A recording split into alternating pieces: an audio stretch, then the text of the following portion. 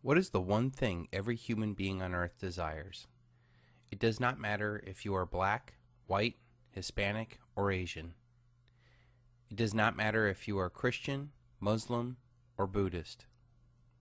It does not matter if you are a man or a woman, old or young, rich or poor, passive or aggressive, Republican or Democrat, American or Iraqi.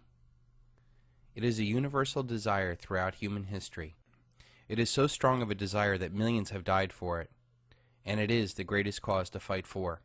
It is the one idea that can unite all of humanity under a common cause. The best thing about this desire is the more we lose it, the stronger the desire becomes. So what is this one common desire that is universally shared by all? It is freedom.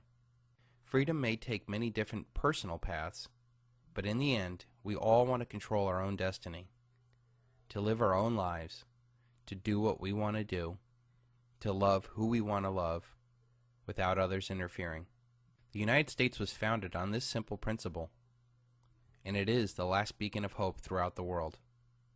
Before the American Revolution, tyranny ruled the world for 6,000 years, and now that same tyranny is rising up everywhere. The greatest truth never told is that humanity has been consistently enslaved over and over again throughout history, and that we can be free the moment we wish to be free. If the torch of liberty dies in the United States, all of humanity will suffer as the powerful seek to enslave the weak. Our founding fathers studied every aspect of freedom. If we seek to be free once again, we must also study every aspect of freedom. With freedom as a uniting cause for all of humanity, we can set about rejecting the paradigm that is based on the spreading of debt and death, and that we can create a new paradigm where there is a level playing field for all to rise to their highest and best self. The American Founding Fathers encapsulated this idea under the founding principle of our right to life, liberty, and the pursuit of happiness.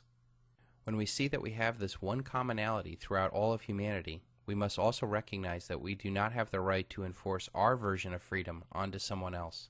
If you truly want and believe in freedom, you must respect others' expressions of freedom. As long as their expression does not infringe upon your life, liberty, and the pursuit of happiness, we should be able to be free to do whatever we want. Things are speeding up. It took thousands of years to go through the agricultural revolution. It took hundreds of years to go through the industrial revolution. It took decades to go through the information revolution. Now we are on the verge of an awareness revolution, where humanity can finally use all the knowledge from all three revolutions to build something that resonates with what we are and what we are meant to be. We are at a unique period in human history where there is a very real chance that all of humanity will be free of the old world tyrannies and learn to respect and protect each other's freedoms. With the mathematically inevitable collapse of the dollar, all of humanity will be freed from consumerism, narcissism, and militarism. Once freed, humanity will have the knowledge, incentive, and the ability to communicate these ideas of freedom as a way forward. There will be no need to follow down the dark path of fear and coercion. Men and women of all races, ages, and creeds from all over the world can rally around the simple idea of life, liberty, and the pursuit of happiness. Believe nothing, no matter where you have read it or who has said it, not even if I have said it, unless it agrees with your own reason and your own common sense. Buddha. What you are about to embark upon is unlike anything else that you've ever experienced. We will set about on a journey that will take us through history and challenge everything that you've ever learned. The reason why this is going to be very different from any other educational experience that you've ever had is that I'm going to insist that you question and critically think about the information I am presenting to you. Do not accept anything I say unless you can confirm it and that it resonates with something in your soul. There, you will begin to become totally free. I do not claim to have all the answers, but I do seek to ask all of the questions. My hope for this project is that it becomes the intellectual foundation for a new era of humanity. We can reject the paradigm that is built on spreading debt and death. We can set about creating a new paradigm where people are free to play on a level playing field for all to rise to their highest and best selves. I have been influenced by many, and I do not claim to be the originator of most of the ideas I present to you. My unique ability is to bring together the big picture for all to see. This project is an all-encompassing educational experience that will tell you the greatest truth never told. The truth is that humanity has been enslaved over and over again throughout history, and that we can be free the moment we wish to be. This journey will be a dangerous one, in which, if I'm successful, will result in your old self dying, so that a new, totally free person can be born. All know the way, but few actually walk it. I have gone through this journey of awakening. I have lived the life of individual opulence, and I have lived the life of collective poverty. I now see the middle path very clearly, and it has led me to my highest and best self. This is, without a doubt, a life-changing experience, and if enough people grasp the concepts that I present, it could lead to a new era of humanity where freedom rings. Once you are aware of how the world really works, you will no longer be played the fool in your relationships, investments, and thoughts. I have seen that those that are most successful in life are not necessarily the smartest or hardest working individuals. For the most part, they were just in the right place at the right time. This project seeks to give you absolute clarity to take massive action in your life to prepare for the greatest paradigm shift in human history, the mathematically inevitable collapse of the dollar. This is not simply an American struggle. This is a struggle for all of humanity. And I want to be absolutely clear. I do not just want to scare you and feed you full of doom and gloom. There is a way out, and I would not bring you on this journey if I had not made it through myself. If I could leave you with one piece of advice before we continue on, it is something I came up with that helped me tremendously throughout my own journey. Listen to all, follow none, walk your own path the best that you can. Once, a long time ago, there was a wise Zen master. People from far and near would seek his counsel and ask for his wisdom. Many would come and ask him to teach them, enlighten them in the way of Zen. He seldom turned any away. One day, a powerful man came to visit the Zen master. I have come today to ask you to teach me about Zen. Open my mind to enlightenment. The tone of the powerful man's voice was one that was used to getting his own way. The Zen master smiled and said that they should discuss this over a cup of tea. When the tea was served, the master poured his visitor a cup. He poured, and the tea rose up to the rim and began to spill over the table, finally onto the robes of the very powerful man. Finally, the powerful man shouted, "Enough! You are spilling tea all over me. Can't you see the cup is full?" The master stopped pouring and smiled at his guest. "You are like this teacup, so full that nothing more can be added. Come back to me when your cup is empty. Come back to me with an empty mind." A mind that is expanded by a new idea will never go back to its original dimension. Total freedom is a concept I came up with to describe the ultimate outcome of this project. It is the idea that you will be totally free to be your highest and best self, that we come into our destiny by throwing off all of the shackles that we and others put onto us. The best thing about the total freedom concept is that it is totally attainable and no power can stop you. You can become free without confrontation, coercion, or violence.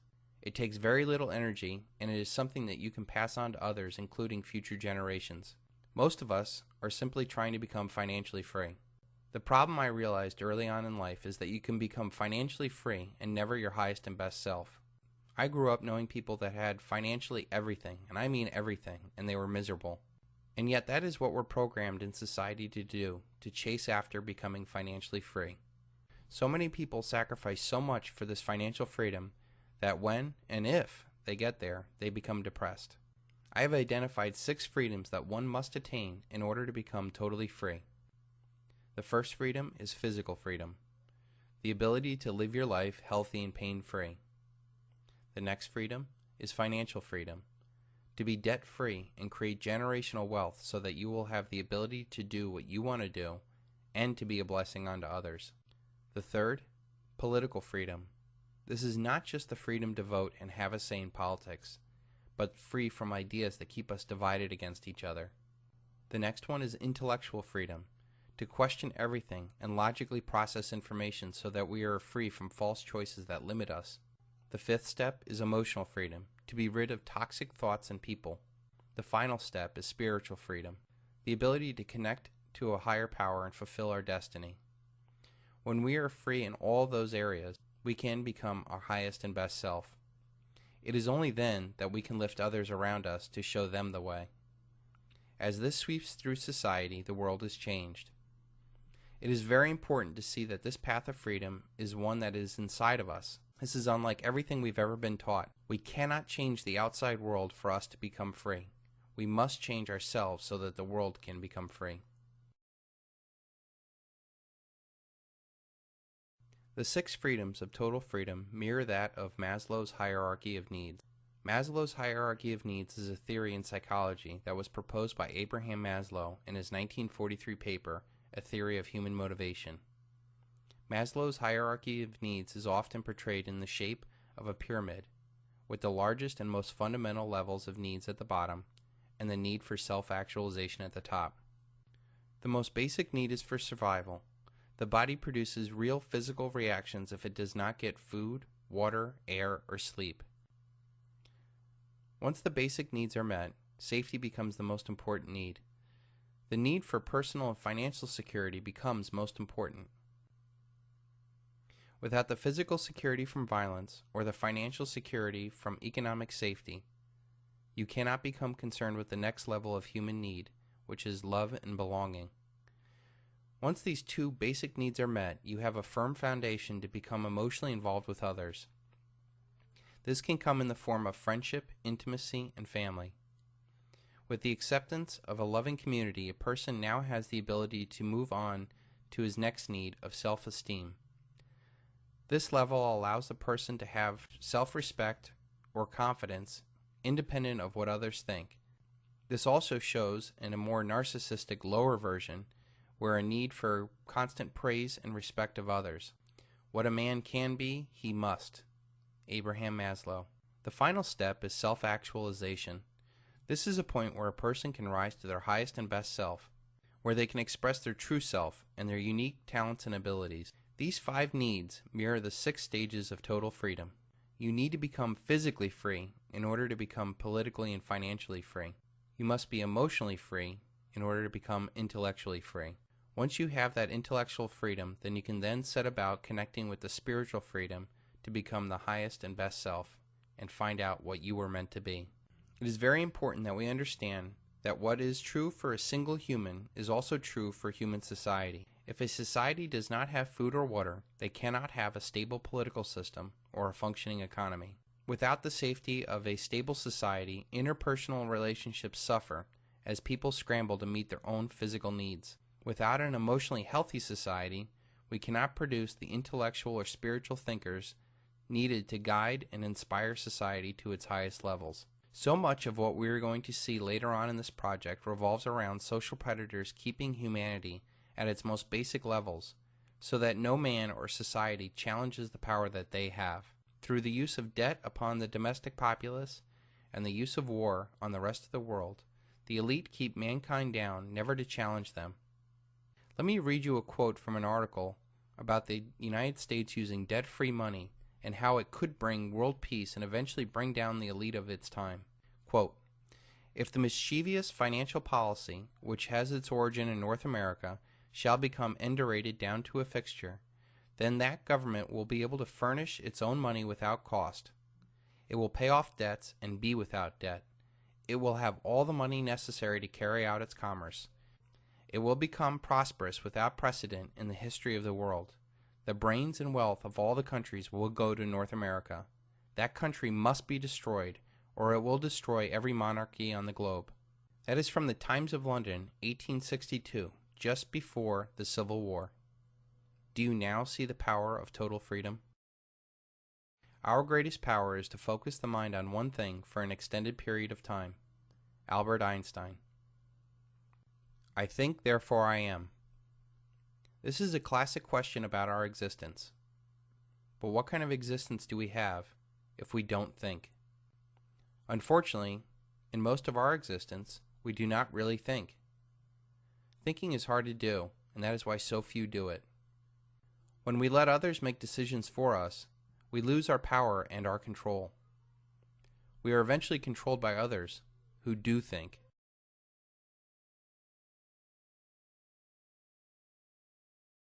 Most paths towards financial freedom are gone. The stock market, the housing market, and small businesses are collapsing. The job market is the worst since the Great Depression. Entire industries and professions are being wiped away. Life savings and equity are gone, just when you need it the most. We are under a tremendous amount of stress, mental, financial, political, emotional, and even spiritual stress. We know that this is not the life we were meant to have, and yet it seems that there is no way out. Every inch of your body is telling you something is really wrong. Every way out seems to bring us right back to where we started, trapped. As a country, we are economically bankrupt, intellectually bankrupt, morally bankrupt, spiritually bankrupt.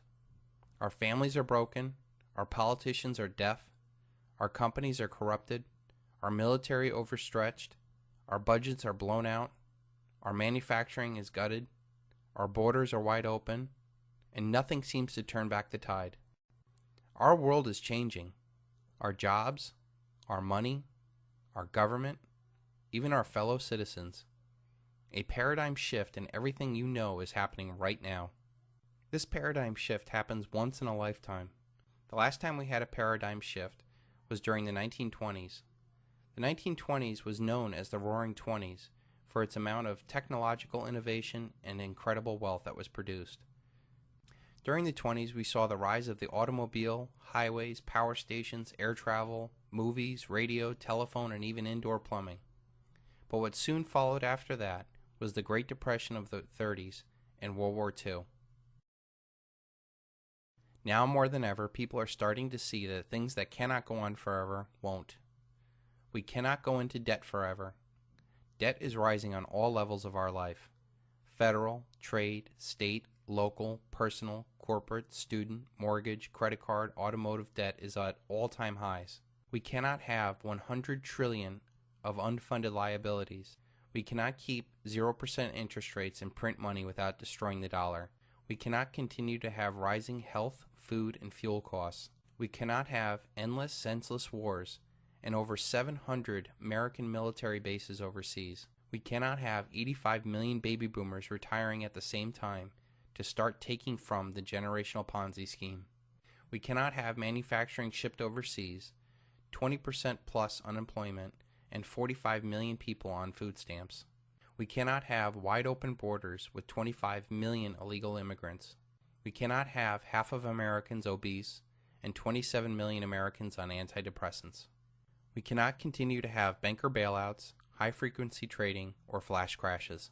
We cannot have just-in-time delivery that only allows 3 days' worth of food and 7 days' worth of fuel. We cannot continue having a failing schools indoctrinating our kids. We are living at a unique period in human history, and all things that cannot go on forever won't. This period will end, and it will result in an unimaginable upheaval in every aspect of your lives. In fact, I'm willing to bet that if you're here right now, it already has. The bad news is, it is unfortunately going to get much worse before it gets any better. The good news is that you are here today, and it is not too late to become aware of the big picture and start preparing to thrive and not just survive. Things that cannot go on forever won't. It has a mathematically inevitable end.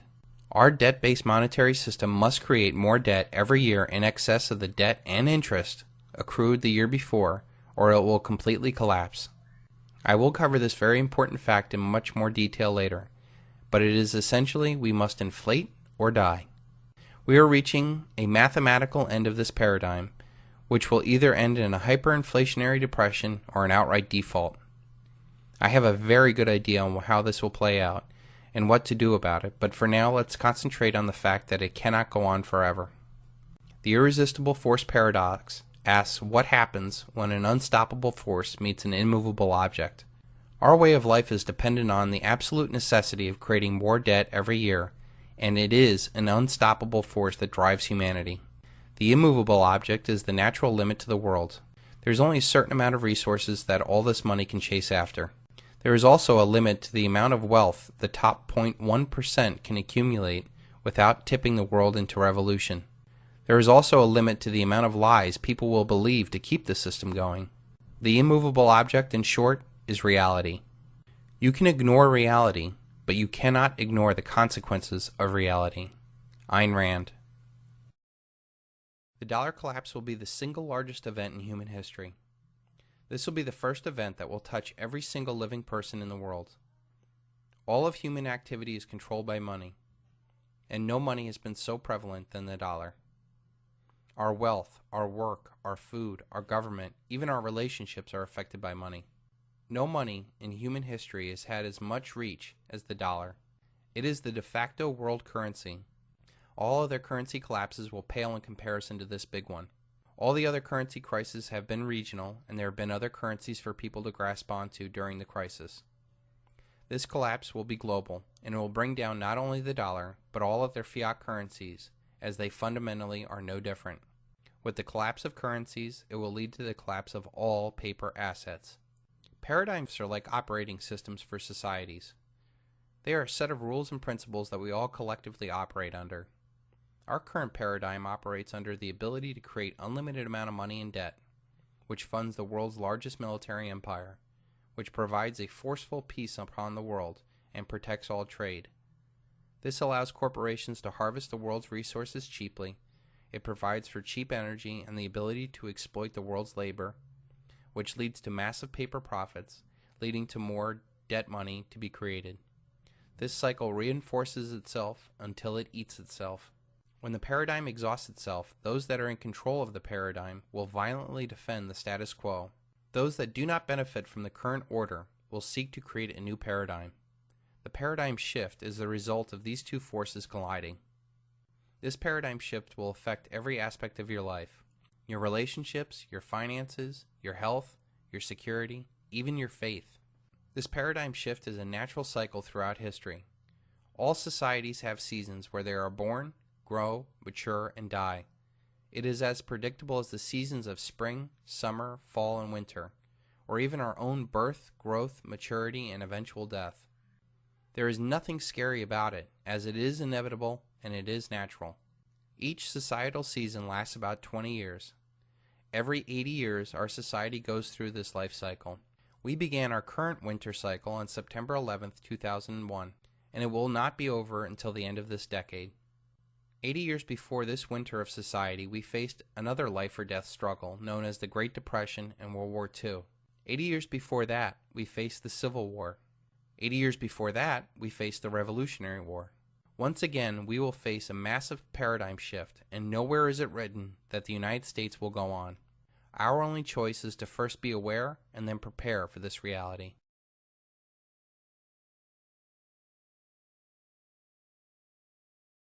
Our current paradigm was created by those men and women who are now long gone. Their sacrifice and dedication made it possible for the United States to become the world's lone superpower. Almost 40% of the economy had something to do with agriculture back then. Now it is less than 3%. Back then, people could farm on their own gardens, raise their own livestock, and take care of themselves. Now we rely upon corporate food, and the food that we get has no nutritional value. Back then, people knew what real wealth was. They had gold and silver in their money. Now we think the digits in our brokerage account is wealth. Back then, people had a strong family and community support systems to help them. Multi-generational housing was very common. Now we live little lives of narcissism. Our families have been split up and divided and conquered. Back then, people had strong spiritual strength. Now we have chemically induced denial. Back then, people were of fit body and strong mind. Now we're obese and willfully ignorant. Back then, people had a classical education to help them figure things out. Now we have to wait for answers. Back then, people had a real economy. Now all we have is a consumer debt economy. Back then, people did physical activity for fun. Now we have entertainment that turns our minds and our bodies into mush. Let's take a few seconds to look at some of the faces of the Great Depression. Look at the faces of these people and ask yourself, do you think that if given a chance to do something different than the path they chose before the Great Depression, they would? Do you think that these people were aware and prepared for a collapse? Do you think that they had the mental or physical assets in place to deal with this new paradigm? Do you think that you are better than these Americans? If you think it's hard to hear your child cry when they don't get their way, wait until they can't get food. If you think it's hard to get a job in this economy, wait until there is no economy. Can you imagine strapping all your family's wealth into a car and then traveling across country with the hopes of actually finding a job? Right now, the average American is actually worth less than a Bangladeshi peasant. The reason why is because that peasant does not have trillions of dollars worth of debt tied around their necks. They may be poor, but they're not in debt. The very real world coming takes a lot of effort and patience to succeed, and that is something that our society is in short supply of. While tent cities are popping up here and there, the real crippling of poverty is just getting started. The generation that made it through the Great Depression would often say, "We didn't have much, but we had each other."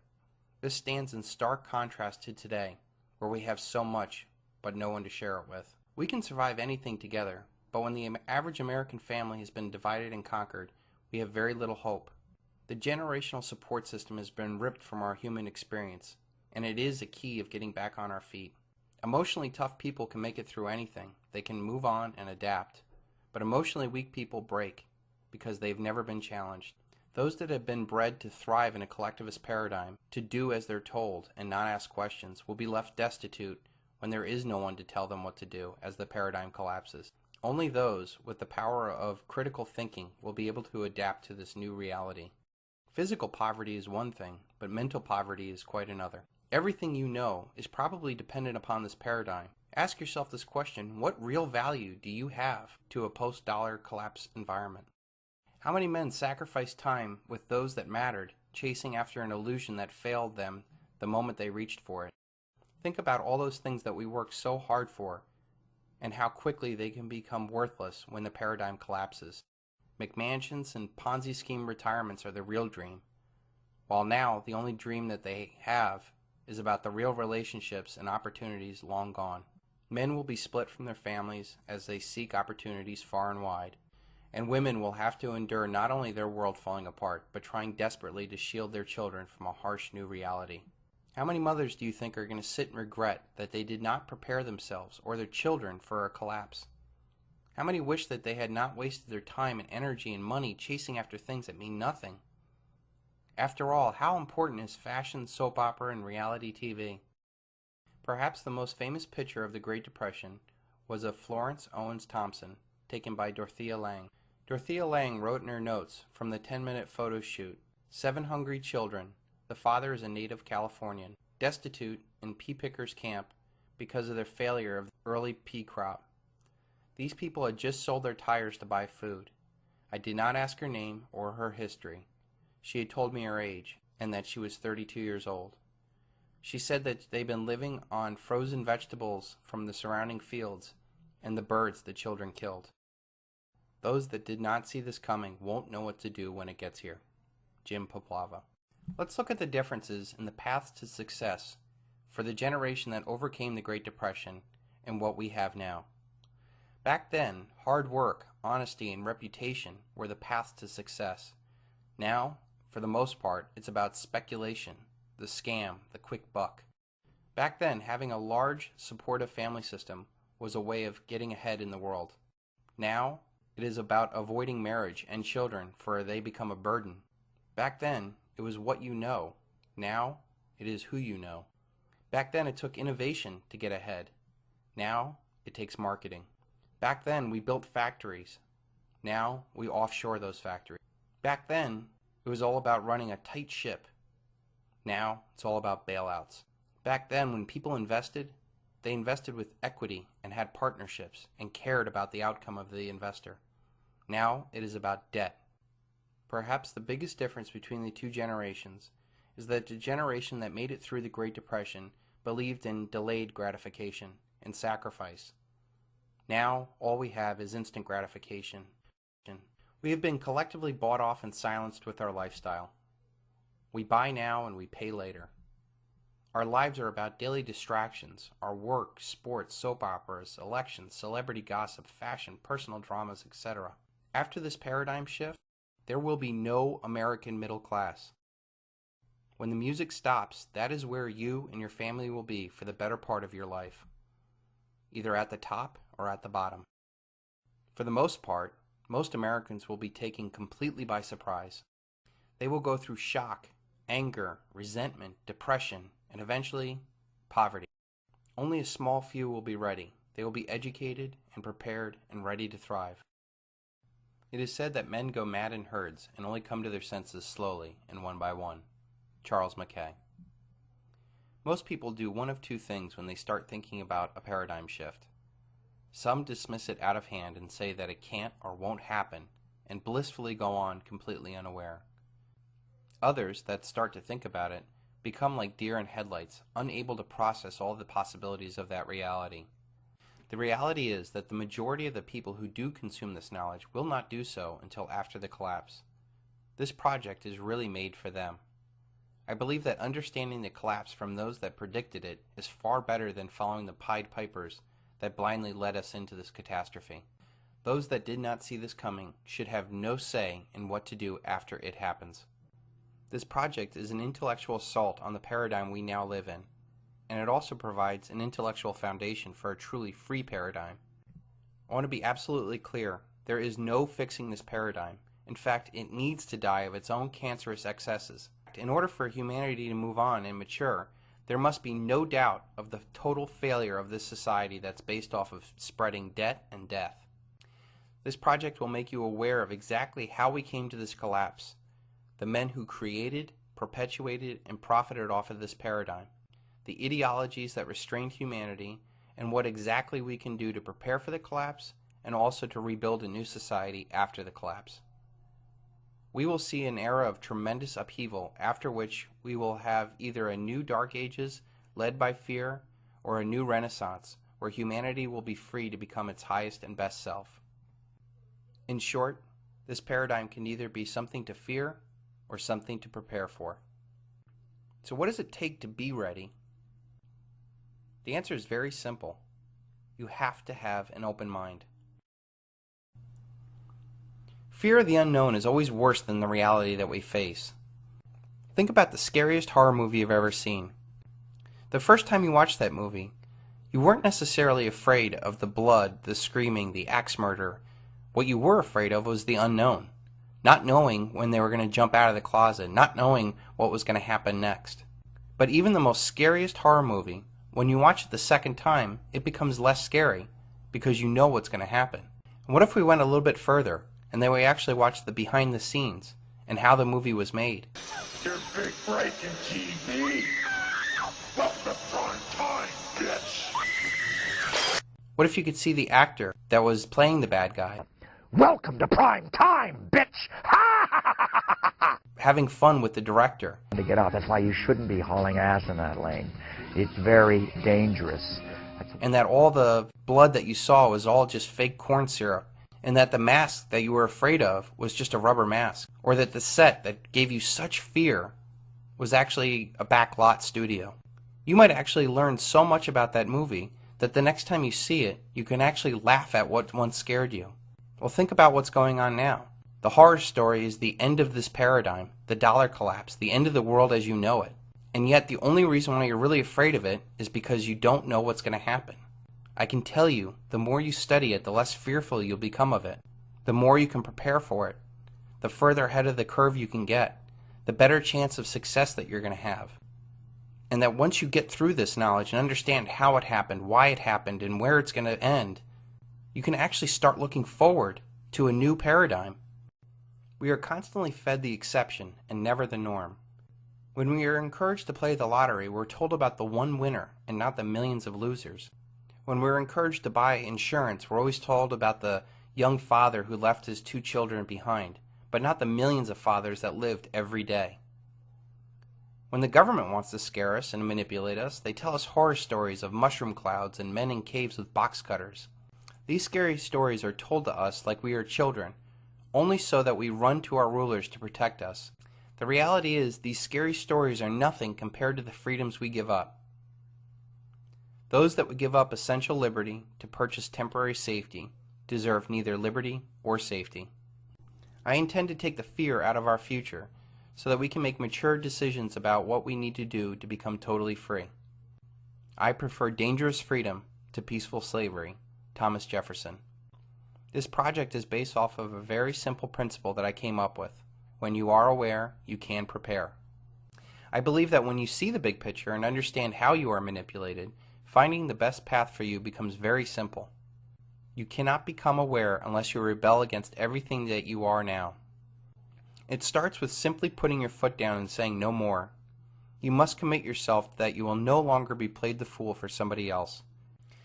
You will start by doing what is best for you and the ones you love. You will search for truth, wherever it is, and let that search be your guiding light. That simple little rebellion of your mind is just a spark for a much greater fire of enlightenment. You will be reborn a man or a woman that is totally aware, completely free, and fully alive. One thing I like to use is something called a decision matrix. A decision matrix is a tool to help people understand two possibilities and how best to prepare for it. In this case, we're talking about the collapse of the dollar and the paradigm that it supports. In the first scenario, if nothing happens and the paradigm continues and the person does exactly what they've been doing, life will continue as is, slipping further down the chain every year. This paradigm does not benefit those that just blindly go along with the system. If nothing happens, the dollar doesn't collapse, and you are aware and prepared, you will learn to view the world as it is, and you will be able to be in the right place at the right time. Those that are contrarian investors have profited tremendously even though the dollar paradigm has still continued. The next scenario is, what if it happens? What if the dollar does collapse? What does the world look like then? Well, if you're not prepared, you are most likely going to be historical roadkill. Those that did not see this coming will be totally unprepared for the world that is about to come upon them. If you are aware and prepared, and it does happen, not only will you be able to survive, but thrive. You'll be able to create generational wealth, not only in terms of real assets, but also the most important asset of all, being able to think and staying ahead of the curve. Now let's put some percentages to this decision matrix. What do you feel the chances are that it happens? In my mind, throughout all my experience and all my education, I know that it is 100% mathematically inevitable. Even if you only believe that it's a 1% chance that this could happen, you still put your seatbelt on every time you get in the car, don't you? The same kind of dramatic impact you would have in a car accident is the same kind of dramatic impact society and the world is going to have when the dollar collapses. Your ability to question and think and get ahead of the curve is your seatbelt. It's going to save you from tremendous amount of stress and pain. The worst thing I could think happening is being able to see it coming and not have done anything about it. I don't know how people are going to live with themselves after that. I have identified 5 stages of awakening. I feel that it is incredibly important for you to know this process so as to make the most of each stage and get through them as quick as possible. This entire project is centered on this process, and I have taken great care to put the information in the order that I wish I had learned it. I feel this will allow the individual to deal with a new reality in a safe environment that also ensures a successful awakening. The awakening process mirrors Elizabeth Kubler-Ross's 5 stages of grief, which many of you might be familiar with. The reason why they mirror is because it is literally your old self dying, so that a totally free, new self can be born. Your body will physically and mentally react as if there was a real death in your life. We identify ourselves by what we do, what we wear, and what we drive. When you are awake, none of that will matter. You will transcend the current consumer order and be fully prepared to deal with a new paradigm. I feel it is incredibly helpful for you to understand this process, to not only identify where you are, but where you should be going. I cannot stress to you how important and necessary this process is. If you do not start thinking for yourself, you will be without the skills necessary to survive a post-dollar world. The first stage in the 5 stages of awakening is denial. In this stage, you will dismiss anything that goes counter to conventional wisdom as crazy talk or conspiracy theory. This is really a self-defense mechanism the brain uses to protect the ego. No one likes to admit when they're wrong, much less admit that they have been fooled. So it is infinitely easier to deny a truth rather than it is to embrace it. It is easier to mock than debate. It is easier to hide under the sheets and pretend that there is not a monster in the room. This is where most of our society is stuck right now. They believe that whatever the authorities tell them is the truth. They go along with the crowd in fear of being looked upon as strange or crazy. In my experience, denial comes in two forms. First is the most common and least dangerous form of denial. It is just not wanting to know the truth that might upset their happy little life. This innocent denial of ignorance is bliss mentality is held by so many Americans who think that things are going swell for them, so why ruin it with the truth? There was a woman I was working with that literally shut down on me when confronted with the truth. She literally said to me, "I do not want to know because that reality is too scary for me." This form of denial is the easiest to overcome because when things go wrong in their perfect little world, they will have no more excuses to not look for the reason why their world fell apart. There is no more bliss for them to remain ignorant. The economic depression and the political failures of both the Bush and the Obama administration have already shook a great many out of this denial. As long as people believe in absurdities, they will continue to commit atrocities. Voltaire. The second kind of denial is one that is much more pernicious. I view it as guilty denial. This is the denial of people who are actually benefiting off of the illusion of our paradigm. This comes from business owners, government employees, and others whose livelihood is derived off of the current debt paradigm. These people actively fight against the truth through disinformation or saying they just can't keep it a secret or that's just crazy conspiracy talk. They would rather create a plausible deniability to distance themselves from the reality of their actions or inactions. Their aggressive defense of the illusion shows me that they know what they are doing is wrong. They are too afraid to live outside of this paradigm, so it is better to try to hold it together despite its human costs. Anger is just a cowardly extension of sadness. It is a lot easier to be angry at somebody than it is to tell them that you're hurt. Thomas Gates. The second stage of the awakening is anger. When you start to see that you were fooled, you react violently for being taken for a fool and you want to lash out. This action is ineffectual in bringing about positive change for the freedom movement. In my experience, those that propose violence are probably working for the government, just trying to find some sucker to frame. You're a fucking cop, the three of you! Go on, it's our line! It's a peaceful demonstration! Anger is a very natural reaction, and is one that you must go through rather than suppress. Finding out how the world really works is akin to finding out your significant other has been cheating on you. You may have remained faithful to what this country was about, while atrocities were committed behind your back. Anger is just covering up the fact that you are really hurt for being taken advantage of. This stage is often the shortest, but it is also the one with the most energy is expended. In my anger stage, I redirected my anger to fuel an intense amount of research into making sure that I was never fooled again. It eventually led to the creation of this project. The third stage of the awakening is called bargaining. After you calm down, you start to reach out to anybody who will listen to tell them what is really going on. This is the most annoying stage of the awakening process. And remember that you are reaching for people who are still in the stage 1 of denial. You end up ruining Christmas parties talking about World Trade Center 7 or kids' basketball games talking about the Federal Reserve. By reaching out and sharing, you are not really trying to awaken people. You are really looking for help. By reaching out, you are seeking guidance or structure in your own search for truth. You know that there is something wrong. You know that you can't go back to your ignorance. Without clarity, you cannot move forward, and this naturally leads to the next stage of depression. The fourth stage of the awakening is depression. Now that you've reached out to everybody and nothing seems to happen, depression sinks in. You start saying, "It's too big. What could I do about it?"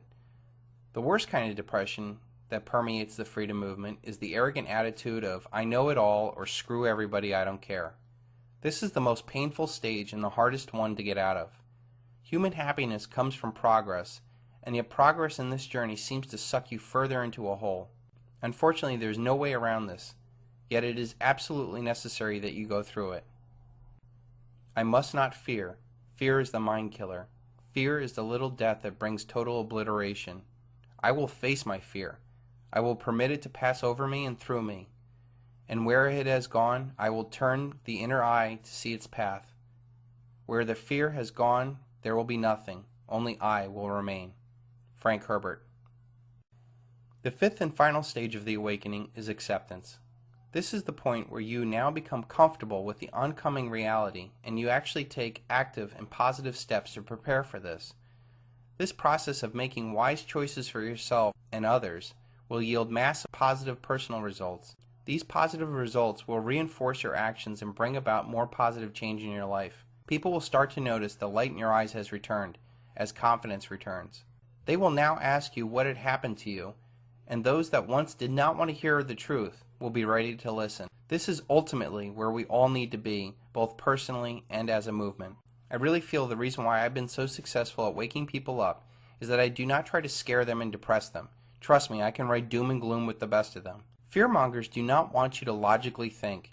They want emotional reaction to their preconceived notions. I do try to motivate, encourage, and enlighten people in order to take the first step into their highest and best self. This journey is the most important one you'll ever take, and it is the only hope to ever becoming what you were meant to be, free and independent. We have already seen most of humanity does not really think, and that most of our lives is controlled by men who do think. In this next awakened paradigm in history, man will need to embrace, I think, therefore I am free. Our wretched species is made so that those who walk on well-trodden paths always throw stones at those who are showing a new road. Voltaire. One of the greatest challenges of becoming totally free is to be able to think independently from everybody else. You know instinctively that no one cares about you as much as you care about yourself. Yet we consistently listen to others about what is best for us, instead of thinking about what is best for us. That is because we live in a world where everybody tells you what to think, but no one tells you how to think. We are blasted every day with advertising, financial sales pitches, political media propaganda, religious dictates, and more social pressure to conform. Most of our lives we don't really make any decisions. We just kind of fall into a routine. You see, when you do not really think, you leave your mind open to those who do think. The real and most often unnoticed danger is a class of predators manipulating societies for their own selfish benefits. If you go along to get along and not think outside the box, you risk being caught in the undertow of a doomed society or worse. The next revolution will be one of ideas, and it is one where you are going to have to be able to think outside of your cell. It will require you to see that we are all one, and that divide and conquer holds us back from our highest and best self. It will require you to see the perceived values we place on status, wealth, and other distinctions are false. It will require you to see that individuals are more important than the collective. It will require you to see that we must not sacrifice the future for the present. It will require you to see that the ends do not justify the means.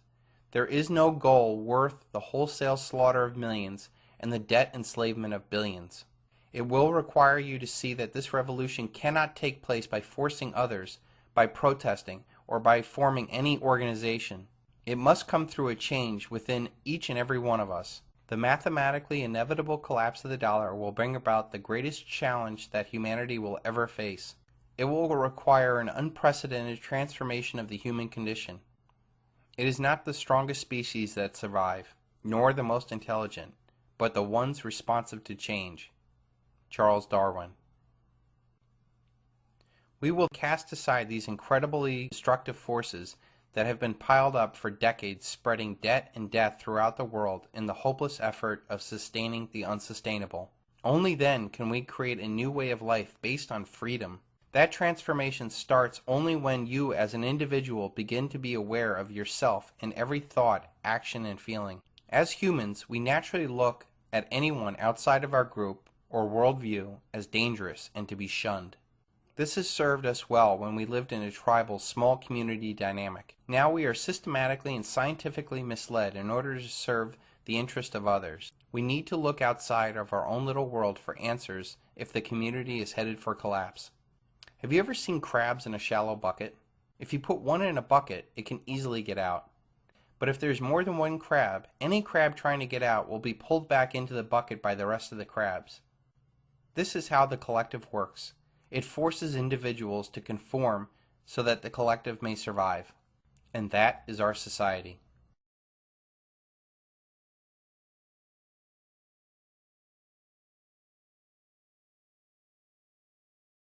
You cannot solve a problem from the same consciousness that created it. You must learn to see the world anew. Albert Einstein. Think about all that is wrong with the world today. Massive debts, endless wars, encroaching government power, too big to fails, systemic unemployment, and a general sense of fear and depression. You cannot solve these problems with the same consciousness as the ones that created this mess. You cannot cure a debt problem with more debt, restructured debt, or bailouts. You cannot solve war with more war, cyber war, proxy wars, or covert wars. You cannot control the power of the government with new politicians, laws, or lobbying. You cannot solve unemployment with more funding for education, more regulations, or strikes. In order to solve these and all other problems that plague our society, you need to create another consciousness. The men that own and control our world know that so long as humanity either actively or passively has the same consciousness as them, their power is secured. They know that as long as humanity remains short-sighted, narcissistic, meddling little people searching for instant gratification, those at the top have nothing to worry about. It is only when we become caring, logical, and independent people with the opposite consciousness that we can effect real change upon this world. Think of when you were a teenager trying to establish your independence. You might have huffed and puffed around the house to get what you wanted, and depending on what kind of parent you had, that might have worked. When you think about it, you didn't really want a car or to stay out late as much as you wanted your independence from your parents' paradigm, to do what you wanted to do, to make your own mistakes, to be free from others controlling you. This is what we want in all of humanity. To live our lives, to love who we want to love, to do what we want to do without others interfering in our lives. Most teenage rebellion is misguided and often never really results in any true freedom, since they never change the consciousness of the dependent state. And parents never solve the problem by not changing the consciousness from the controlling state. Even the most well-intentioned parent really has no clue of what will make their child happy. So why bother trying to control them? As long as they're not in mortal danger, parents should just let go. The child can only begin to find out what will make them happy by following their passions independent of their parents. Slamming the door, yelling, or the quiet treatment will not result in you gaining any real power. The only way for you to gain true freedom of your parents is to become independent of them, to think and provide for yourself without their help or even approval. That is what becoming an adult is all about. Your parents probably did not respect you as an adult until you acted independently from them. Even that might not do it.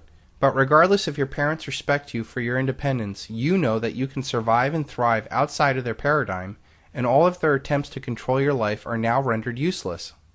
Some parents might still try to control you, but they usually get relegated to holidays and only in a symbolic fashion, because you know you don't have to listen to them anymore.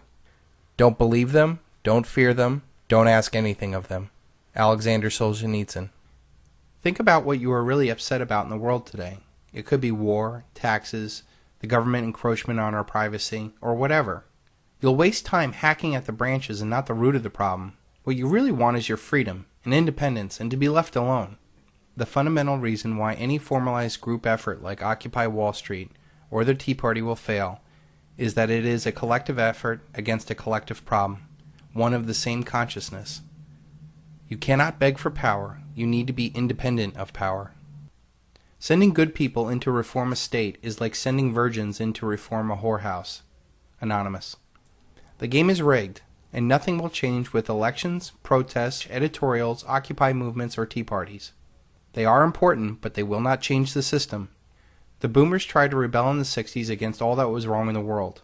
There's a time when the operation of the machine becomes so odious, makes you so sick at heart, that you can't take part. You can't even passively take part.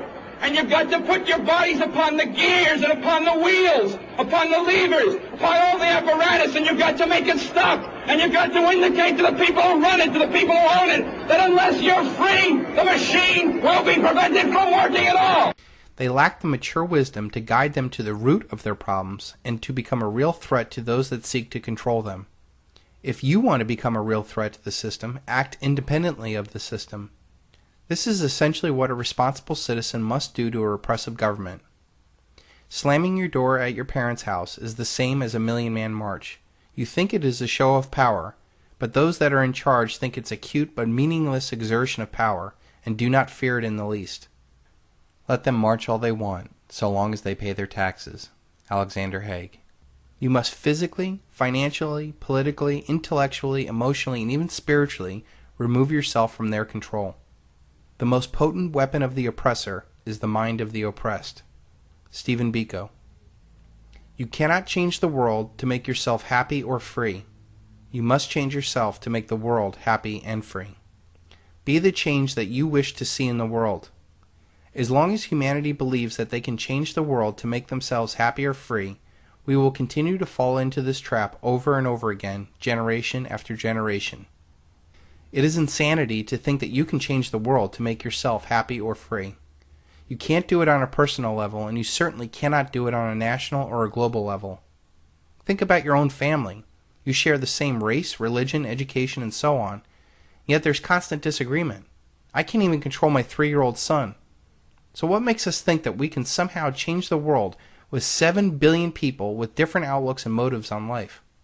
No matter what you try to do to affect change in the world, you inevitably run across others who do not share your same vision. And because they come from different experiences, education, and awareness as you are, they will naturally become an opposite force. They will naturally push against any effort you have, and this ultimately devolves into a middle-of-the-road solution that leaves no real change, a lot of wasted time, energy, and money. This also gives power to the parasitical middlemen that manipulate both sides to their advantage. True independence can only come from within. We knew this on some level when we were teenagers, but we fell for what the world and our masters offered as freedom. College degrees, big houses, fast cars, consumer products, shallow relationships, or gurus. This inevitably leads to debt, frustration, and an empty hole in our lives, which we usually do not fully realize until we are way past our prime, wasting the best part of our life. The only thing in the world that you really can control is you. So stop trying to change others. Be the change that you want to be in the world. It is very important to know that we also have no right to enforce our version of freedom and happiness onto others. No matter how much you feel you are right, people must come to their own decisions on their own terms and timetable. When we focus our time, energy, and money on working on our own personal freedom, we will not only see real effective change, we will show the way for millions of others to follow. When you are truly free, you'll be strong, happy, and independently powerful. Your power does not come at the expense of others or control of others, and therefore cannot be stopped. True generational wealth is when you can learn how to become totally free and pass that freedom on to others. Judge a man by his questions rather than his answers. Voltaire.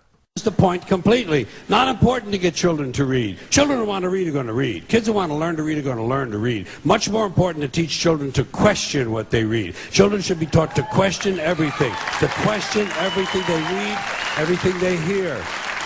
Children should be taught to question authority. Parents never teach their children to question authority because parents are authority figures themselves and they don't want to undermine their own bullshit inside the household. Kids have to be warned that there's bullshit coming down the road. That's the biggest thing you can do for a kid. Tell them what life in this country is about. It's about a whole lot of bullshit that needs to be detected and avoided. When you are aware, you can prepare. Our societal structure is broken. The Industrial Revolution took the father out of the house. The Consumer Revolution took the mother out of the house. It now takes 2 or 3 incomes to support a family now. Who is left to shape the minds of our children? Who benefits from this? Cui bono? Our society is mass-producing pathological narcissism on a massive scale. Fascination with fame and celebrity, fear of competition, the inability to suspend belief, shallowness and transitory quality of personal relationships. Who benefits from this? Collective power does. We know deep down that we are not getting ahead. We are presented with saviors who never change the system or solve the problems. Our future is not certain. My generation will be the first American generation to not live as well as the previous generation. This, unfortunately, has been designed to happen this way.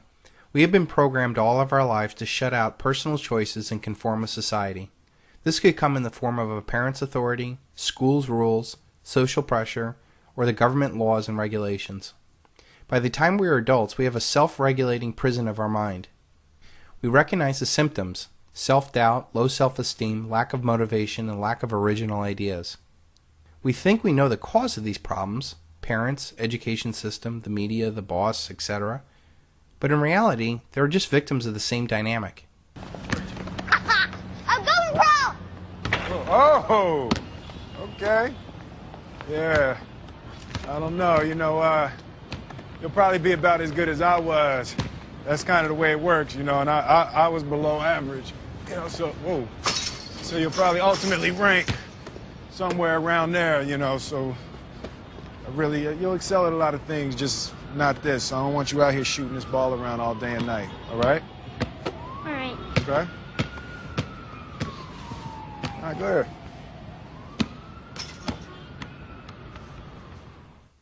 Society wants weak, dependent people because it gives power to those who run this world.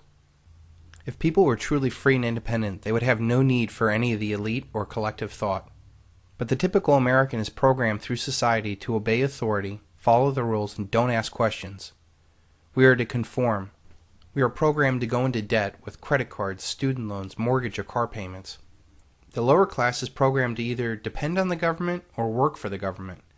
They eat fast foods to make them obese and diabetic. They see the military as a way out. Girls are programmed to get pregnant early. Politics is seen as a waste of time, and their lives are filled with distractions. The middle class is programmed to prepare for corporate jobs, to get into debt to have that American dream, programmed to see objects as status and debt as a means to get that status. They excel at regurgitating information for academic achievement and talking points for financial or political intelligence. Corporate life breaks up the local support systems people have, driving a wedge between them and their roots. The system is perfectly designed for us to be just smart enough to run the machines and do the paperwork, but not smart enough to ask if this is really the best system for us. Look around, look around. I see a lot of new faces. Shut up! Which means a lot of you have been breaking the first 2 rules of Fight Club.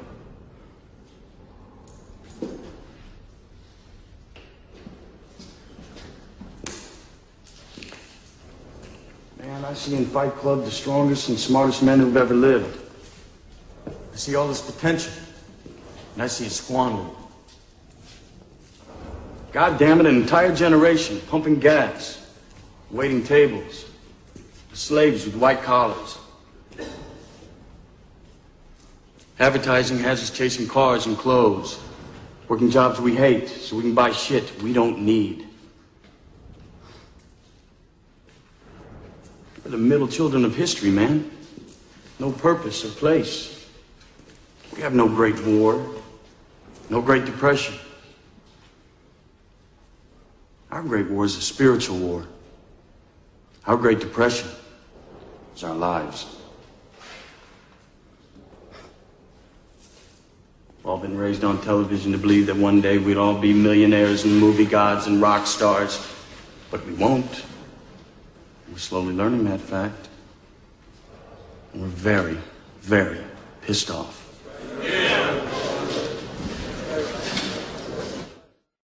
Education is very dangerous. Every educated person is a future enemy. Hermann Göring. Making sure that you become free and independent does not serve the elites or anybody else's interest, so don't expect it. If you want it, you have got to fight for it. All children start out naturally curious and love to learn. When they are sent to school, instead of learning, it is a repeated process of memorizing and regurgitating information. The better you are at regurgitating this information, the better you will do in the school system. The real education is obeying authority. We are taught to ask permission. We are taught not to think outside the box. We are taught multiculturalism, drugs, sex, and death education.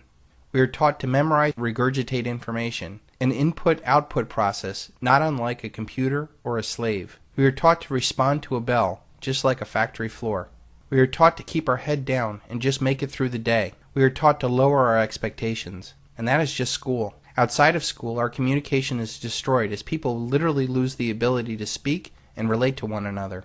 Our financial education is one of slaves encouraging debt. Our political system is one of false choices. Our media is normalizing narcissistic behavior. We are not taught to develop critical thinking.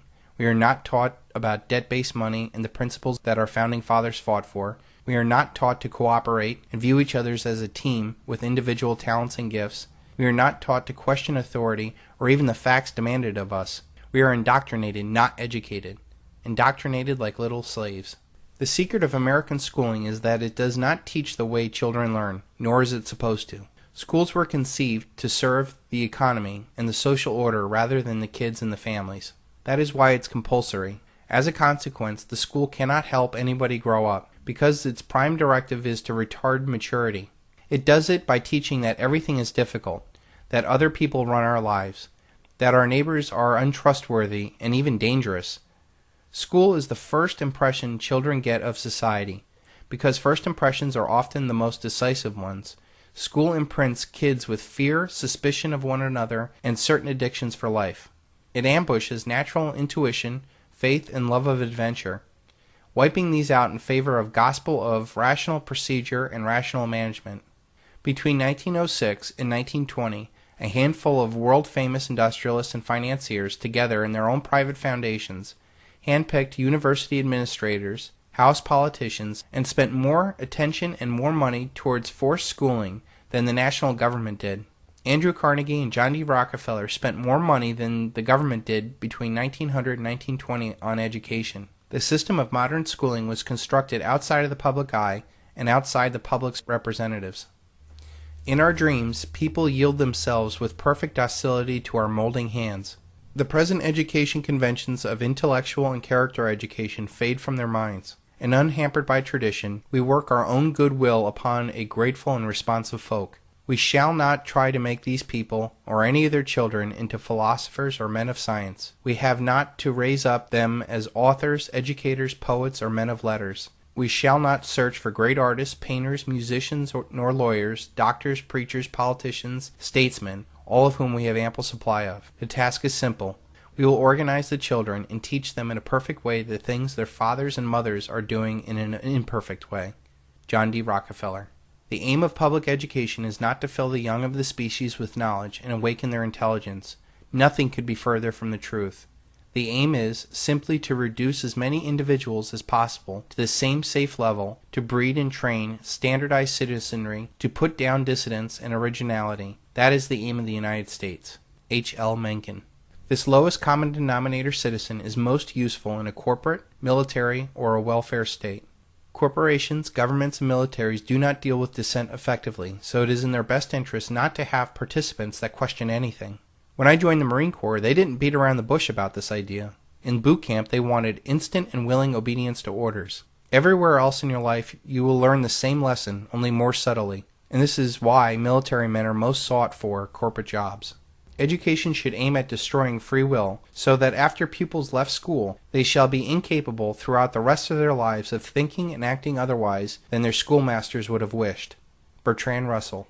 Our education system is centered on an input-output process of information. Our success or failure depends on our efficiency of taking what the teacher tells us and then regurgitating that same information onto an exam. Those that are able to blindly regurgitate information the best are rewarded with higher grades. They are told that they are smart, when in fact they are just thoroughly indoctrinated. This input-output process is no different than a computer or what a slave does. You give it a command, and it just does it, without question. This system was carefully created to mold us into what we are today. The masses blindly flow through this education system and naturally fit into centralized systems that want good, little, obedient workers who take orders without question. We all know that person who is very smart, or indoctrinated, that excels in a corporation, military, or government job, and yet they lack any real street smarts to see what's really going on in their lives. When you understand that their mind only functions on what they are told, it becomes clear to you that they are only able to be successful in a centralized system where taking orders is a way of life.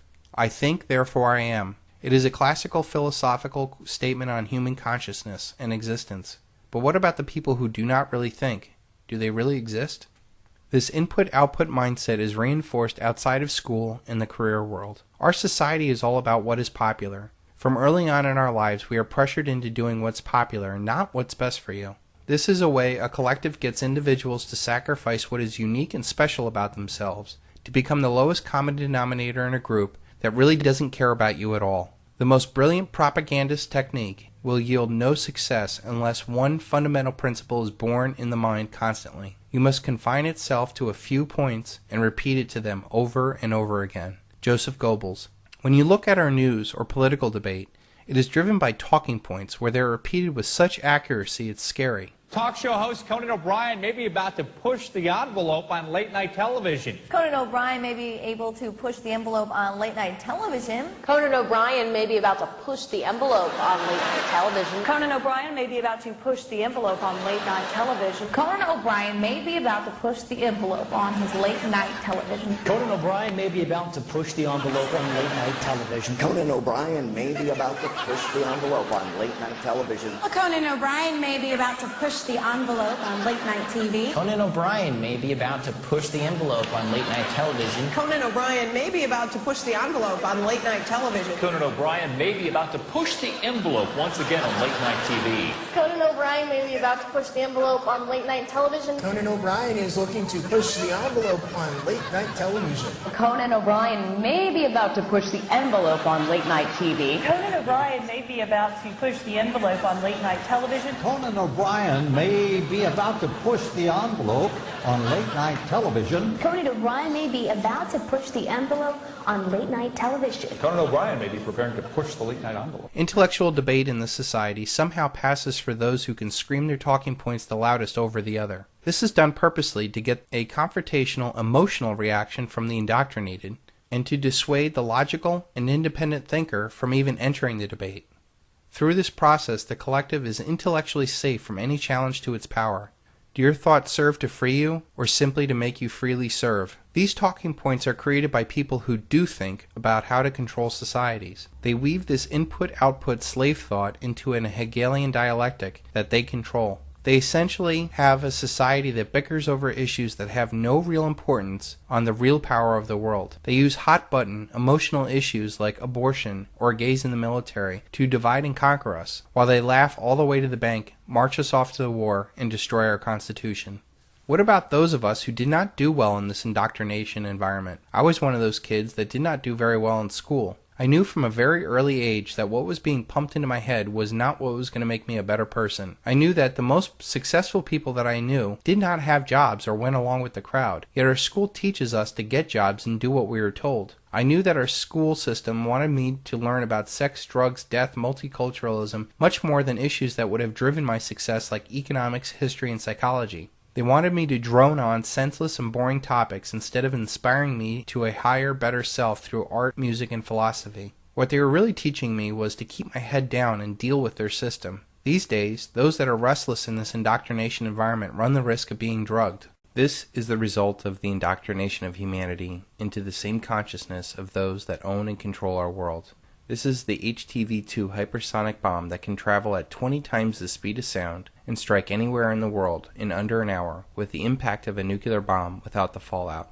Each of these bombs costs $69 million and is designed like all other weapons to control others. After it is used, it leaves us poor, other people dead, and more power and profit to those that made it. There are only two kinds of people in this world, those that want to be left alone and those that won't leave you alone. Humanity has spent so much time on how to manipulate the world, and relatively no time asking why. Would have humanity been vastly better off if we did not tax, steal, inflate our economic activities to pay for a $1 trillion military empire, to dominate the world's resources, to create unlimited debt and power for the elite that control our world? Or should we have just left the world alone, free to pursue whatever desires they wanted to do, and just took care of ourselves? Well, if you're indoctrinated into the belief that you have the right to inflict your view of the world onto others, then this is the weapon for you. You now have the ability to spread debt and death faster than anybody else in the world. You just better hope one day that somebody doesn't think that they have the same right to inflict their version of the world on you. We have a world today that has awesome technical knowledge to be able to develop a $69 million hypersonic autonomous kamikaze bombs that can strike anywhere in the world within minutes, and yet we have a society that cannot become conscious to the fact that they are slaves living depressing, malnourished, narcissistic little lives. Some would say that we need this indoctrination to make the world work, and that squatting on a mushroom thinking about man's relationship to the universe will never get us to the moon. Well, who cares if we can technically watch a 3D, 80-inch high-definition TV, instantly downloading the latest Kardashian show, dressed in a Prada spacesuit, while driving a Mercedes moon buggy on the moon? On your deathbed, will you be thinking about all the technical things that you were able to do, or the idealistic relationships and passions you did not pursue? I can tell you what Steve Jobs wished for. He wished he could have gotten to know his kids better. I never let schooling get in the way of my education. Mark Twain. And besides the fact, most of the great inventions that improved our quality of life were created by men that had none of this indoctrination. They were free thinkers and tinkerers who loved learning in a non-formalized environment. They pursued their God-given talents and desires for the betterment of others. Jonas Salk cured polio by following his passions and talents, and then he gave away the vaccine to the world without patent. He became the change in the world he wanted to see. Hell, there are no rules here. We're trying to accomplish something. Thomas Edison. And what are we really technically teaching kids today? Are we producing the next Edison, Ford, or Tesla? Or are we producing kids that will someday be held at war crimes tribunals saying that they were just technically following orders? The other problem with this technical line of thinking is that it gives humans the arrogant view that they can manipulate nature and ultimately others into our own personal utopia, never seeing the fact that every action has an equal and opposite reaction. Keynesian economics is of this technical line of thought, and that it has been drilled into our heads that we can manipulate the world by just pulling enough economic levers. All of the technical progress we have made in war, communication, finance, government, and consumer gadgets are worthless if those lives that are building, consuming, and dying for these goods are soulless creatures who do not think for themselves. And what is the result of all this technical thinkers manipulating our world? We have rigged the world to blow with massive financial fraud that will technically end the world as we know it. And for what? Do we technically live better than we did 50 years ago? And by what measure? Happiness, obesity, education, divorce? We need the ability to ask why we do things and not how to technically do things. Maybe then we can ask why we should even build a hypersonic bomb. Does it make the world better? Who does it benefit? How would these resources be better used? And do we even have the right to take from some to destroy others? Without a greater sense of life behind our technical actions, we will continue this painful existence on Earth. You cannot change the outside world to become free or happy. You must change yourself to become free and happy. We are constantly told what to think and not how to think. There is a very easy way out of this slave mentality we have been taught, and it is called logic. You might have heard of something called a classical education.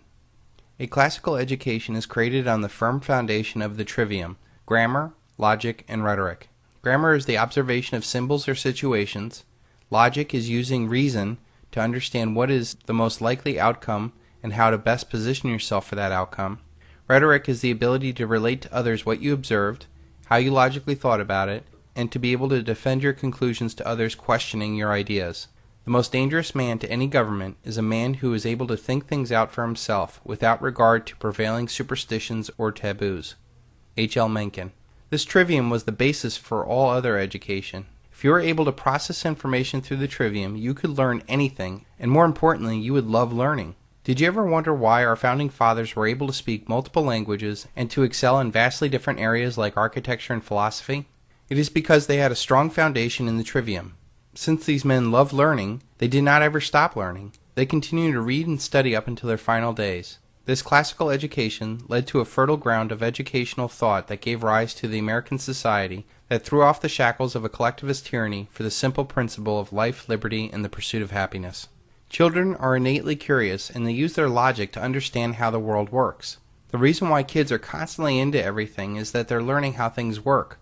Over time they learn that if they drop a glass, it will break. If you ever wonder why your kid's depressed at school, it is probably because they know that they're being indoctrinated into being a slave, and on some level they know it. If you wonder why your kids don't like you, it's not because they don't really like you, they just don't want to end up like you. Dead-end job, poor relationships, poor money situation. In our society, we are taught to hate education and avoid it after school. Our society makes it real easy to be ignorant, and even subsidizes the behavior. What luck for rulers that men do not logically think. Adolf Hitler. This three-step process is vastly different from the input-output process of our current education system. That key step of logical thought is totally devoid in our educational system. If we were taught logic, we would cause all sorts of problems for a system that relies on blind obedience to orders.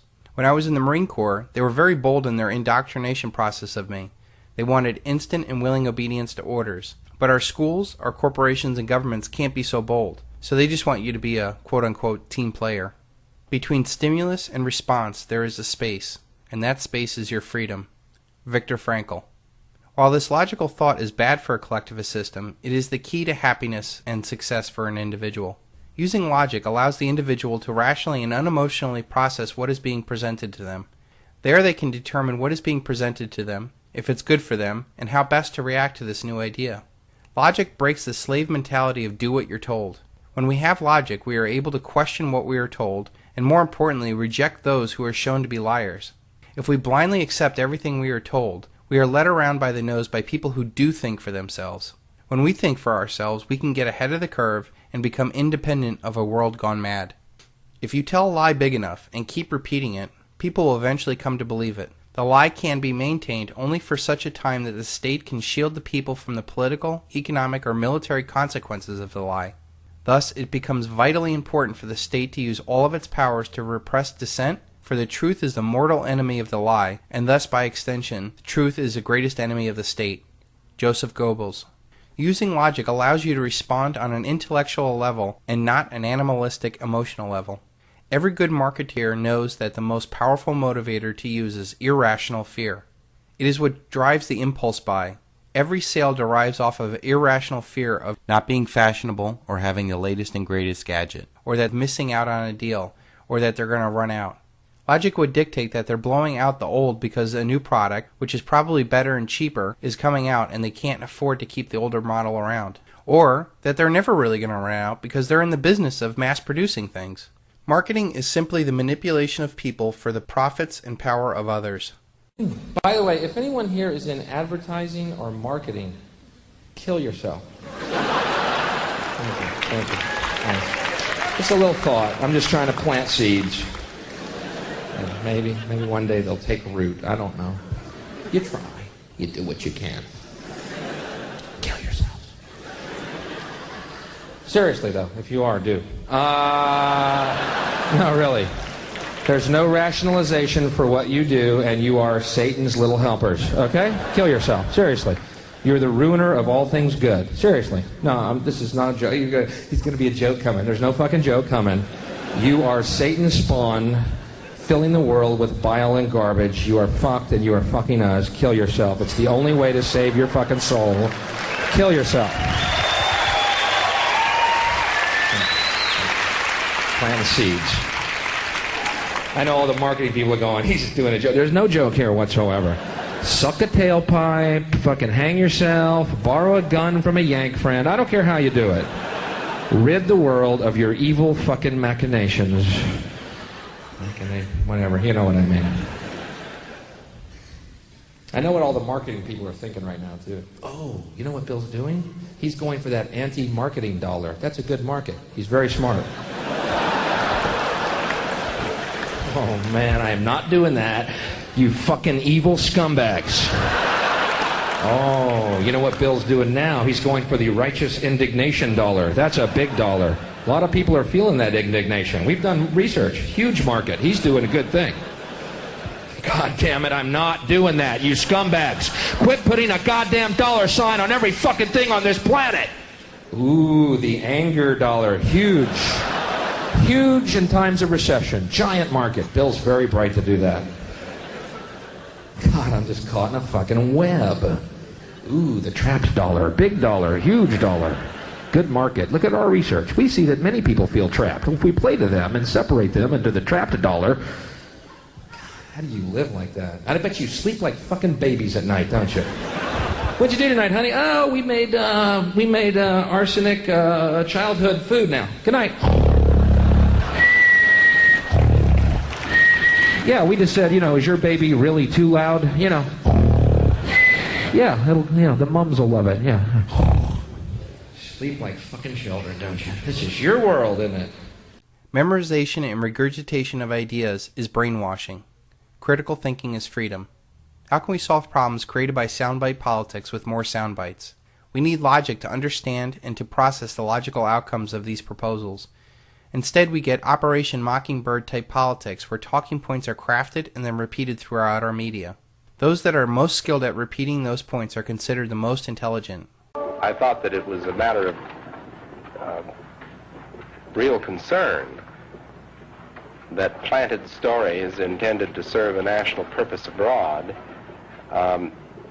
came home and were circulated here and believed here, because this would mean that the CIA could manipulate the news in the United States by channeling it through some foreign country. And we're looking at that very carefully. Do you have any people being paid by the CIA who are contributing to a major circulation American journal? We do have people who submit pieces to American journals. Do you have any people paid by the CIA who are working for television networks? This, I think, gets into the kind of getting into the details, Mr. Chairman, that I'd like to get into in executive session.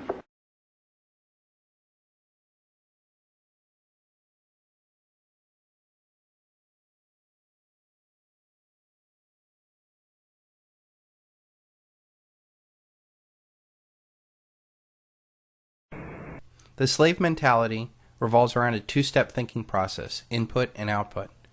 The trivium revolves around the three-step process, input, processing, and output.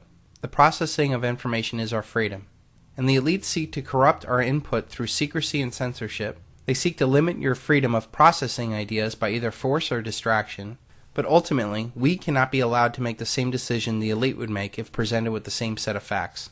If you can perfect this three-step process of critical thinking, your mind is freed, and all knowledge can be learned with ease. More importantly, with this logical thought process, you are inoculated against predatory thought control of those that seek to manipulate you and take advantage of you. This logical thought process is completely devoid in our modern education system. By not questioning the ideas leads to not questioning authority, which serves the elite who created the system. We could encourage the best qualities of youthfulness, curiosity, adventure, resilience, the capacity for surprising insights simply by being more flexible about time, text, and tests, by introducing kids to truly competent adults and giving each student whatever autonomy he or she needs in order to take the risk every now and then. But we don't do that. John Taylor Gatto. This trivium thought process of logical thought feeds naturally into humans' innate curiosity. Once fully grasped, learning becomes addictive and almost insatiable. You can literally feel your brain growing and firing faster. Your world becomes less scary because you are confident that you can overcome any challenge. The elite that control our paradigm do not want critically thinking humans that would question their world and ultimately question them and the systems of control.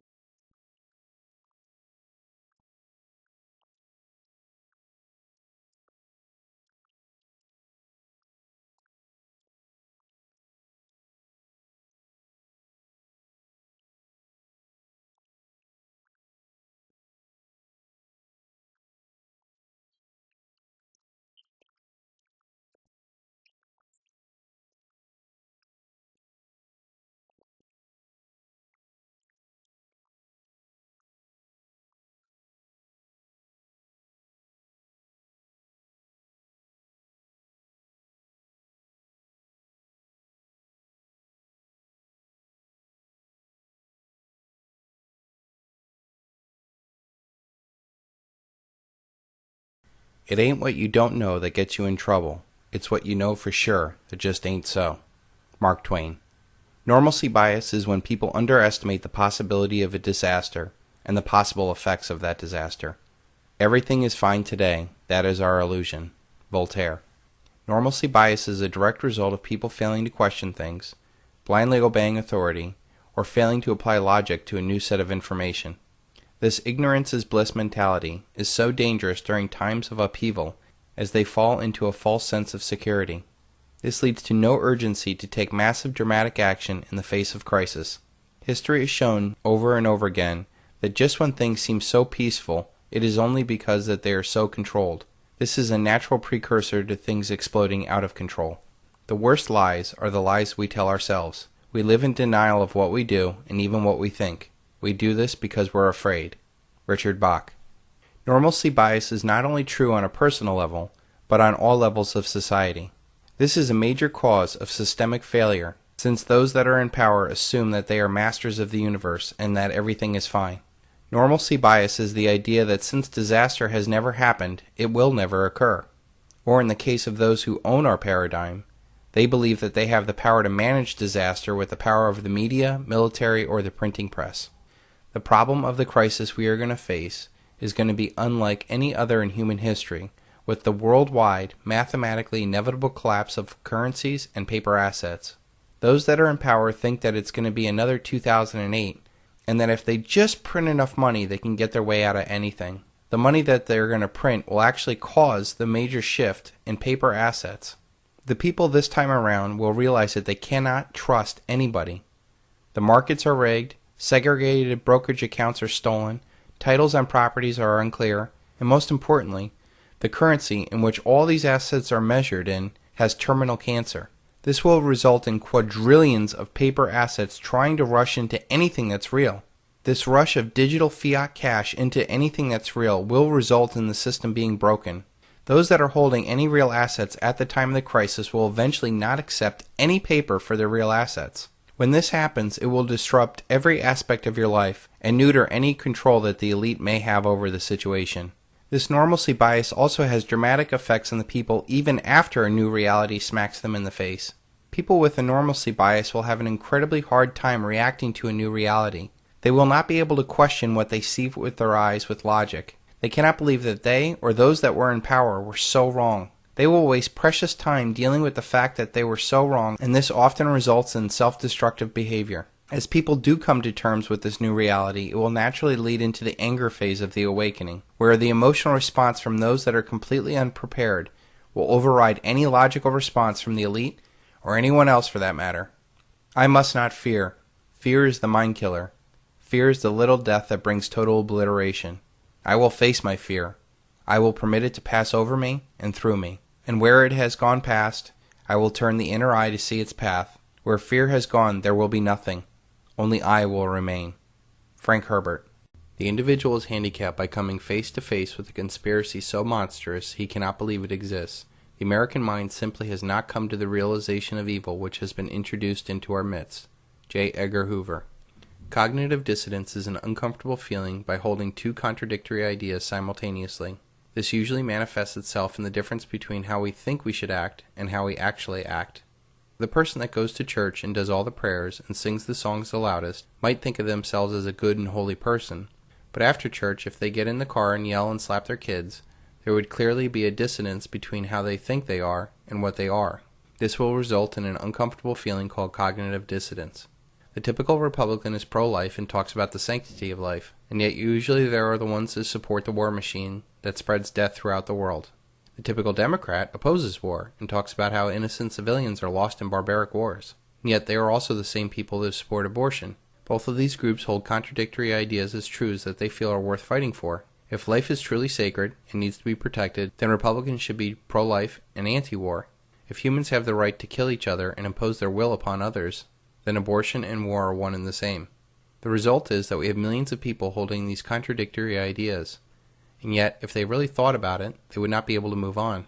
We see this in every election cycle, when we think that there's somehow a difference between the Democrats and the Republicans, when every single fact points to the stark realization that there is no difference between the two parties on the most important issues. More debt is created by a privately held central bank to fund more spending, to create more wars, to secure more resources, to create larger corporate profits, to ship more jobs overseas, to destroy the middle class, to create a police state, to control the whole game. Nothing in my lifetime, no matter who has been in the White House or Congress, has ever challenged the way our paradigm operates. And yet we still feel some need to vote. The foundation of all mental illness is an unwillingness to experience legitimate suffering. Carl Jung. People are predisposed to thinking that they are correct, despite evidence to the contrary. If a kid fails a test, he might say to himself that he's smart, and he'll justify it by saying that he's just not a good test taker, or the teacher didn't like him. People who smoke might think of themselves as a smart person that makes good decisions, and yet they're actively increasing the risk of getting lung cancer. Dissonance is also magnified by how much that person suffered to attain that idea, or how much he is personally invested in that belief. A singer tries out for American Idol and is laughed out of the audition for singing horribly, will leave the audition and most likely blame the judges, or their choice in music, or that they didn't get enough rest. Anything except the uncomfortable idea that they are in fact a horrible singer, and that they wasted so much time and energy on something that they believed in so much was ultimately false. Military men are just dumb, stupid animals to be used as pawns in foreign policy. Henry Kissinger. Marines created dissidents when they suffer to go through boot camp.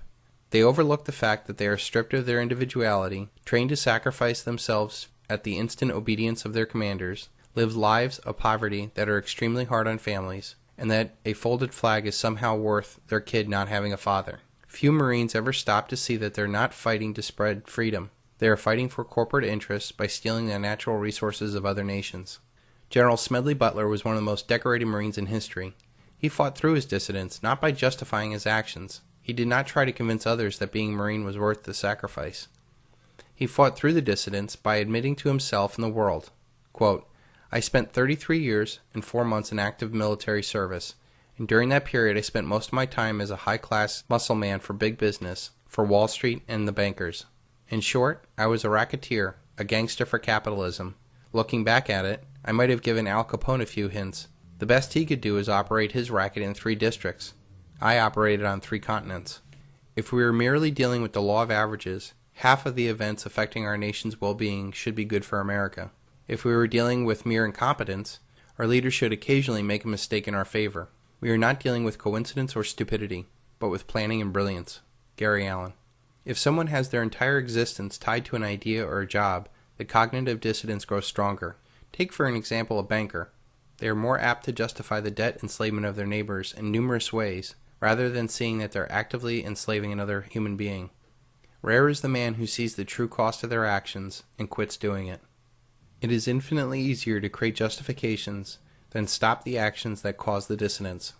Noticing a contradiction in ideas will lead to dissonance, and this can be experienced as anxiety, guilt, shame, anger, embarrassment, and stress. When people are confronted with the conflict cognitive dissonance produces, they must resolve the conflict in order for that person to move on. Cognitive dissonance can be resolved in many ways. The anxiety that comes with the possibility of making a bad decision can lead to rationalization, the tendency to create additional reasons or justifications to support one's choices. The classic fable of the fox and the grapes is the story of the fox seeing grapes hanging from a tree. The fox wants to eat them, but when he realizes he can't reach them, he overcomes his cognitive dissonance with the rationalization that the grapes are probably sour, and he really didn't want them anyways. Hence the phrase, sour grapes. The same process is repeated in our society by people desiring something. When they find that it is unattainable, they go about reducing the cognitive dissonance by criticizing it. This is most obvious in the Occupy Wall Street movement. Capitalism means private losses and private profits. It doesn't mean private profits and socialized losses. We're in the 1%, no. And we're in the 99%. Well, what? Wouldn't you like to get into the 1%? No, you don't want more money. You don't want. If I offered to put you in the 1% right now, you'd turn it down? And I would pay my share and get rid of the Bush tax cuts immediately. What do you? Immediately. Okay, let me ask you a question. Hold on. Buffett and his secretary. What? I would Let me ask you a pay question. my fair Let me ask you a share question. So that these folks could pay their student loans, could get off of food stamps, could be Let successful, me ask you a question. just like you. Wait. What are you Hold on. driving? Hold on. They don't have a car. I am giving the government half of what I earn. You think they should take more? I think we should get rid of the Bush tax cuts. Dissonance can lead to seeking confirmation from biased sources, I pay much more than 35% of my total income in tax. What do you think of the Less Buffett than me, plan? and I employed her. Well, Buffett is full of it because Warren Buffett is the biggest shareholder in Berkshire Hathaway, so he's paying a 35% tax on his profits. the denial of contradictory evidence, What about the Board of Education? I want to get rid of the Okay. entire Federal Department of Education. Yes, Then- it is then- wasting our right, money, then- and it is running up then, the cost sir, of education. Sir, what I've learned, no, let me finish. What I've learned over the years is to never argue with a fool, and I'm you, not a my fool. friend, are a fool. and many other ego defense mechanisms. The two main forms of dissonance are hedonistic dissonance, which people act in a destructive behavior to themselves, like smoking; moral dissonance, in which people act in a way that is destructive to others. This could be as simple as lying or something much more destructive. A common justification for moral dissonance is, the ends justify the means. By not having the trivium to logically process and solve the dissonance by ridding oneself of the contradictory belief, self-delusions are made to solve the dissonance so that people can live with themselves. One day you will wake up and confront reality, or it will confront you. Rather than love, than money, than fame, give me truth. Henry David Thoreau. Men prefer a false promise to a flat refusal. Cicero. Doublethink is when one believes in two contradictory beliefs at the same time. It is the opposite of cognitive dissonance. The ability to tell lies and genuinely believe them, and to forget any facts that are inconvenient. Advancing doublethink is the elite's defense mechanism from any challenge to their power. The elite know that propaganda will eventually be exposed. But if they can make you lie to yourself, and that was accepted as truth, then they can form a new reality. Winston, you know how the party keeps power. Now tell me why. You are ruling us for our own good, because we are not fit to govern ourselves. That was stupid, Winston. I want intelligence. The party seeks power for its own sake, not as a means but an end. Power over the human mind, and power over all matter, climate, disease, the laws of gravity. Because we control the mind. Reality is inside the skull, Winston. We control the laws of nature. The stars are not light years, but a few kilometers away. If we wished, we could blot them out. Here, that is power. In our world, there will be no love but the love of Big Brother, no laughter but the laugh of triumph over a defeated enemy, no art, no science, no literature, no enjoyment, but always and only, Winston, there will be the thrill of power. If you want a picture of the future, imagine a boot stamping on a human face forever. Doublethink produces an intellectual blindness to a contradiction. Doublethink is simply spinning a story to make the government look good by deliberately lying, but then simultaneously believing the new story is exactly how it happened.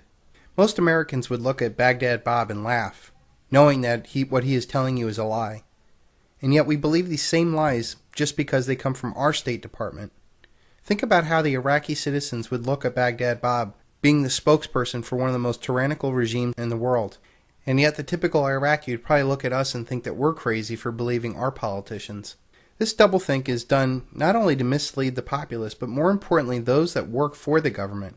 This is important because if the regime participants suddenly get a conscious or change consciousness, the whole system would collapse because nobody would be there to run the system. An example would be just the military. They have to believe that they're fighting for freedom, but in reality what they're doing is enslaving populations for private profit. The people can always be brought to the bidding of its leaders, tell them that they are being attacked, and denounce peacemakers for a lack of patriotism and for exposing the country to danger. Hermann Göring. Everything the state says is a lie, and everything that it has is stolen. Friedrich Nietzsche. If you tell a lie big enough and keep repeating it, people will eventually come to believe it. The lie can be maintained only for such time as the state can shield the people from the political, economic, or military consequences of the lie. It is thus vitally important for the state to use all of its powers to repress dissent, for the truth is the mortal enemy of the lie, and thus by the extension the state is the greatest enemy of the truth. Joseph Goebbels. We are an empire now, and when we act, we create our own reality. And while you're studying that reality judiciously as you will, we will act again, creating other new realities, which you can study too, and that's how things are going to sort out. We're history's actors, and you, all of you, will just be left to study what we do. Karl Rove. The Nazi theory specifically denies that there is such a thing as the truth. The implied objective of this line of thought is a nightmare world in which the leader, or some ruling clique, controls not only the future but the past. If the leader says of such and such an event, it never happened, well, it never happened. If he says 2 and 2 are 5, well, 2 and 2 are 5. This prospect frightens me more than bombs. George Orwell. Think about how many lies the elite tell us, and yet we come to accept them as the truth. Does anybody believe the government unemployment numbers? Does anybody believe in the strong dollar policy, or that inflation is really low? Does anybody really believe that we are the land of the free and home of the brave? People will accept lies if their lives get better. As their lives get worse, they will inevitably ask questions. And as their lives disintegrate, they will start looking for both answers and suspects. Mike Rupert. In a world of universal deceit, and an emperor not wearing clothes, it is time to tell the truth. We will know our disinformation program is complete when everything the public believes is false. William Casey, director of the CIA, in his first address to his staff in 1981. Everything is fine today. That is our illusion. Voltaire. Negative indoctrination is obvious in all personally abusive relationships. If a woman is in an abusive relationship with a man, that man will break the will and self-esteem of that woman, cut her from any support so that she becomes hopeless and powerless. This is done for the most part by mentally abusing the person, by telling lies over and over again about their looks or mental ability. These lies then sink in, and the fight is finally over when the person starts saying these things about themselves.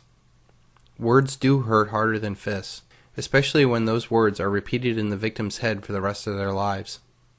If it is obvious in this example, is it possible to have much larger scale to negatively indoctrinate societies? If you actually read the lyrics from Santa Claus is Coming to Town and get past the childish nonsense, the underlying message of that song is to fear authority, don't question or complain, live up to the authority's expectations and not your wants and desires, and that the authority is omnipresent in tracking you. What are we teaching children with this? Santa Claus is the first lie we tell our children. It is an illusion that we actively play in our society, and he is everywhere. Societal illusions are passively spread when people don't talk about the reality. Santa is a very obvious example. To the child, Santa is very real. The child cannot mount a logical defense to the propaganda, and therefore it is accepted as truth. Think about the process for that illusion to become reality in a child's mind. An authority figure tells you a story. The story seems plausible, presents and candy do show up out of nowhere, and if you go along with the story, you'll be rewarded. The authority figure gains a sense of superiority and justification for their actions, control over the subject to manipulate them for the further advantage of the authority. What do you think Santa thinks of that? I don't wanna get cold.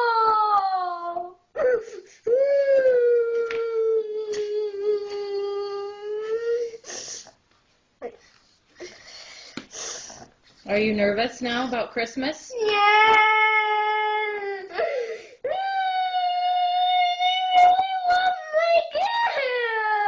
What other forms of societal illusions are used to control you for the advantage of some elite?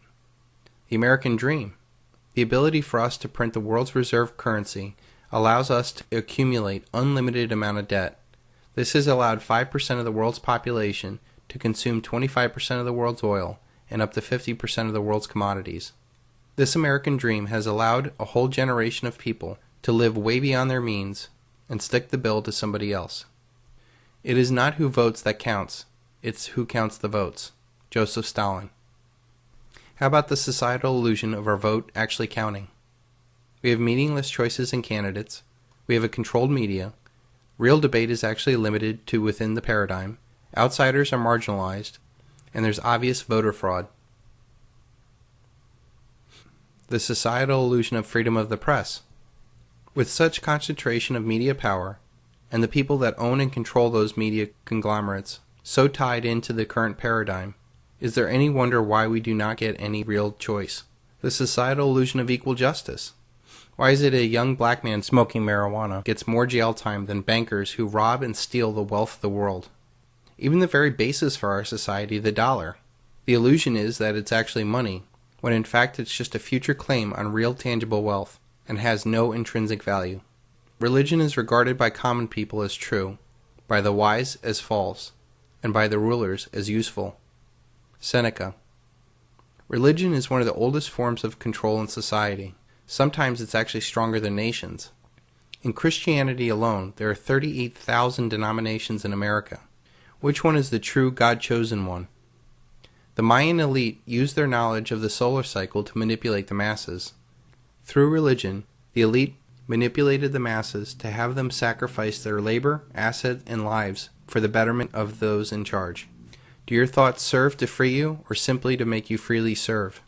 Or how about all these classic modern American illusions? That deficits don't matter. Housing prices always go up. We can spread freedom with force. You can get something for nothing. We no longer need to manufacture things. Savings and capital investments do not matter. The rest of the world will continue to take our IOUs. That somehow American labor is intrinsically more valuable than foreign labor. One generation can consume and stick the bill to the next generation. Or how about the virtues that made America rich and powerful are no longer required to keep her rich and powerful. In times of universal deceit, telling the truth will be a revolutionary act. George Orwell. There are only two kinds of people in this world, those that want to be left alone and those that just won't leave you alone. For the most part, we do our best to figure this life out by exploring different avenues to find happiness. This may develop in religious pursuits or career paths. We search for people to love and to hold, to make our limited time here on earth the best that it can be. Happiness is the reward we get for living to the highest right we know. Richard Bach. In order to find ourselves, we need to be free to find things that will make us happy. We must have the ability to try different things, jobs, hobbies, friends, and lovers. Having the freedom to fail is crucial to becoming who you are meant to be. The important thing is that no one else on earth, including you, or even your most well-intentioned parents, knows what that will be. It is impossible to know what will make every person happy, so it's useless trying to tell others what will make them happy. Even if you do have the answer for them, it might not be the right time for them, or they must learn other lessons on their own. The key is we need to have the freedom to have our own pursuit of happiness. If you love something, set it free. If it comes back, it is yours. If it doesn't, it never was. Richard Bach. Instead of the thousands of ways that we can divide ourselves as humans, we can easily divide all of humanity into two basic worldviews. Those that view people as good, with a live and let die mentality, and those that feel people as bad, that they are stupid and need to be controlled. Military men are dumb, stupid animals to be used as pawns for foreign policy. Henry Kissinger. Those that feel people are good have healthy mental states and have empathetic feelings towards each other. They come from a caring environment and have had healthy relationship with others. They possess the ability to feel the emotions of others. This feeling is what we experience when we feel something with music or art. We resonate deeply with it. This deeper connection extends all the way into our nature and our spirituality. When we connect on a deeper level with art, other people, or nature, we might feel a chill up our spine. That is a physical experience when we resonate with something deeper and truer than ourselves. This connection is one of the biggest factors in what makes us human. Those that feel people are bad are most likely hurt souls that have low self-esteem and believe that others are going to hurt them. They are projecting their image of themselves or former abusers onto the rest of society. The result of this abuse is that they are emotionally shut down from others so that they can never get close to being hurt again. They lack empathy and do not understand what all the fuss is about when people express emotions over other people, pets, or art. Because mankind is intrinsically wicked, he has to be governed. Such governance can only be established, however, when men are united, and they can be united against other people. Those that are fit to rule are those that realize that there is no morality, and that there is only one natural right, the right of the superior to rule over the inferior. The people are told what they need to know, and no more. Leo Strauss. There are two basic views of the world. People are good, or people are bad. Using these two worldviews, it's easy to see the same thing as two different things. With these two basic views of the world, there are different ways of looking at the same thing.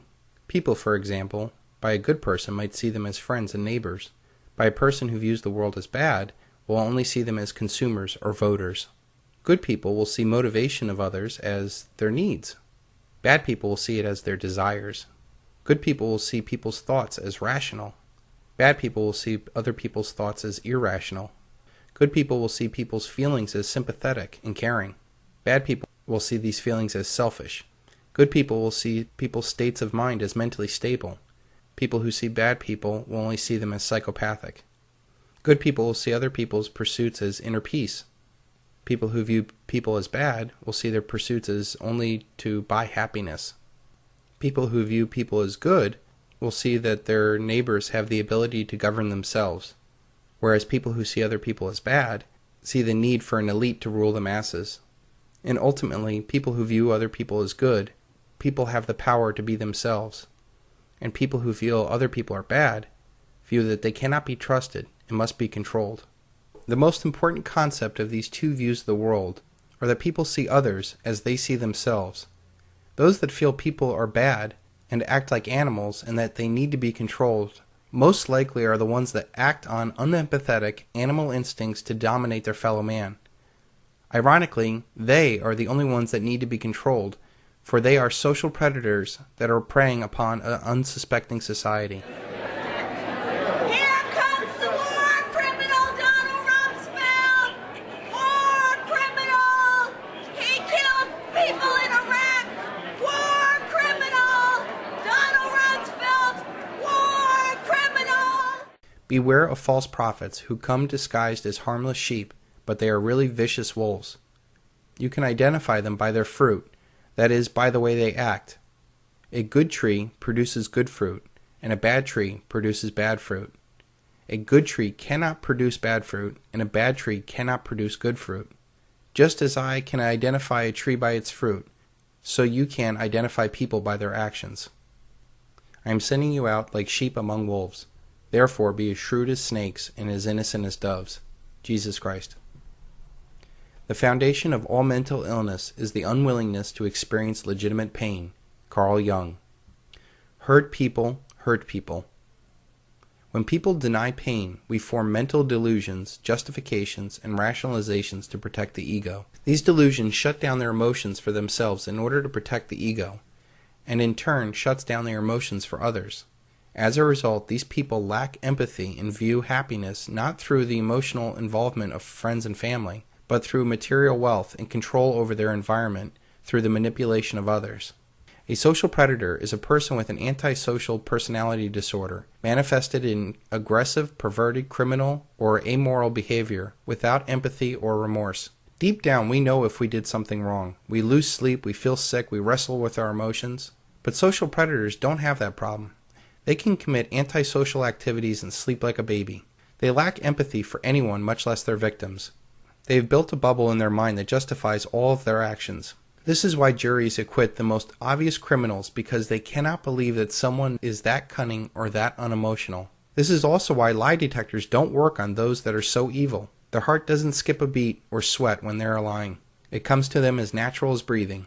Social predators, or psychopaths, wear the mask of sanity, and in order for a psychopath to function in society, they must mimic those that they wish to be friends with. They act perfectly normal on the outside, but underneath there is tremendous psychological disorders. They recognize that they are different from everyone else. They even view themselves from a distance. That distance is quite similar to a predator in nature stalking its prey. They also have the ability at a very early age to spot other psychopaths. This self-awareness shows a mental and emotional disconnect that they have. They have no conscience and they have no guilt. They feel entitled to do whatever they desire. The psychopath must fool society into accepting their behavior or deceiving them into believing that they are doing God's work. We naturally reveal our sameness to avoid rejection to everybody we meet. We call it relating to one another. In nature, birds would peck other birds to death if that bird had any wounds or blemishes that differentiated themselves from the flock. In the past, strangers were not welcome to the tribe. Unless you were able to prove to people that you were like them, it could mean death. These social predators use this same principle to show their sameness to take advantage of an unsuspecting herd. Sam Vankinen is a self-confessed criminal psychopath that wrote Malignant Self-Love and was the subject of a documentary called I, Psychopath. I like to present a facade of the self-effacing, modest person. I call it in my book false modesty. It's very works. It gives other people the impression that I'm underneath it all, I'm human. You are human, aren't you? I Firmly believe that you want to believe that, yes. Firmly believe it. The vast majority of psychopaths, like an iceberg, are under the water. And like an iceberg, they are inert. They do nothing. They're just there. They torment their spouse by being unempathic, but they don't beat her or kill her. They bully co-workers, but they don't burn the office. You know, they are not dramatic. They are pernicious. Most psychopaths are subtle. They are more like poison than a knife. And they are more like slow-working poison than cyanide. How do you identify these psychopaths? Here's a checklist that you can use to identify the people that are in your lives and those in power. Do they have glibness, superficial charm? Are they callous, lack of empathy? Do they have a grandiose sense of self-worth? Do they have a parasitic lifestyle that provides no real tangible value to humanity? Do they have pathological lying? Do they live an impulsive lifestyle? Are they cunning and manipulative? Are they irresponsible? Do they lack remorse or guilt? Do they have many transitory relationships? Are they emotionally shallow people? Do they show criminal behavior? Do they have the failure to accept responsibility for their own actions? Do they need constant stimulation, and are they prone to boredom? Common psychopathic delusions include that they are superior to the victim, that they deserve whatever they want, that everybody else is crazy or wrong, they have delusions of grandeur, they would say, why don't they just listen to me? They see everything as a means to an end, might makes right, or that they're just separating a fool from their money. How do psychopaths work in society? Psychopaths study victims by asking a lot of questions showing interest in the victim. They do this not because they care, but they are trying to see how best to take advantage of the victim, like a cat to a mouse. They then mimic the victim's values, image, tone, and interest. They come on strong, showering the victim with compliments and engaging talk. At work, they're the model employee, or devout followers, or selfless public servants. How many times have you heard the interview with the neighbor saying, after some crime, he seemed like a normal guy, and on the outside these people do. But these social predators lack empathy, love, and compassion. They seek only self-gratification and see others as a mean to that gratification. Once their reputation is established with the victim, and they had studied the power structure, it is time to divide and conquer. They will isolate the victim from friends and family. Once they are an item, the roles switch to cut downs to keep their victim insecure and unstable. They have mood swings from, they love you and they can't live without you, to, you're not the person I fell in love with, back to love. One key way of identifying these social predators is watch how they treat others in public, waitresses, children, former relationships, and older people. If these people do not serve a purpose in the social predator's life, they will most likely treat them in a very unflattering way. In organizations, they seek to cause chaos, pitting one group against another. There they will seek to be the middleman that brings peace. Finally, once in control, the psychopath uses fear and tyranny to push out the strong, independent people out and keep the rest of the weak ones in fear as the inmates run the asylum. He's angry that some traders were driving down his stock price. But what I really want to do is I want to reach in, rip out their heart, and eat it before they die. I think in the tape there's a sort of nervous laughter in the auditorium. I think that sort of reflects quite a lot about how people within Lehman saw Dick. On the one hand, it sounded at one level amusing, and then you sort of thought to yourself, I suspect if you're in that audience, the really scary thing is he sort of could probably do it. In a large organization, once a psychopath is in charge, workers' benefits or jobs will be cut while they are asked to sacrifice more. They will be closely monitored and often reviewed. You're fired!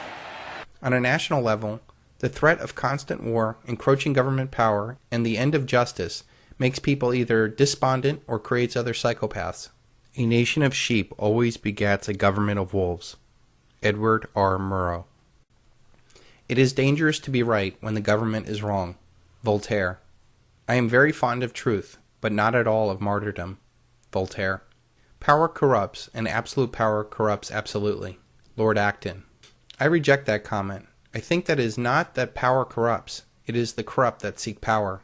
The ruthlessness in which the psychopath works best is a high-pressure, high-stake environment. Not having pity or remorse is almost a prerequisite to gaining any position of power. The elite use divide and conquer to split us along a myriad of lines of race, religion, ethnicity, socioeconomic backgrounds, or whatever. The only enemy to everyone is the psychopathic predator that preys upon societies. I feel understanding the psychopath is one of the most important things we can do in humanity. The collective influence of the social predator is directly responsible for all the pain in the world. If humanity identifies these people and they're shunned of their antisocial behavior in our own personal life and keep them from positions of power, we would have a world without evil. A very important concept to understand is that we do not have to fight evil. We only need to expose it. When people do start asking questions, the elite keep us focused on our differences. Race, religion, political parties, languages, ethnic background, social status, income, education. It is more commonly known as divide and conquer. The elite keep accentuating our differences to keep us looking down at the cause of our problems and not up at the architects of our problems. We should be focusing on our similarities. I bet if you were to spend a day with an Iraqi store owner, you would have more in common with that man than any of the elite that run our country. And yet we bomb the Iraqi store owner to benefit the elite. And I tried hard to be proud of my service, but all I could feel was shame. And racism could no longer mask the reality of the occupation. These were people, these were human beings. I've since been plagued by guilt anytime I see an elderly man, like the one who couldn't walk, who we rolled onto a stretcher and told the Iraqi police to take him away. I feel guilt anytime I see a mother with her children, like the one who cried hysterically and screamed that we are worse than Saddam as we forced her from her home. I feel guilt anytime I see a young girl, like the one I grabbed by the arm and dragged into the street. We were told we were fighting terrorists. The real terrorist was me, and the real terrorism is this occupation. Racism within the military has long been an important tool to justify the destruction and occupation of another country. It has long been used to justify the killing, subjugation, and torture of another people. Racism is a vital weapon employed by this government.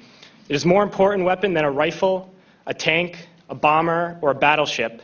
It is more destructive than an artillery shell, or a bunker buster, or a Tomahawk missile. While all those weapons are created and owned by this government, they are harmless without people willing to use them. Those who send us to war do not have to pull a trigger or lob a mortar round. They do not have to fight the war, they merely have to sell the war. They need a public who is willing to send their soldiers into harm's way. They need soldiers who are willing to kill and be killed without question. They can spend millions on a single bomb, but that bomb only becomes a weapon when the ranks in the military are willing to follow orders to use it. They can send every last soldier anywhere on earth, but there will only be a war if soldiers are willing to fight. And the ruling class, the billionaires who profit from human suffering, who care only about expanding their wealth, controlling the world economy, understand that their power lies only in their ability to convince us that war, oppression, and exploitation is in our interest. They understand that their wealth is dependent on their ability to convince the working class to die to control the market of another country. And convincing us to kill and die is based on their ability to make us think that we are somehow superior. Soldiers, sailors, Marines, airmen have nothing to gain from this occupation. The vast majority of people living in the U.S. have nothing to gain from this occupation. In fact, not only do we have nothing to gain, but we suffer more because of it. We lose limbs, endure trauma, and give our lives. Our families have to watch flag-draped coffins lowered into the earth. Millions in this country without health care, jobs, or access to education must watch this government squander over $450 million a day on this occupation.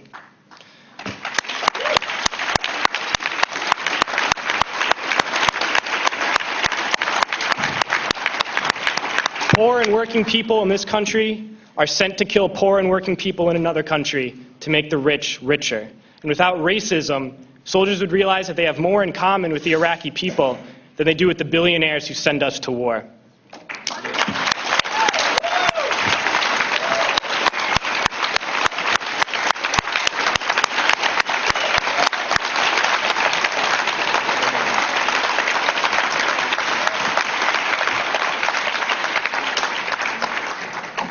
I threw families onto the street in Iraq, only to come home and find families thrown onto the street in this country, in this tragic and unnecessary foreclosure crisis.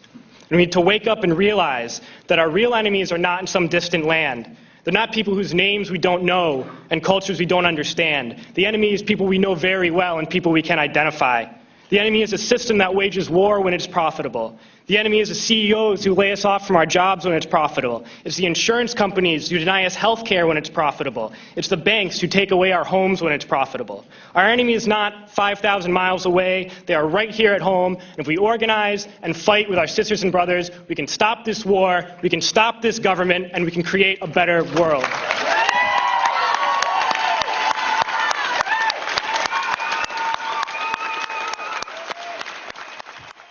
Where do these psychopaths go? For the most part, they gravitate towards positions of power, no matter how small. Low intelligence or low ambition psychopaths end up in a life of crime. Average intelligence or average ambition psychopaths look for local small positions of power, like a teacher, a DMV clerk, or a cop. In these positions, they have the power to control others and make themselves feel better by inflicting their will upon to others. The more of these people that enter a particular department, the more the rules change to benefit those that have this personality disorder. They may change the promotions to include those that put in the most hours. For those that don't care about friends or family, that is easy. They may have competitions that benefit those that are willing to step on other people's shoulders to get the job done. They may encourage those that are willing to bend the rules for the good of the company. The ends justify the means, or being a team player. Once these people are in positions of power, these people see the cunning in others and know that in order to make the most material wealth, they need sharks that can swim with them. For the normal person, they are not willing to do the unsociable thing to get ahead. They also do not have the desire to control others, much less fight those that seem driven and willing to do the unsociable thing to get ahead. Over time, this social infection takes over not only departments and institutions, but the reins of power. Where do the high intellect and high ambition psychopaths go if they don't fit into middle America? There are three basic kinds of power. The first is financial power. This power attracts those that are chased after financial control or monetary wealth. New York City is an obvious choice to attract this personality from all over the country. As the saying goes, if you can make it here, you can make it anywhere. The truth behind that is, because if you can swim with these sharks, you can dominate the guppies everywhere else. This Gordon Gekko personality can and will do anything for profit. They would literally sell their grandmother to make a quick buck. They lack empathy for suckers they fleece, and they only know that they want more. See, I find that everybody has a number, and it's usually an exact number, so what is yours?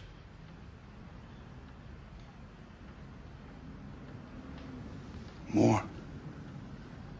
Each conquest gives them a rush or a high like a druggie. The money is never really the goal. It could be to show off to others who have hurt them in the past. It could be to get a high to fill in a depressing hole in their life. For the highest functioning psychopaths, it is ultimately about controlling and manipulating others. The next kind of power is political power, and it is the power that legislates and dominates others by creating and enforcing dictates on others. Those that seek to control others are attracted to Washington, D.C., where they can secure power in the branches or bureaucracies of government. The Founding Fathers created a government that would protect the rights of all, and restricted itself to creating a level playing field for all to best use their talents and abilities to pursue their happiness. The psychopath elite started to infiltrate and subvert that form of government and turn it back into one that oppresses others for the benefit of the few. Social power is the next power. This power is the ability to manipulate others through suggestion. We like to think that we are free from outside influence, but in fact we are programmed by our socio-economic status and conditioning. With the power of the media, it is possible to influence others simply by the images and ideas planted into our daily programming. They don't call it television programming for nothing. What's success for you in this campaign? What's success? Well, to win is one is the goal. That's not going to happen.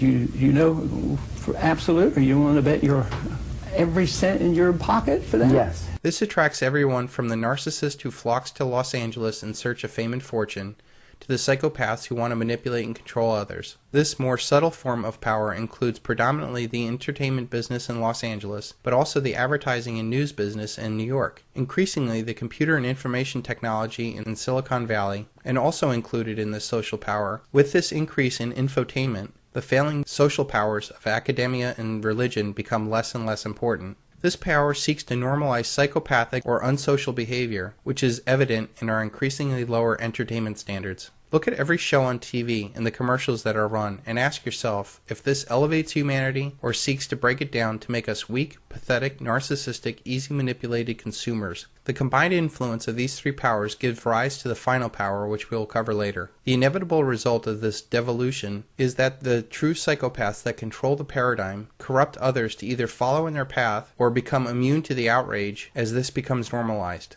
This negative feedback loop will not end until there is a societal crisis, and the inmates run the prison into the ground through looting of the once prosperous system. Political and financial crimes are white-collar crimes that get a different kind of justice than say, a kid smoking a joint. Social power rarely shows the consequences of immoral or antisocial behavior on the person or the victims. They never show the grieving families, dead soldiers, or dead civilians in war, and it masks the true costs of war while glorifying the killing in movies and video games. This psychopathic mentality naturally thrived in a paradigm of unlimited debt, cheap oil, and relative peace. One could afford to cut social ties and take from an ever-increasing pie. The reality of the dollar collapse, expensive oil, and massive decentralization will cause those that are most narcissistic and psychopathic to be shunned from society as their practices are purged from this new paradigm. The very parasitic nature of the psychopath leads to problems that they cannot solve. The only way that they can keep the host alive to feast off of is to convince the productive members of society to embrace their slavery, and in less advanced societies force productive members to serve.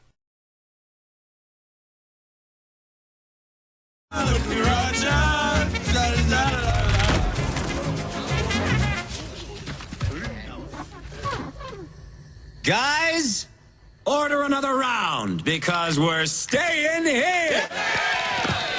Yeah. What was I thinking going back to Aunt Ida? I mean, we just got here, and we have more than enough food to get us through the winter, right? Why go back? But there was that ant that stood up to me. Yeah, but we can forget about him. Yeah, it was just one ant. One ant. Yeah, you're right. It's just one ant. Yeah, boss. They're puny. Puny? Say, let's pretend this grain is a puny little ant. Did that hurt? Nope. Well, how about this one? Are you kidding? Well, how about this?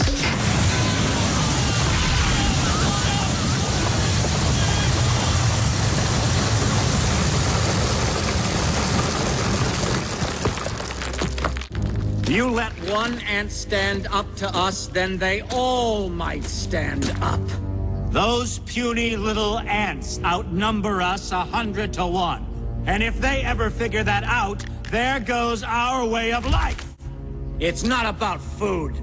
It's about keeping those ants in line. That's why we're going back. Does anybody else want to stay? He's quite the motivational speaker, isn't he? Let's ride!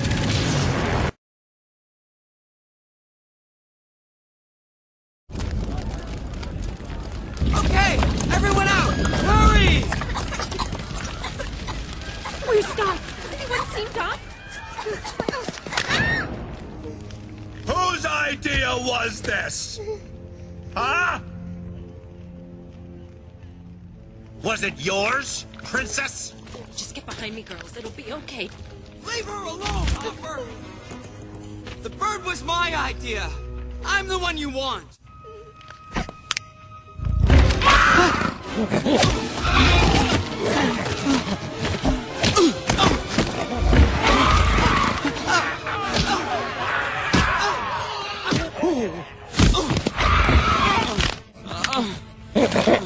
Where do you get the gall to do this to me? You were gonna squish the queen. It's true. I hate it when someone gives away the ending. You piece of dirt. No, I'm wrong. You're lower than dirt. You're an ant. Let this be a lesson to all you ants.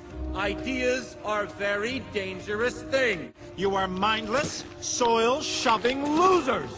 Put on this earth to serve us. You're wrong, Hopper.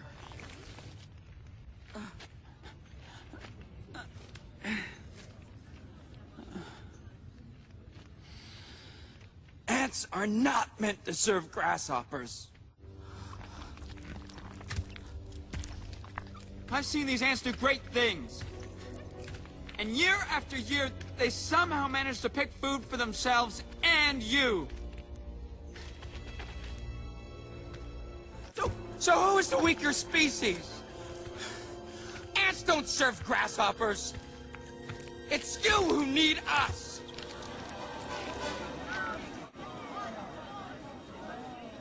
We're a lot stronger than you say we are. And you know it, don't you?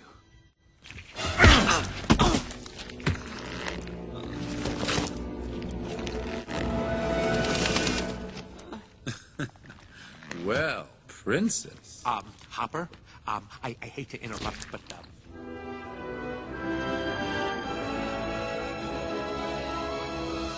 You ants stay back!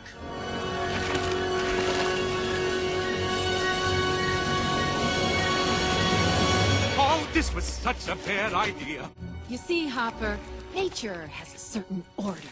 The ants pick the food, the ants keep the food, and the grasshoppers leave. I'm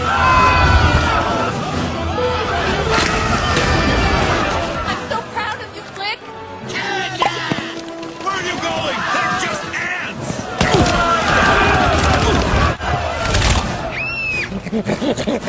No!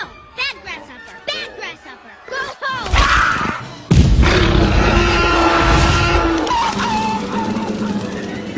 Yeah! Back here, you coward! Don't leave! To the cannon!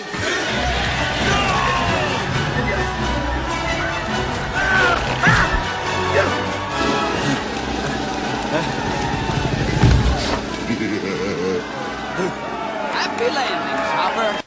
The strongmen, the masters, regain pure consciousness of a beast of prey, monsters filled with joy. They can return from a fearful succession of murder, arson, rape, and torture with the same joy in their hearts, the same contentment in their souls, as if they had indulged in some student's rag. When a man is capable of commanding, when he is by nature a master, when he is violent in an act of gesture, of what importance are treaties to him? To judge morality properly, it must be replaced by two concepts borrowed from zoology: the taming of the beast and the breeding of specific species. Friedrich Nietzsche.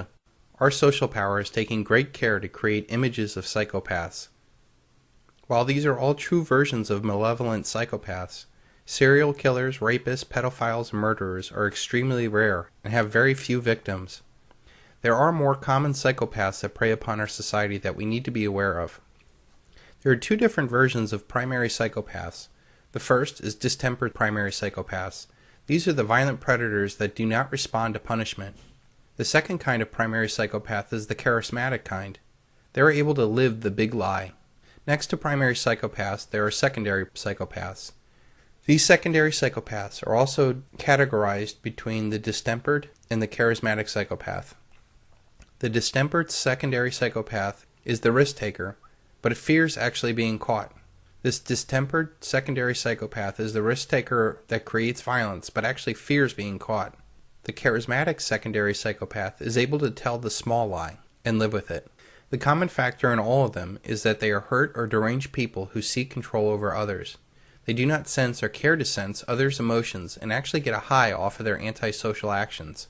Despite what the media says, they exist in all cultures, races, and socioeconomic levels. Very much like how left-handed people are dispersed throughout all levels of society. The media usually only has us focus on the lower-class violent psychopath to scare you. They never focus on the very real psychopath that is much more common. Just because they have a nice car and a nice job does not mean that you're not dealing with a psychopath. Psychopaths actually thrive in collective environments and are common at the top of most power structures, including corporate, government, and religious organizations.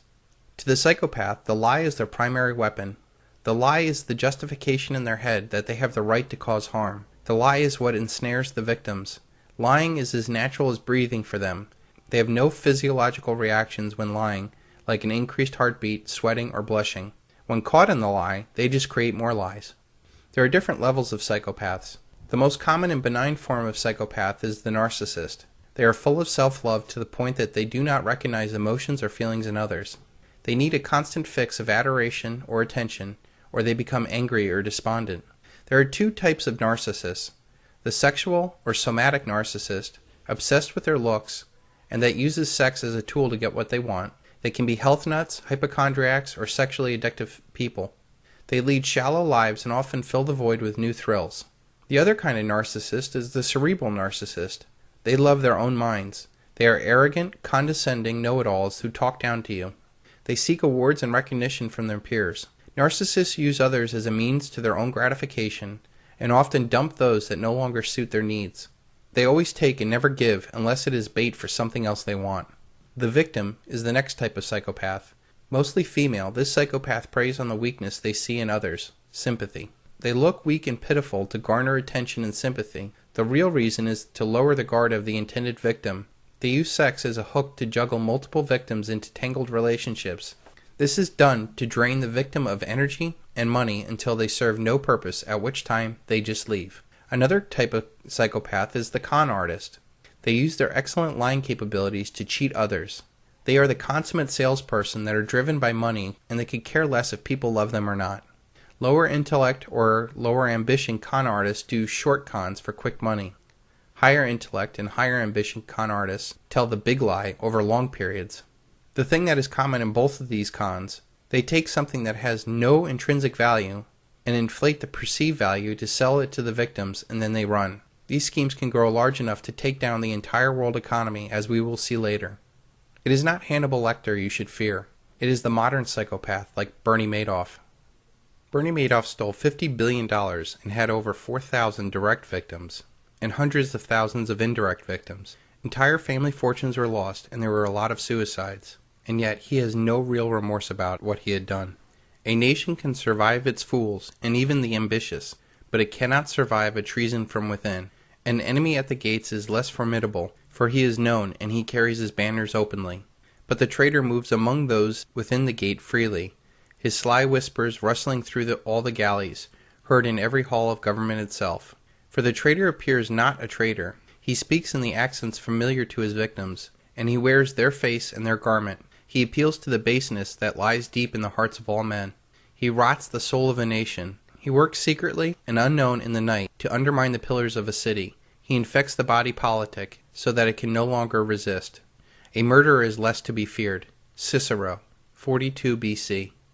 The final psychopath is the professional psychopath. This is the most destructive of all psychopaths. Like the malevolent psychopath that is so prevalent in our media, they think of nothing of killing. They just never do the acts themselves.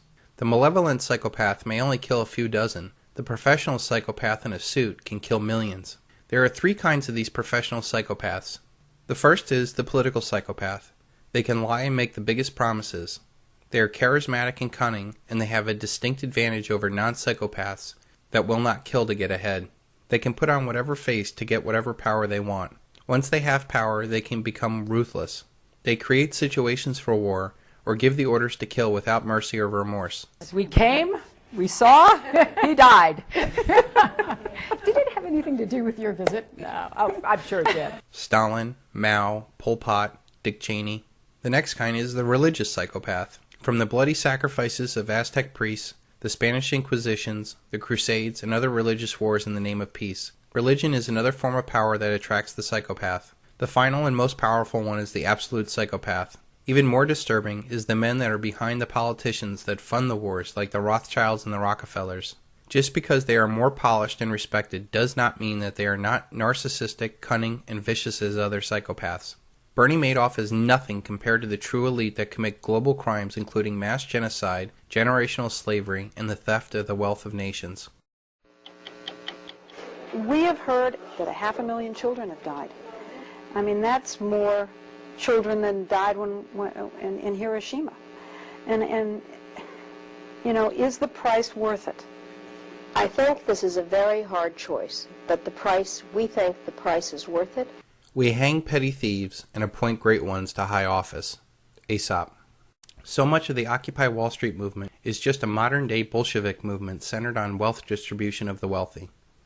The cognitive dissonance of the Occupy Wall Street movement is palpable, as they criticize that which they do not fully understand, and ultimately fall into the same consciousness as those that they are protesting against. They want socialism to fight against fascism, which leads them right back into the Hegelian dialectic that the elite control. I seem to remember Germans and Russians fighting over that same false left-right paradigm of collectivism. What the new Bolsheviks of Occupy Wall Street don't see is that there is a collectivist power at the top of their desired outcome, and as George Orwell pointed out in his classic Animal Farm, some pigs are more equal than others. If the Occupy Wall Street movement saw that they cannot change the outside world to make themselves free and happy, and that they must change themselves to make the world free and happy, there would be no need to occupy anything except for their minds. Do they really think a bunch of people in tents really strikes fear into the heart of the elite? Let them march all they want, so long as they pay their taxes. Alexander Haig. If all those protesters saw that by adopting the opposite consciousness they can make the world anew. The opposite consciousness to collectivism is individualism.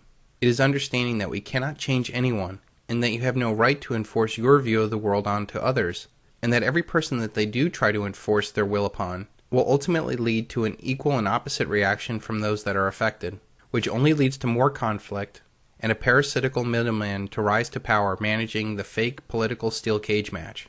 By focusing on their own independence of the system, they would prove to be a much more powerful threat to the world paradigm that they are protesting against. The problem we face on Wall Street is that it's too big to fail. This is only possible in a collectivist system where the state has the power to take from all and give to some. Too big to fail is impossible in a free market capitalistic society. True capitalism, not state capitalism or fascism, has the most powerful weapon in it. It has the ability for failure to occur. If those banks had failed, yes, millions would have been hurt. But those that were responsible with their risk and capital would have been able to buy up those failed companies and put those assets under more responsible people. Instead, we took from those that were responsible for their capital, and worse, not even involved in the situation, and propped up those that were most irresponsible with their capital and risk. We now see that those that are most irresponsible are in fact psychopaths. We have a system designed to benefit the worst in society, and what is worse, it empowers them in their pursuit of controlling the world. The problem is not the top 1% income earners. I have known many smart and thoughtful people who have made a lot of money. The problem is the 1% of the population that are psychopaths that just won't leave us alone. These people are at all levels of society, and they are in every race, religion, and income bracket. The key to the struggle for freedom is not painting such a large brush on a select group and empowering a collective to more power. The answer is to identify individual psychopaths and the systems that they create to empower them. We can then hold these social predators accountable for their actions and eliminate the systems that empower them, like fractional reserve banking and bailouts. When we start to understand that the problems that we face are not financial or political, and that the problem is social predators who are driven to control others, you will see that the true 99% is really just people who just want to be left alone, and the 1% is the ones that won't leave you alone. It is estimated that 10% of our population suffers from these psychopathic delusions, though while not all are dangerous like the narcissist, 1% of the population does have aggressive narcissistic or psychopathic behavior. So how do we deal with them? The biggest handicap we have in this fight is that most people feel that they are good, and that they transfer their goodness onto others. Just because you would never do evil things does not mean others will not. The combination of an elite that has this psychopathic view of the world, and the masses that are assuming that their leaders are good just like them, is a deadly combination. Most people cannot bring themselves to believe that people like this exist. But if people become educated about psychopaths, and then ask them to look at the people in their lives that are causing them trouble, it is not too long until you get the, ah. The other problem we have when facing this evil is that they fear the psychopath. They use cognitive dissonance or doublethink to soothe their mind. They feel it is better to go along than it is to stand up to the psychopath. Once you are aware, identifying them is the next step. Doing background checks or talking with friends and family is very important. Most psychopaths do not have friends or family, as they tend to burn through them first before moving on to others. They are often impatient as they try to hold their facade together. Once a psychopath is identified, there are only two options. The first one is attack. They fear the bigger psychopath, but exposure is their biggest fear. Direct confrontation hardly ever works because they lie so much and you need a massive amount of support to effectively fight one. The key is never to attack an enemy where they have no escape, because they will fight the hardest, and often the threat of exposure is the best tactic. The only other option you have to confrontation is evade. You cannot heal them because they get off on the fighting. The best option is to completely cut that person off and shun them. Take a look at all the people you have had trouble with in your life, and then compare them to the 14 characteristics of a psychopath. I did that with some of the closest people in my life, and I took extraordinary efforts to protect myself and my family from them. The sad thing is that these people will never seek help because they think that they're superior to others, never seeing the faults that they have. I've also had people who have come to me and said that they have some of these characteristics. If you have these characteristics, this does not mean that you are a monster. You were just probably hurt in the past. The key is that you address your hurt in the past with therapy and not drugs. Drugs only help you avoid the pain and never confront it. Understanding why you act the way you do will give you knowledge to take corrective action to not act that way in the future. Regardless of what happened to you in the past, make a commitment that it stops with you so that it is not passed on and hurt others. What should you do if you are in a negative environment? We are social creatures and we absorb people's emotions. Some do it more than others. These people tend to suffer from chronic anxiety, depression, or stress, and can mentally and physically wear you down. When you are worn down, you become hypersensitive. If left untreated, you can turn into what you once hated. So what should you do? Identify whether you're susceptible. The person most susceptible to negative environments are highly empathetic people. You might be naturally giving, generous, spiritually inclined, and a good listener. You sense fear and anxiety and stress from other people much more than anybody else. You rely on your gut far more than your mind. The second thing is, seek the source. Is the negative emotion yours, or are you absorbing somebody else's? If it is someone else's negative energy, you need to physically remove yourself from the situation. By doing this, you are limiting the amount of contact you have with that stressor. If possible, surround yourself with happy people. Center yourself by concentrating on your breath. Breathing exercises help center yourself in the present. So much of the anxiety we feel is generated by our mind thinking about painful experiences in the past or worrying about the future. Staying in the present where it is safe allows the body to calm itself. Think happy thoughts. While you are breathing, force your mind onto happy thoughts and comforting thoughts. Force a smile. Your mind is so powerful, you need to focus it in the right direction. Manage emotional overload. You then need to manage what you are around. Learn to recognize people that bring you down. Identify unemotional psychopaths that are in your life. The best case scenario is to shun them at all costs. If it is not possible, confront them publicly about their negative behavior and that you find it unacceptable. Get plenty of rest, eat a high-protein diet before entering stressful situations such as being part of a crowd. You need to train for a mental fight like a boxer. Have a backup plan to get out of a bad situation without relying on others. When people feel trapped, that's when anxiety builds. Set a time limit for how much you're going to expose yourself to the toxicity. For example, if you're visiting people you don't like, make plans to get out of there ahead of time. Have a place to re-energize in private. Look for positive people and positive situations. Eliminate negative people from your life and embrace the positive people. Life is too short to be dealing with these negative people. Bring out the best in others and they will do the same for you. The best thing about fighting this evil is that we don't have to confront it, we merely need to expose it.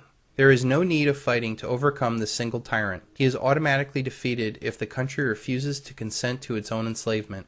The real challenge is to show people that the good that they think they are doing is actually evil. We never see the process of evil, the diluted path that allows people to build the bubble in their head to think that what they are doing is good. By pointing out psychopaths as they are, it takes away the glow that our society puts on them. They should not be allowed in your own personal life. They should be shunned at work for their psychopathic deeds, and they should not be idolized in the media, finances, and politics. Is it fun being a billionaire? Well, yes. Yes, I have to say it is fun being a billionaire, but it's hard work. But it's hard work. This will come naturally when the full consequences of the psychopathic elite's actions come to light when the dollar collapses and the world economy crashes. A spiritual awakening will coincide with a new political and economic paradigm that will be decentralized. In a decentralized environment, people will need to have a good reputation in order for others to work with them. The truth will set you free. Ladies and gentlemen, the very word secrecy is repugnant in a free and open society, and we are, as a people, inherently and historically opposed to secret societies, to secret oaths, and to secret proceedings. For we are opposed around the world by a monolithic and ruthless conspiracy that relies primarily on covert means for expanding its sphere of influence, on infiltration instead of invasion, on subversion instead of elections, on intimidation instead of free choice. It is a system which has conscripted vast human and material resources into the building of a tightly knit, highly efficient machine that combines military, diplomatic, intelligence, economic, scientific, and political operations. Its preparations are concealed, not published. Its mistakes are buried, not headlined. Its dissenters are silenced, not praised. No expenditure is questioned, no secret is revealed.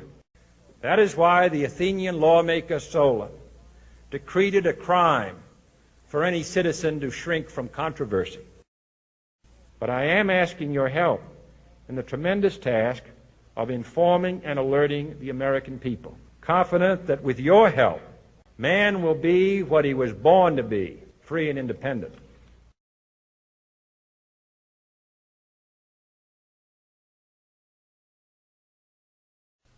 But first it will make you miserable.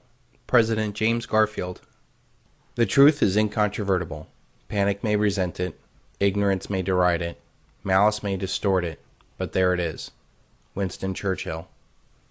You may make plans to get out of debt, lose weight, or get a job promotion. Small business owners have weekly meetings with their staff to plan for success. Large companies and institutions have business plans, strategists, marketing departments, legal guidance, and financial directors.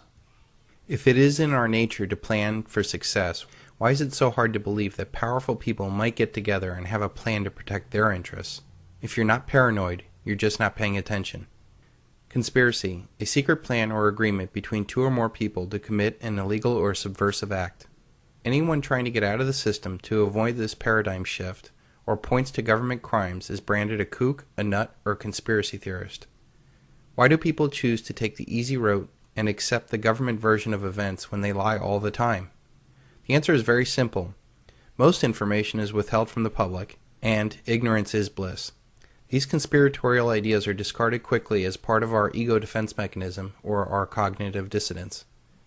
They are discarded without addressing the possibility or validity of ideas presented. From older people, they say it's impossible for them to keep things secret. From younger people, it's more like, I don't want to think that it is possible. We are entering a time when, if you don't even entertain or question what is going on, everything you are, own, or love is at risk.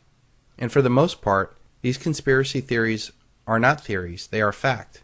And when there is smoke, there is always fire. Look at the creation of the Federal Reserve. It was created in a clandestine meeting of political and banking elites at a private resort on Jekyll Island, Georgia in 1912. The conspirators attended in sealed railway cars and only used their first names so that the servants would have no way of identifying the men. From their own memoirs, these men admitted to their conspiratorial plans. Out of the secret meeting came the most powerful privately and foreign-owned corporation the world has ever known. Through its control of our money, the elite that own the Fed control other banks, corporations, assets, media, politicians, militaries, and ultimately you. This one conspiracy is a fact and big enough and true enough for everyone to look under the surface of everything else.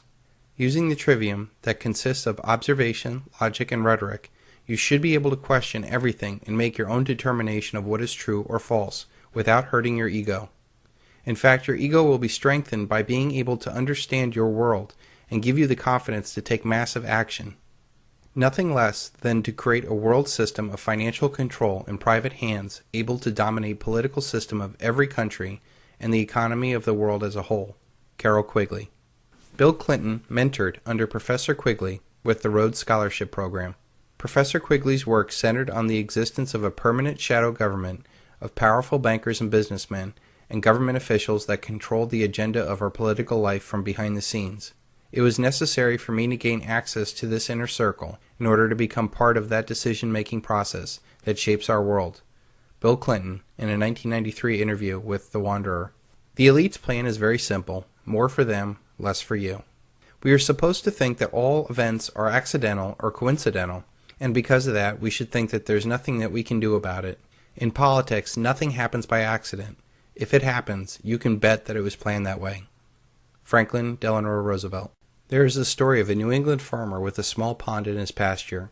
Each summer, a group of wild ducks would frequent that pond. Try as he would, the farmer could never catch one.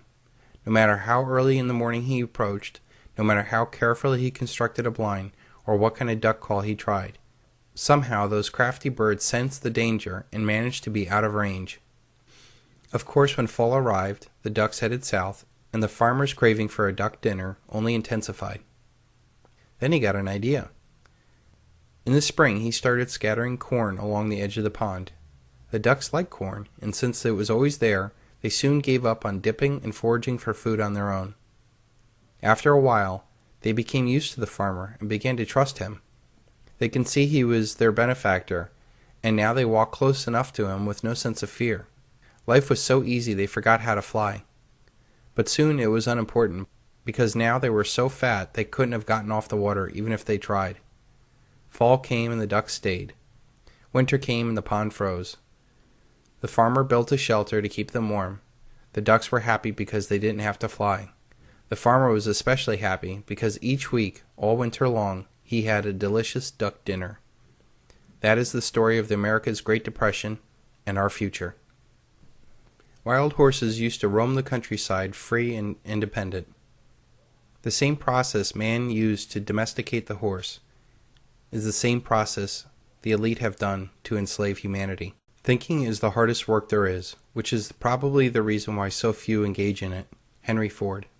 One of the greatest challenges to becoming totally free is to be able to think independently from everyone else. You know instinctively no one cares about you as much as you care about yourself. Yet we constantly listen to others about what is best for us instead of thinking about what is best for us. That is because we live in a world where everybody tells you what to think, but no one tells you how to think. We are blasted every day with advertising, financial sales pitches. Sometimes you wish people didn't agree with you all the time. At MF Global, we tell you what's good for you. Political media propaganda, religious dictates, and more social pressure to conform. Most of our lives we do not make any real decisions. We just kind of fall into a routine. You see, when you really don't think, you leave your mind open to people who do think. The real and most often unnoticed danger is a class of predators manipulating societies for their own selfish benefits.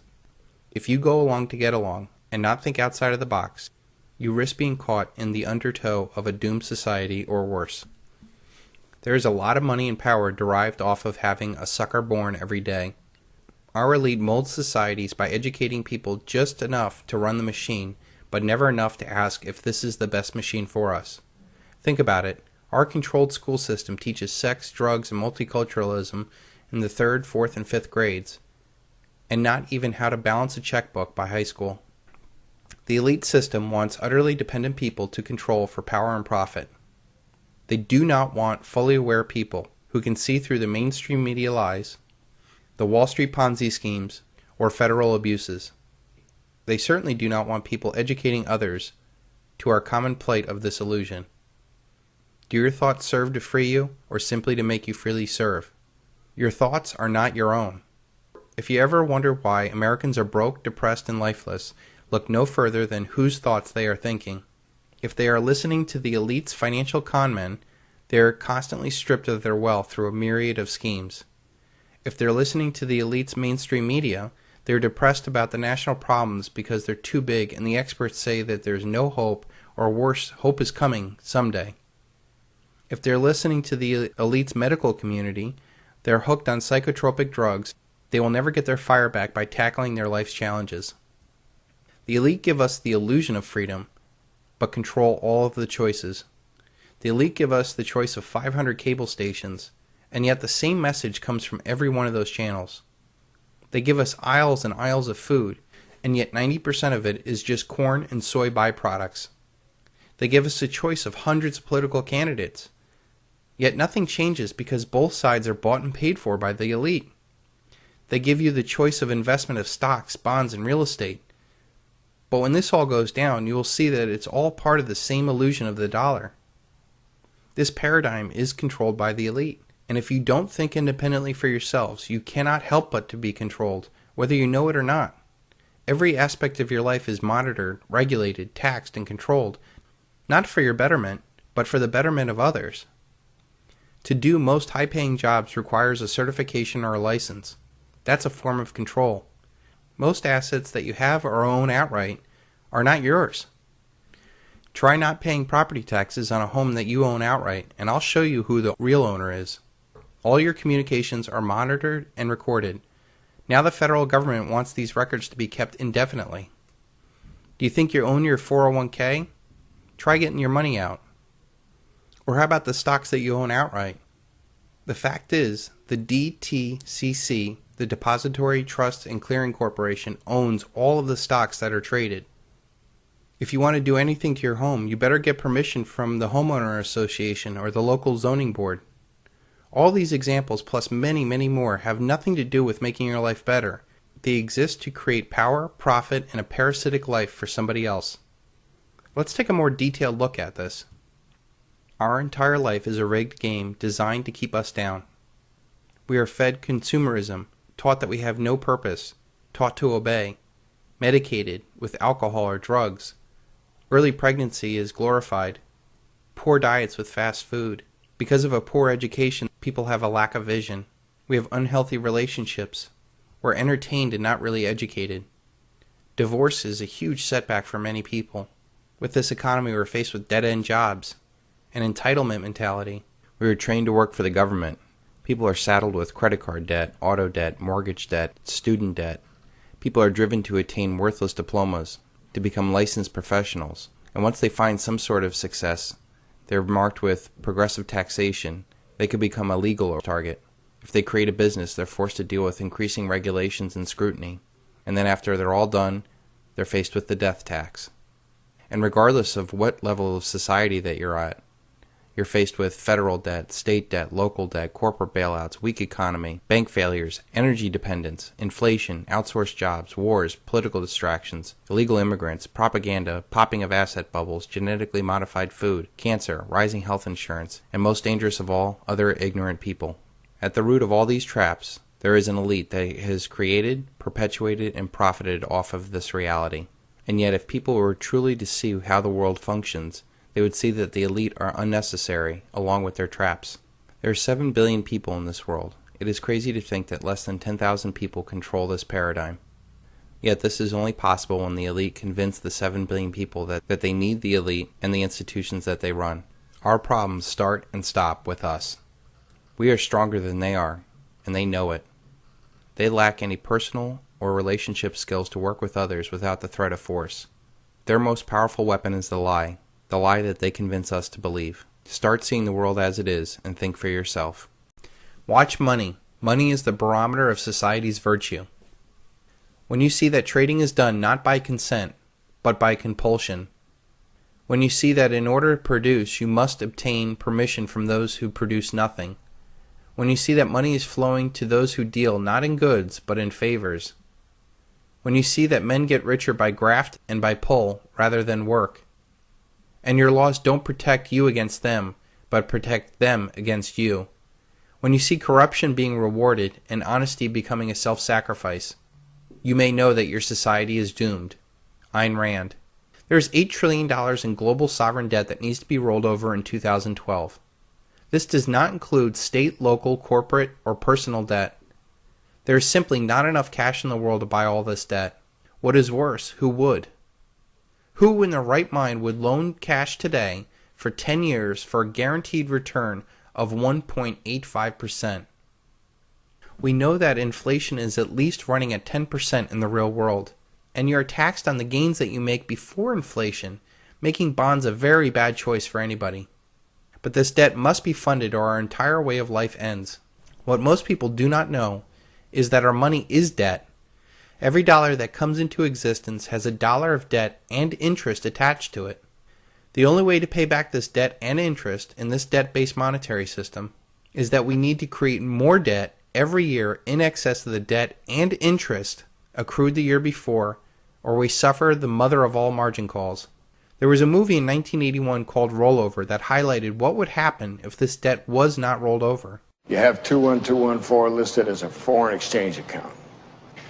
But you don't buy other currency with those dollars, you buy gold. But you have to do it slowly because if anybody finds out what's going on, the dollar will drop and all the Saudi investments over here won't be worth shit. When the Arabs learn that word of what they've been doing is out, they may panic. Move a big chunk of funds too fast or the wrong way.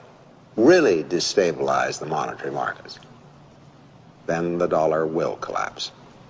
Whereupon there'll be a lot of jawboning by the president, and that won't work. Then they'll go to selling gold, and that won't work either. Then they'll have to go to capital controls, freeze foreign assets, stop any money from going in or out, and that will be the end of all the markets. That'll really be the finish. Then you'll see a worldwide depression that'll make the 1930s look like a kindergarten. In 2 months, you'll have bread lines in Detroit, riots in Pittsburgh. In 6 months, you'll see grass right over Rodeo Drive, and Michigan Boulevard, and Fifth Avenue, and I won't have done it, Hub. You will. All because you tried to stop a movement that couldn't be stopped anyway. Listen to me, Hub. Money, capital, has a life of its own. It's a force of nature, like gravity, like the oceans. It flows where it wants to flow. This whole thing with the Arabs and gold is inevitable. We're just going with the tide. The only question is whether you want to let it go like an unguided missile and raise hell, or whether you want to keep it in the hands of responsible people. Believe me, Hub, the dollar will hold. Believe me. The system will be fine, providing nobody panics. The Arabs yanked every penny they had with us. They hit all the other outfits, too, so it's across the board. That means every bank in the country out there is going to be struggling for liquidity, trying to cover those cash withdrawals. We're dumping everything. Treasury bills, bonds, Fannie Mae's, commercial papers, we want it all sold. Fed funds, euro dollars, borrow whatever you can find up to 200 million. Foreign exchange, no positions. Bullion, grab what you can get. All right, let's hit it. And pray. Stock market's off 75 points. The dollar's appreciated 10% and moving down. They even yanked the euro dollar deposits that weren't due. Of course, New York is practically down the tubes, and gold just went over 2,000. But tonight, that'll be cheap. I hit you at 55 million. I recorded the amount of 4 million.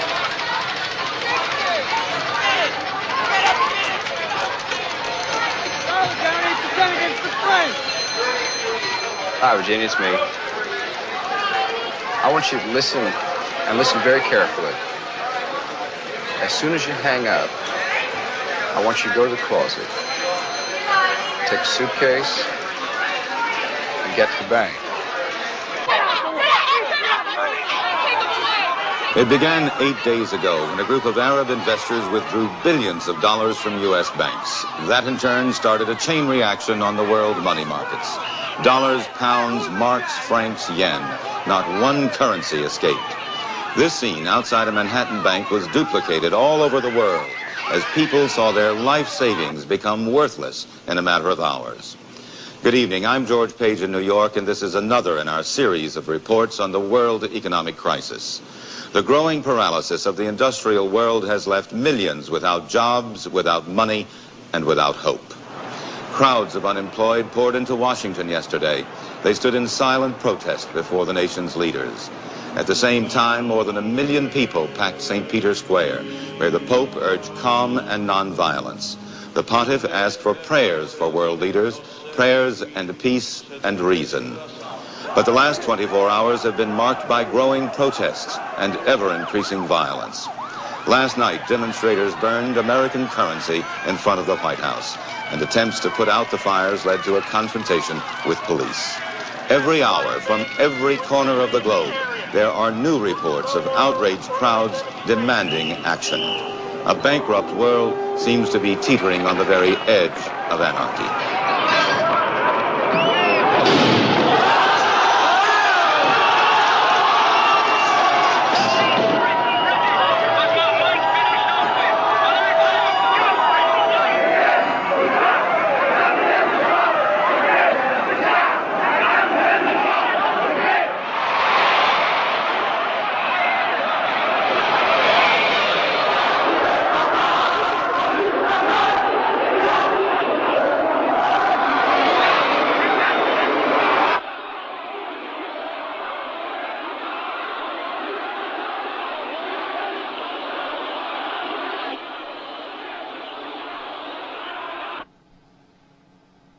And now for continued coverage from around the world. A statement was issued from the OPEC meeting today that the leading oil-producing nations would resume oil exports as soon as the international monetary markets have stabilized. The panic has spread across political and philosophical boundaries.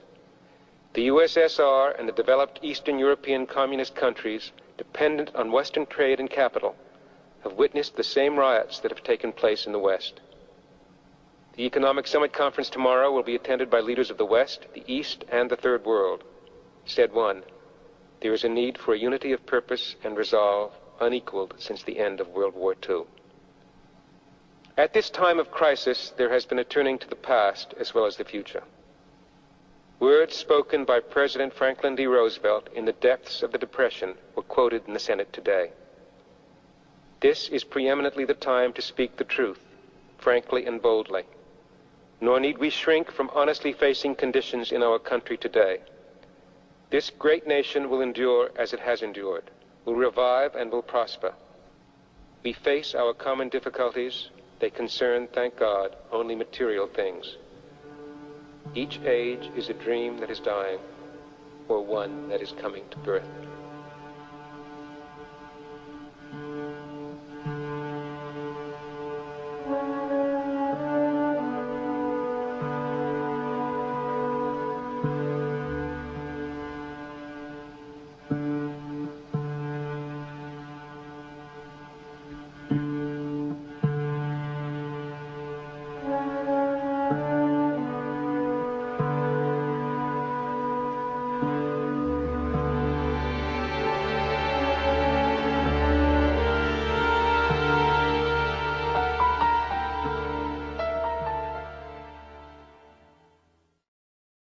Since this must be done, let's look at some of the options available, and I can tell you that none of them are good if you have any cash, stocks, bonds, pensions, insurance policies, or real estate.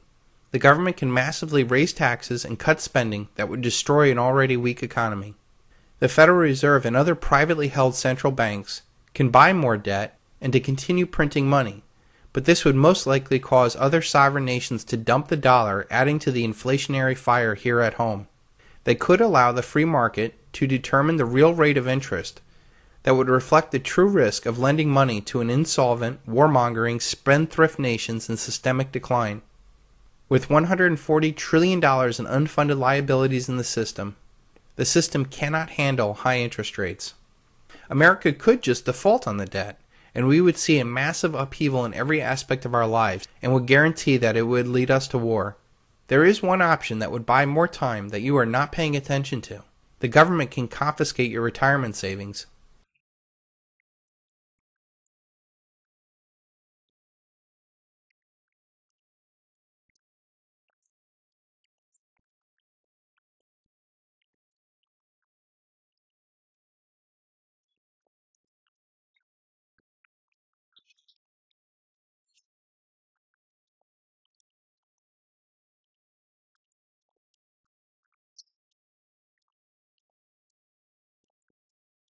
This is a very real and distinct possibility when governments cannot raise capital in the bond markets, or when governments cannot raise taxes in a faltering economy.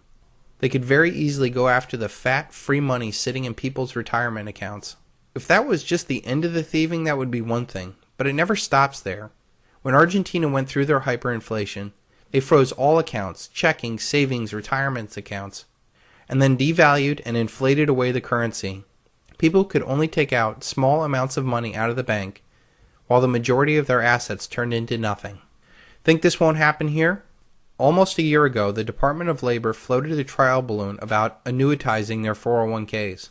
The plan was to get rid of those pesky and risky managed retirement accounts and put their savings into safe and secure treasury bonds. We are at a point where China, Japan, and the rest of the world refuses to buy any more of our debt.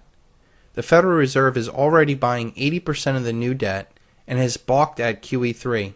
And people wonder who in the world is going to buy into the biggest bubble ever? Well, the answer just might be your retirement account.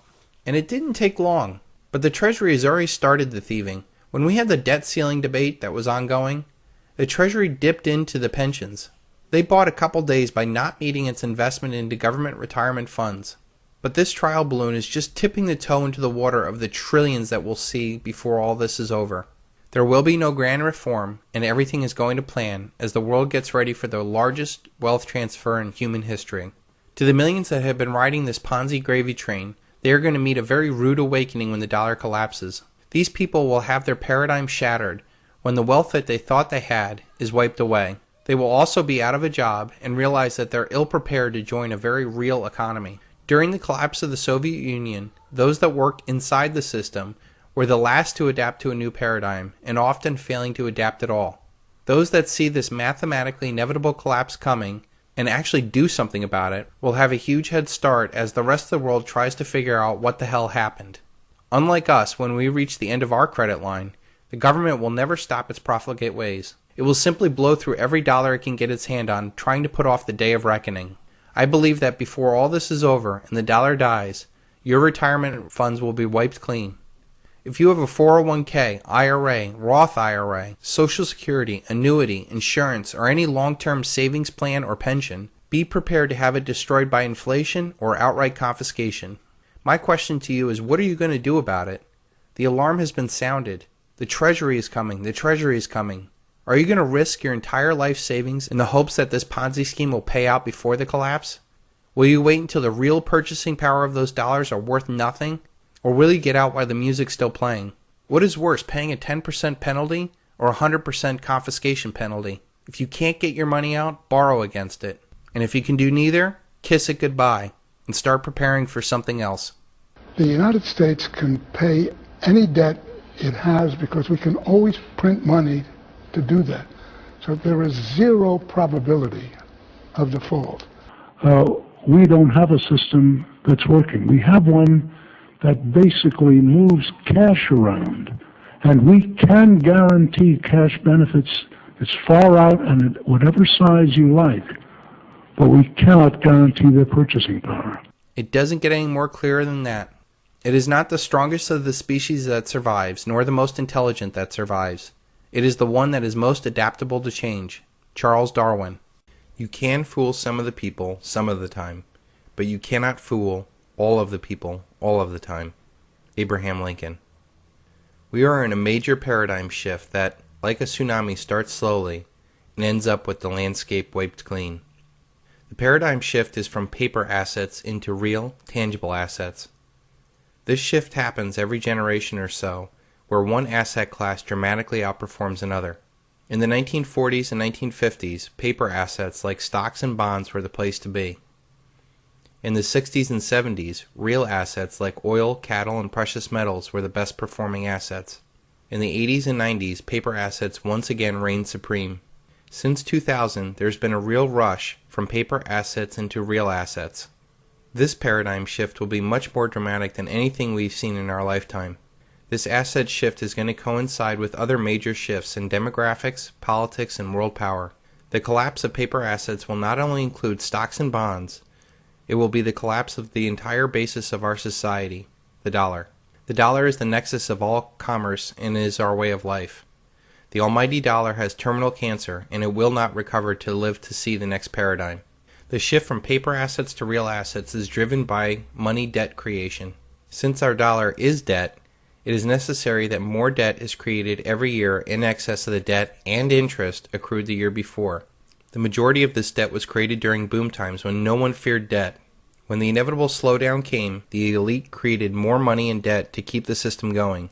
This new money and debt creation, relative to the amount of goods and services available in a slowing economy, produces more inflation, which naturally boosts the value of real assets. This cycle has been successfully managed by the elite in the past with the creation of Bretton Woods, the closing of the gold window, the creation of the petrodollar, Paul Volcker raising interest rates to 22%, the banker bailout.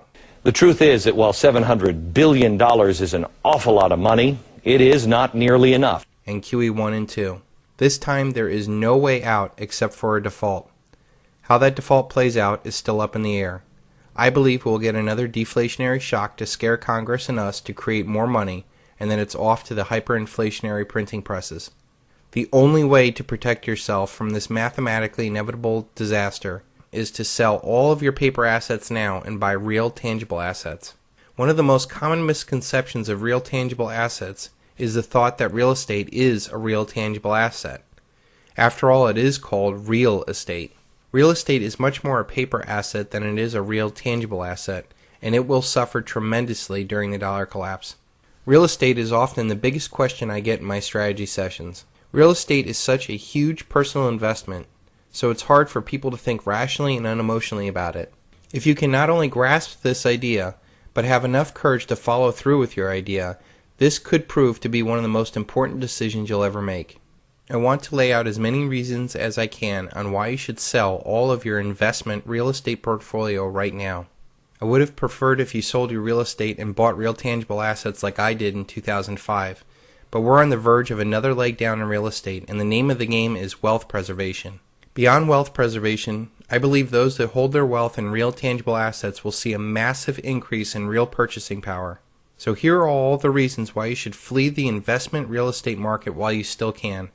Number 1, real estate is not a tangible asset. Sure, property is real and tangible enough, but its value is dramatically affected by the paper debt market. Almost all real estate is bought with mortgages, debt, and leverage. Even if a property is paid in full with cash, its value is directly affected by competing bidders who are using leveraged debt to pursue that property. If you still think your property is a real asset, ask yourself, what is your property worth without a 30-year mortgage? What is it worth if interest rates are, say, 10% instead of 4%? What is the cash value of your property if there is no credit market at all? What is the value of your property if and when the dollar collapses?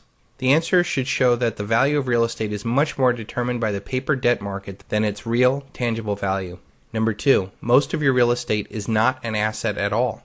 Most real estate is non-income producing property. If your property does not prove to be a cash flow positive asset, it is by default a liability.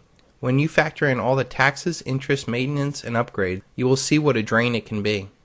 That is not to say that it does not have value. It's just not an asset. Number 3, look at the real rate of return. The government is outright lying about inflation. They do this for many reasons, which I will discuss later. If the government was telling the truth about inflation, you would not see a benign 2% inflation. We would see something more like 10% inflation. This statistic has been manipulated for decades, so the compounding effect of this simple lie has stolen trillions of dollars of wealth from people. Even though the nominal price of your house has gone up over the years, the real inflation-adjusted return is probably negative. Number 4, even in a hyperinflationary environment, owning property is not a no-brainer. In a hyperinflation, the value of mortgage debt would essentially become worthless. That is great for owning your property outright. The reality is that there are going to be other factors that will dramatically affect the real value of that property. In a hyperinflation, the food in your freezer drawer will be worth more than your mortgage. The cost of running your home will be exorbitant. What if you cannot afford higher water, electricity, or gas bills? What is your property worth if these utilities are not working or even available?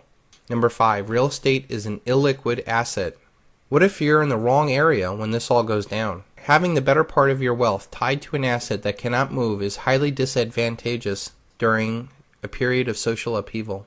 We have all seen pictures of refugees leaving their homes with the few possessions that they own. What if you are in an area that is going through massive social upheaval? If you have the majority of your wealth tied to an area that is essentially a war zone, you're putting your life and your fortune at risk unnecessarily. This is magnified by the fact that when the dollar collapses, there will be no real estate market for you to sell into. You can easily put $250,000 worth of gold into a small purse and take it wherever you want, and it is accepted worldwide. Number 6, you never truly own real estate. Even if you own your home outright, you still have to pay taxes on it. If you do not pay taxes, you will see who has the real ownership of your property. There is a way around it, and you can get a allodial title to your property. This king's title means that no one can put a lien against your property. First, you need to pay off your entire mortgage. Then you need to buy the bond that is attached to your property and pay that off too. It costs anywhere from 6 to 8 times your property taxes.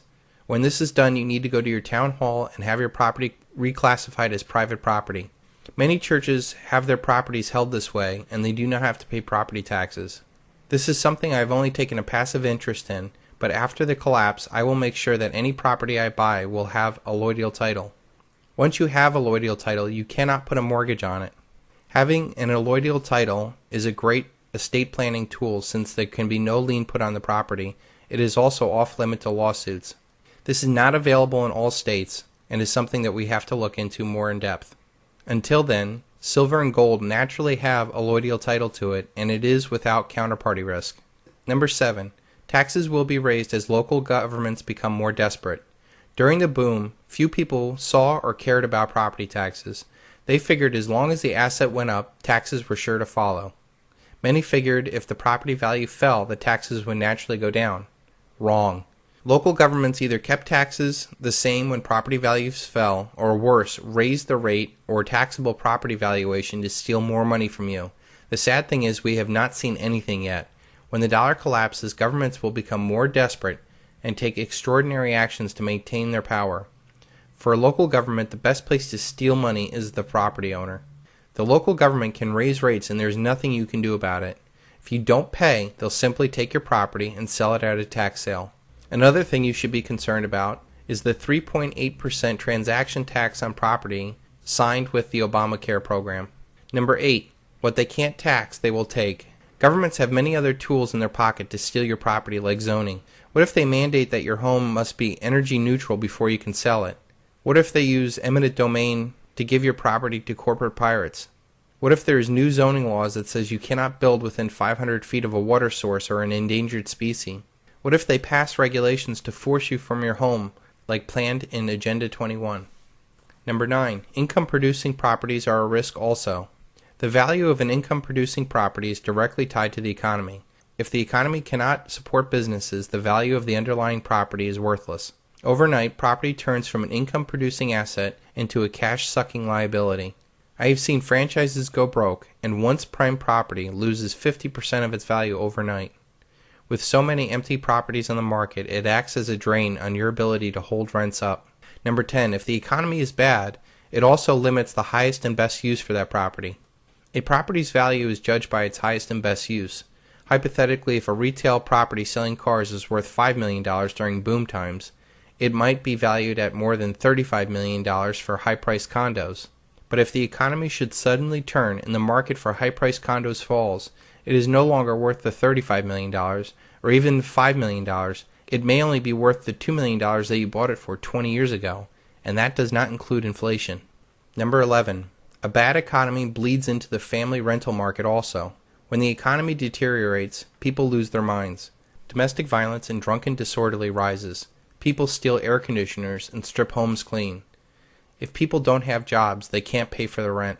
Towns may enact laws from preventing you from getting rid of non-paying renters. People stop caring about life, much less the upkeep of property. Even if you do get rent, the real value of that rent is falling as things get tougher. If things get really bad, people will be paying more for food and heat and may not have any money to pay the rent. Finally, the renters may look at you as the cause of all their problems. You probably look like a Rothschild or a Rockefeller to most of these renters, and they may take their frustrations out on the guy that's taking money from them. Number 12. Renters have no buffer. I know this is a broad generalization, but most renters do not have a buffer. In fact, half of all Americans cannot come up with $2,000 in 1 month for an emergency. Rent is often the most easiest expense to skip out on. I have had more than a few members who have told me that they fear if their renters don't pay, they don't have a buffer to even pay the mortgage. They now see how their asset can be turned into a liability at any time. Number 13. The existing home inventory is going back up. During this past summer, it took approximately 9 months to sell your home. Now that winter is coming, it's taking much longer. And wait until after the next financial crisis. Many people simply cannot afford to sell a house because they owe too much on their home. Number 14. Flippers make up a huge portion of those sales. The sales numbers are skewed because there are a lot of homes that are bought and then sold. So the real buyers that are actually moving into new homes is much lower than we are led to believe. Number 15. The shadow inventory. The shadow inventory sounds scary. Well, actually it is. On top of the homes that are on the market, there are millions of homes that are not on the market. These are homes that have been foreclosed upon by the banks, and they're not even attempting to sell these homes.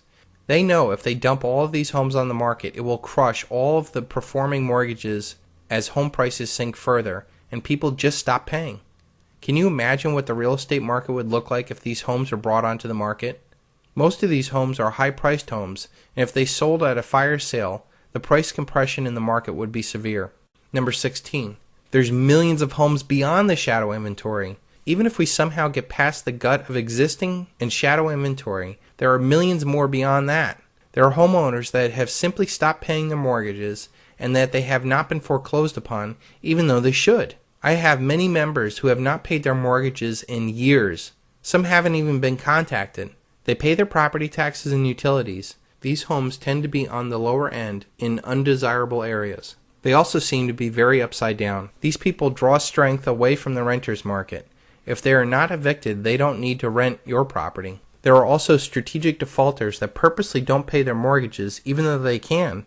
They make the cold, calculated decision to not pay because they are upside down and they know that the banks will not take a bath on the property. So they live there for free and maintain the property for the bank to foreclose upon them one day. Number 17. We still have another year of mortgage resets. And we're not done yet. Beyond the existing, beyond the shadow, beyond the as of yet to be foreclosed, we have millions that will fall into default as the mortgages reset and they lose their job in an ever-worsening economy. You might remember that this housing mess all got started because people got over their heads with real estate but also the mortgages.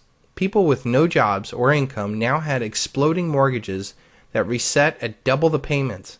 The adjustable arms in Alt-A's are still coming due, and the properties are worth a lot less, and people's financial and job situations are much worse. This, coupled with stricter lending, is a potent combination. Number 18. The MERS monster. The Mortgage Electronic Registration System is a scheme cooked up by the banksters to slice and dice huge pools of mortgages into tranches so that they can resell the pools of mortgages all over the world. This is a huge problem since there is now no clear title of the properties. Banks cannot foreclose upon the properties in default. Would you feel comfortable buying a property from a bank knowing that millions of mortgages are involved in this mess?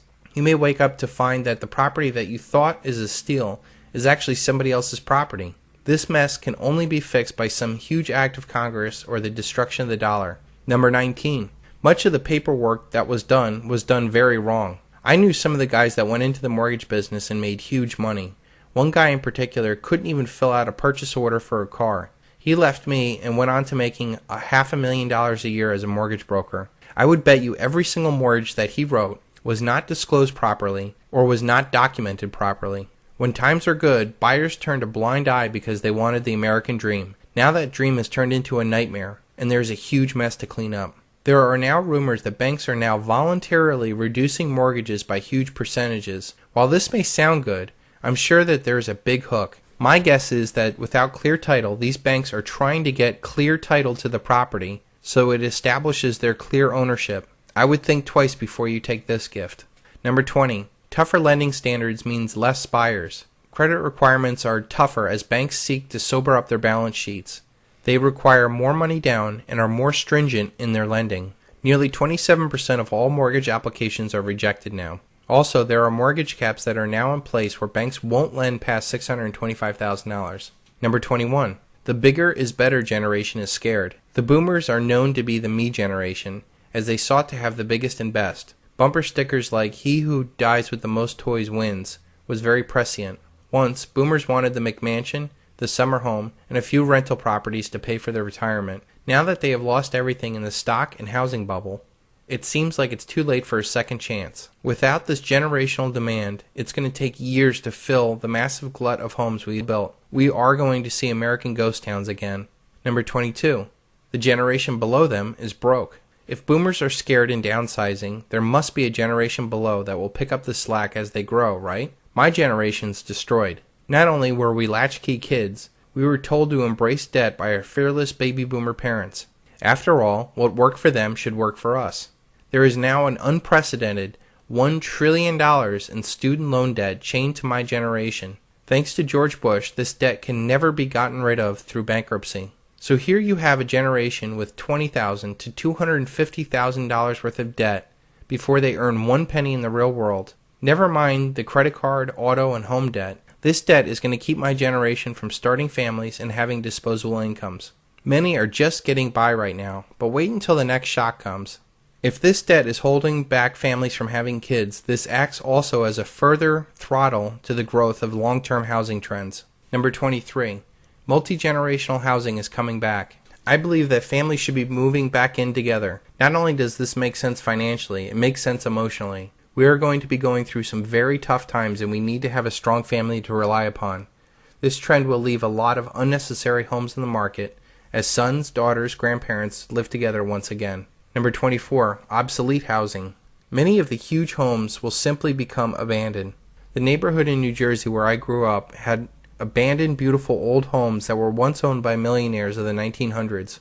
During the 70s, many of them were abandoned or ill-maintained as they became uneconomical. During the boom of the 90s, they were snapped up at cheap prices and completely renovated. Now, with maintenance and property taxes rising, these homes once again will become uneconomical. Number 25, obsolete towns. The value of properties and areas has a lot to do with the companies that provide jobs. In Cleveland, many of the jobs that have left a huge hole in the economy. If cities and towns cannot keep their businesses, they are doomed. All along the Rust Belt, you can see this very clearly. Now, many of the towns that went up during the housing booms are the ones that are going to be the biggest bust. Some cities in Florida have been estimated not to come back to previous highs for close to 2 generations. Can you imagine paying $45,000 a year in property tax on a house that lost half of its value? Number 26. Possible illegal immigrant exodus. History has shown that foreigners tend to take the brunt of frustration of a populace during extreme economic conditions. We already have a lot of tension on the border with illegal immigrants. When the economy heads south again, the illegals may head south of the border as the opportunities get slim and social pressure mounts. Number 27. Foreign investment exodus.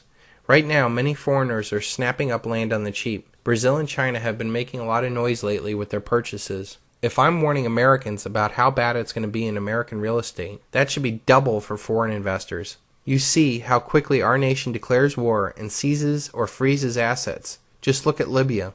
I strongly believe that we are going to see another war soon. In this scenario, all foreign assets would be seized.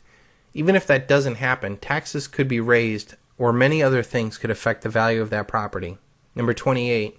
Capital flows east, not west. We are also seeing a political, financial, and eventually a military power shift to Asia. The best and brightest came to America because there was opportunity. Now capital is exiting the Anglo-American Empire and heading to Asia. This shift to power will affect property values as real money would rather be in Hong Kong or Shanghai rather than New York or London. Some of the best minds are purposely not living in America, and this trend will continue. Number 29. The most important factor in the housing market is jobs. We are in a death spiral for jobs. We have had our manufacturing gutted and sold overseas by the elite for them to make a quick bonus. Do you remember Ross Perot and his giant sucking sound? To those of you in the audience who are business people, pretty simple. If you're paying $12, $13, $14 an hour for factory workers, and you can move your factory south of the border, pay $1 an hour for labor, hire a young 25, that's assuming you've been in business for a long time, you've got a mature workforce. Pay $1 an hour for your labor, have no health care, that's the most expensive single element making a car, have no environmental controls, no pollution controls, and no retirement, and you don't care about anything but making money, there will be a giant sucking sound going south. He said until the price of labor is on par with the slave labor in other countries, jobs will never come back. It is sad that we did not listen to him back then. The other factor is 70% of the economy is a consumer economy. This is a massive malinvestment in capital. How much consuming will there be when the dollar is destroyed? How many jobs out there serve no real purpose in a paradigm based off of real assets? If you are in banking, sales, or work for the government, chances are you are not an integral part of the economy. We need engineers, farmers, mechanics, and people with real skills to do real things. Number 30. Even when jobs come back, it will not be good for housing. We have grown up with the American dream of instant millionaires and easy credit. This new paradigm will be much slower and much more grounded. Gone will be the speculative excesses of easy credit. In the new paradigm, lending rules of yesteryear will be the rules of the future. Big money down, strong job, and personal references. This will hopefully lead to a more rational prices in housing. Jobs may come back one day, but it will probably be generations before we get through the speculative insanity of the housing bubble. This video has been mostly focused on investment real estate, but most of you only own your home. If you own a home in an urban area, I recommend that you get out while the music's still playing. Suburban areas will be much safer, but not much. If you are in a good area, I recommend that you do not pay off your mortgage even if you can. Borrowing money at 4% for 30 years is an absolute steal. Use that money to buy real assets that are now returning 20+% a year. You can pay off the mortgage with worthless dollars later. I also recommend that people buy in an area that is near water and food. Owning a home is much more desirable than renting during a financial crisis. Most rentals are near other desperate people. Having your own castle to defend is vital to surviving a collapse. Being evicted during a collapse is a very dangerous experience. And just remember the 3 most important rules of real estate: location, location, location. The day after Bernie Madoff was exposed, hundreds of very wealthy and connected investors faced a new paradigm. Everything that they knew and relied upon turned out to be a lie. Most Americans passed it off as poor billionaires, they have to live like us now. But I wanted to get past the initial reaction to see how these men reacted to this new paradigm. Retired British Army Major Bill Foxton was known for his sharp wit and red hair. When he found out his entire life savings was wiped out in the Bernie Madoff Ponzi scheme, he calmly sat down on a park bench near his house and blew his brains out. An HSBC banker, Christian Schnorr, was staying at the Jumeirah Carlton Hotel while his apartment was being renovated. A hotel worker found Christian naked and hanging by a belt in his closet. Christian managed $1 billion in funds that were wiped away in the Bernie Madoff Ponzi scheme. René Thierry Magnan de la Villehuche saw his fortune and his loved one's money disappear along with his clients when he lost $1.4 billion he had invested with Bernie Madoff. He was found in his office at his desk on a Tuesday with both wrists slashed and a bottle of pills nearby. His family's wealth traces its origin back to the 17th century. His family was so rich and prominent that it actually loaned King Louis XIV money. These 3 were very sharp, educated, and well-connected men. They could have very easily have led a very comfortable life with their knowledge and connections. I believe in the end, the shock of a new paradigm far outweighed their financial losses. The fact that they had been suckered and that they were complicit in the bankruptcy of their friends and family was too much for them to bear. The whole government is a Ponzi scheme. Bernie Madoff. Every single person in this world is going to go through what these 3 men went through when the global, generational, fiat Ponzi scheme of the world's currencies collapses. If these guys literally bit the bullet and still had resources at their hands, how do you feel the average American is going to handle the shock of a new paradigm?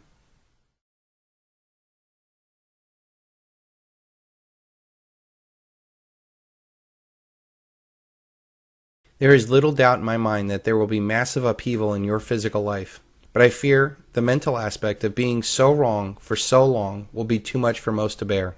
How will you react when your whole world changes overnight? How are you going to look into the eyes of your children and say that you were so wrong?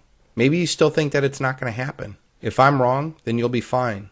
But what if I'm right and you did nothing?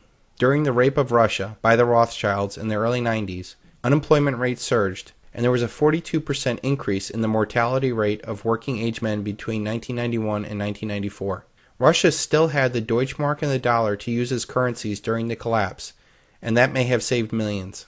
The problem is that when the dollar dies, I believe all fiat currencies and paper assets will die also. This means no food, no fuel, no money, no jobs, and no hope. Even with the first shockwave of this paradigm change, we have already surpassed the suicide rate recorded during the Great Depression. I had a father write me about a 14-year-old son committing suicide recently. I was also with another mother that told me that her daughter's 16-year-old friend committed suicide, and then a week later the daughter attempted her own suicide. I read an article about Kip Rusty Walker, 19, who committed suicide by stabbing himself on the stage while an audience cheered. All of this with the social support net still working. How do you think it will be when things actually get real bad? 2 times, 5 times, 10 times as bad? I believe that it will be catastrophically worse. It seems that every one of these school shootings or mothers killing their children are from people who are on some psychotropic selective serotonin reuptake inhibitors, or SSRIs, more commonly known as antidepressants. These drugs are extremely powerful and can cause psychotic breaks that leads to violence. There are websites that documented 4,300 cases of crimes that are related to these drugs. These stories include everything from the Virginia Tech shooter to the mom who drowned her 5 kids in the bathtub. I would say that these drugs are much more dangerous than guns because they cause people to break from reality. We will see later about the mass medication of America and the real reason why marijuana is illegal. But I do want to warn everybody of one thing. Nearly 10% of the country, or 27 million Americans, are on these drugs. Please understand that there is only a 1-month supply in the system. The kind of psychotic breaks that will happen if these people come off these drugs too fast, en masse, will be catastrophic. When the dollar collapses, we not only have to worry about the 7 to 10 day supply of food and fuel, we will really need to worry about the 1 in 10 Americans that are not going to be medicated while their paradigm collapses. You can almost see it now, humanitarian airlifts dropping Zoloft and Lexapro from the sky. Let them march all they want, so long as they pay their taxes. Alexander Haig. While I love Ron Paul, and in my former life I would have come to an event like this, the Veterans for Ron Paul March, but I now see this as a symbolic waste of time. Marching, chanting, holding signs does nothing. You cannot solve a problem with the same consciousness that created the problem. You must see the world anew. Albert Einstein. Collectivist action will never defeat a collectivist problem. These men and women need to find individual freedom from the system and withdraw their support from the paradigm that they are actively or passively supporting. More debt, restructured debt, or bailouts will never solve a debt problem. These men and women need to sell all of their paper assets and buy things that have real tangible value. This has a deleveraging effect in the banker's casino and provides a force multiplier with the value of the real tangible assets they have as the paradigm shifts. You cannot defeat a centralized power by begging that power to reform itself. Decentralized power, starting with the free, individual mind, is the only answer. Power must devolve down to the most local and responsive level. You cannot end wars by marching on Washington. Individuals must muster up the strength to say that they will no longer pull the trigger, send the order, or cook the food for the war machine. You cannot reform politics in Washington. Ron Paul's legacy will not be a successful presidential campaign. He will be the inspiration for the next generation of politicians that see the world anew, and that saw the best way to defeat a system was to walk away from that system. So please don't worry that national media is ignoring marches like this. This revolution will not be televised. False flag operations are covert operations designed to deceive the public in order to make an attack look like some outside force carried it out. This gives a nation the ability to start a war and make it look like they were the victims. This is very important if the public does not want war, and it also limits the ability for opposing interests to stop the new war. Any opposition, foreign or domestic, would immediately be put in the same category as those that they claim did the false flag. You're either with us or you're with the enemy. False flags do not happen very often, but when they do, they change the paradigm we operate in. We all see how the world has been changed forever after 9/11. Before 9/11, we would not have put up with such a loss of privacy and a loss of liberty, much less a decade of war looking for weapons of mass destruction or men in caves. With the supposed death of Osama bin Laden and the supposed end of military actions in Iraq, I feel the decks are cleared for the next big event. Historically, false flags are military in nature, but I feel going forward they will morph into something much worse. Every system built on debt needs constant debt to be created, or the system implodes. If the criminal elite can expand the debt system through asset bubbles, then all is well. But what happens if they can't get more debt created? They need to either steal other assets to provide capital for the system, or they need a reason to create massive debts that the masses will sacrifice for. Wars do both. With war, the criminal elite can confiscate the natural resources of other nations and provide the context to create massive amount of new debt. Our paradigm is failing, and there is no fixing it.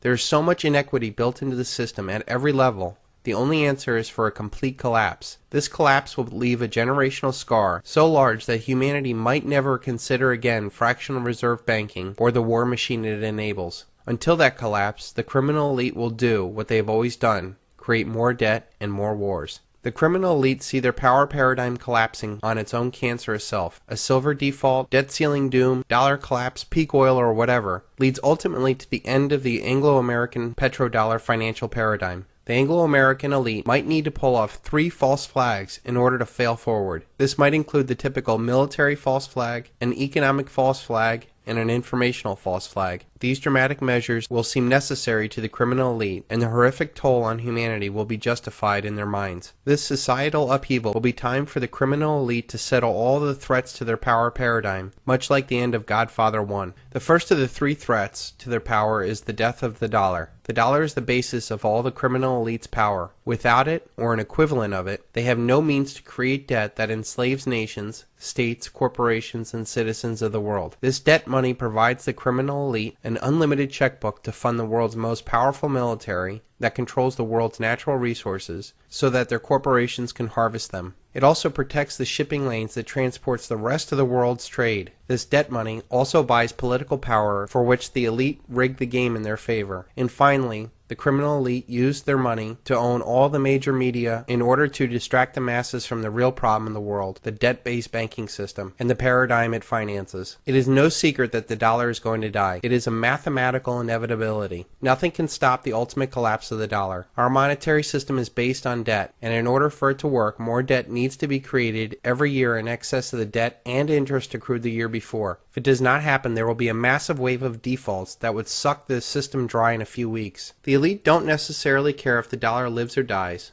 They just want to control the world's currency. They would ultimately like to have a global international currency that would be far away from pesky national politicians. So if the dollar is doomed, how can the criminal elite fail forward? They can create a financial crisis so incredible that desperate people would beg the elite to make the pain stop. They did this in 1907 to set the stage for the Federal Reserve. They did this in 2008 when they held up America for $700 billion. They will do it again and use the line of stability as the main reason why we should accept their new corrupt plan. I don't think that they could pull off something this large without a much larger distraction to silence the masses. The only thing big enough to scare the masses under the protective hug of the elite is another world war. This war can put an end to another threat of the current world order, the anti-hegemon. Non-Anglo-American nations like China, Russia, Iran, Venezuela, among others, have been gaining an incredible amount of power. I call these group of non-Anglo-American powers the anti-hegemon, as they have no uniting ideology, race, or religion, other than standing in opposition to the hegemonic power of the Anglo-American Empire. The anti-hegemon nations have so much to gain from a retreat of the Anglo-American Empire from the world stage. Countries like China, Russia, Iran, Venezuela, India, and many more, to a lesser extent like Japan, Korea, Germany, and France, have been on the losing end of the Anglo-American Empire for over a century. These nations have a history of Anglo-American losses like the Cold War, Opium Wars, Operation Ajax, the CIA attempted coup of Chavez, British colonization of India, apartheid, Hiroshima, the closing of the gold window by Nixon, and Waterloo.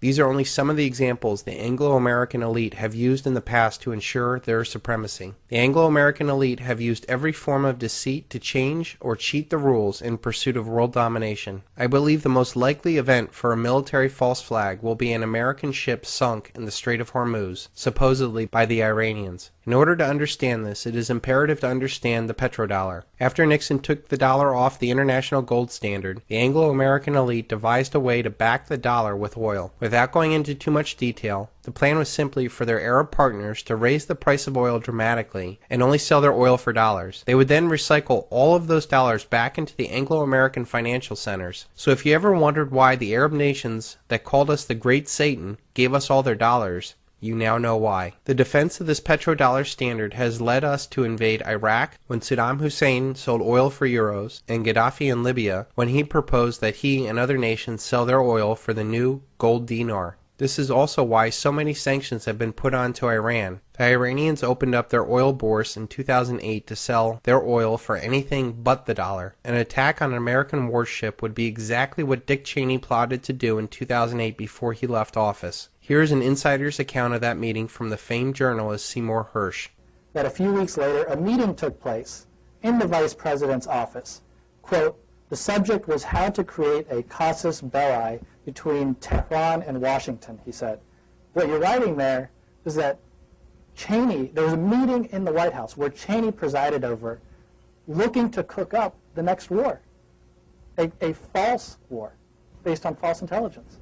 Among the items considered and rejected, which is why the New Yorker did not publish it, on grounds that it wasn't accepted.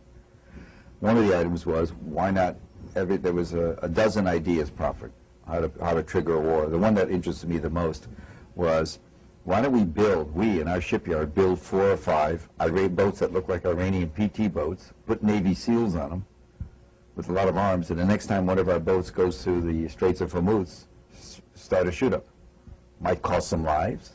And it was rejected because you can't have Americans killing Americans. But that's the level of stuff we were talking about, provocation. I don't even think that it necessarily be an American that pulls off this attack on the American ship. If you look at who's been pushing for war with Iran the most, it is Israel, and the neocons that got us into the last war. They proudly talk about how they get us to fight their wars. Here's a clip of Israeli President Benjamin Netanyahu talking about their secret weapon. But I'll tell you one thing, unlike America, Israel seems to be able to fight wars very quickly. What is your secret? Because we don't seem to have the hang of that. The secret is that we have America. Nah.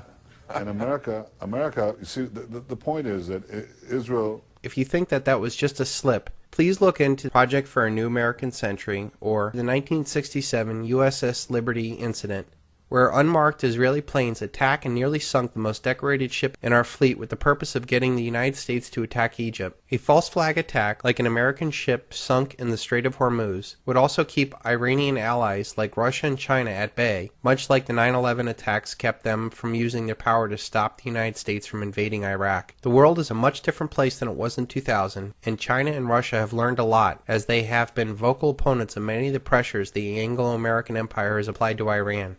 If China does rise in opposition, that would be something the Anglo-Americans could easily turn the American public onto them too. Our horrible economic conditions are directly responsible to those that own and control our paradigm, the criminal elite in Washington and Wall Street. That being said, the criminal elite will blame all of the problems on anything else in the world except for them. China could have purposely been made into a threat only to take them down in the future. Let me first state that I am no fan of China. Their elite have human rights violations against their own citizens that would make you sick to your stomach. But let's be honest, China would not be a threat if our criminal elite did not build them up in the first place. Our military-industrial complex needs an enemy to justify their war machine. The war on terror was a good ride, but after almost a decade, it's getting a little old. Our banking system needed another country to buy our paper Ponzi scheme, and China became the most obvious target after Japan gorged itself on our debt. Our elites made deals with the Chinese elites to move our manufacturing overseas to use their slave labor and pollute their environment. The Chinese communists got all the technology and manufacturing and dollars to build up China as a threat. Our elite did this to make tremendous profits and keep the dollar paradigm going. But in the end, I believe that our criminal elite may use China to be the next enemy in a paradigm-shifting war. Since China has now said no more American debt, the Federal Reserve has stepped up as the buyer of last resort. This has bought us some time, but there's a huge economic difference of recycling dollars already in circulation, like the Chinese dollars, than freshly printed ones like that from the Federal Reserve. The Anglo-American elite must solve Triffin's dilemma, where a world currency reaches its apex and must be allowed to default, but somehow not drag down the rest of the world with it. The elite have been trying to get regional and ultimately global currencies in place to solve this dilemma. Now, no nation is going to give up their power to create money, especially now that we're looking at the euro imploding. The only option, I feel, is to do it the old-fashioned way, through war. The only thing the United States is really good at now is exporting debt and bombs. There is way too much at stake for our elite to just silently walk away into the night without a fight. They are trying to keep things going by now fighting 4, 5, 6 wars in the oil-rich Middle East and North Africa region. But the writing is on the wall. The debt ceiling will continue to be raised, and money and debt will be created, and the war machine will continue to churn. This will not end because the elite will say, we can't do this anymore. If anything, history has shown that when the chips are down on the table, they will double down and go off to war. The destruction of the dollar will either be the cause of war, or war will be the destruction of the dollar. If there is an economic false flag, like a massive treasury sell-off, then it could be a cause of war with China. Or if there is a military false flag, it will cause the dollar's destruction and force introduction of a new monetary paradigm, possibly a global currency. The elite will use this upheaval to destroy any competitors. In the smoking aftermath of the war, they will impose a new paradigm based off of the same destructive seeds of the old paradigm. There is a third threat to the elite's power paradigm that can and should stop all of this. Freedom of information. There is no doubt the internet has gotten away from the criminal elite and that their lies have been exposed. Small sites all over the internet have shown over and over again that the emperor has no clothes. I can see an informational false flag to coincide with the economic and military false flag. They can falsely blame China or domestic groups like Anonymous for massive internet shutdowns. I believe that big corporations will still have a functioning internet, but small informational sites will be shut down for sake of quote-unquote national security.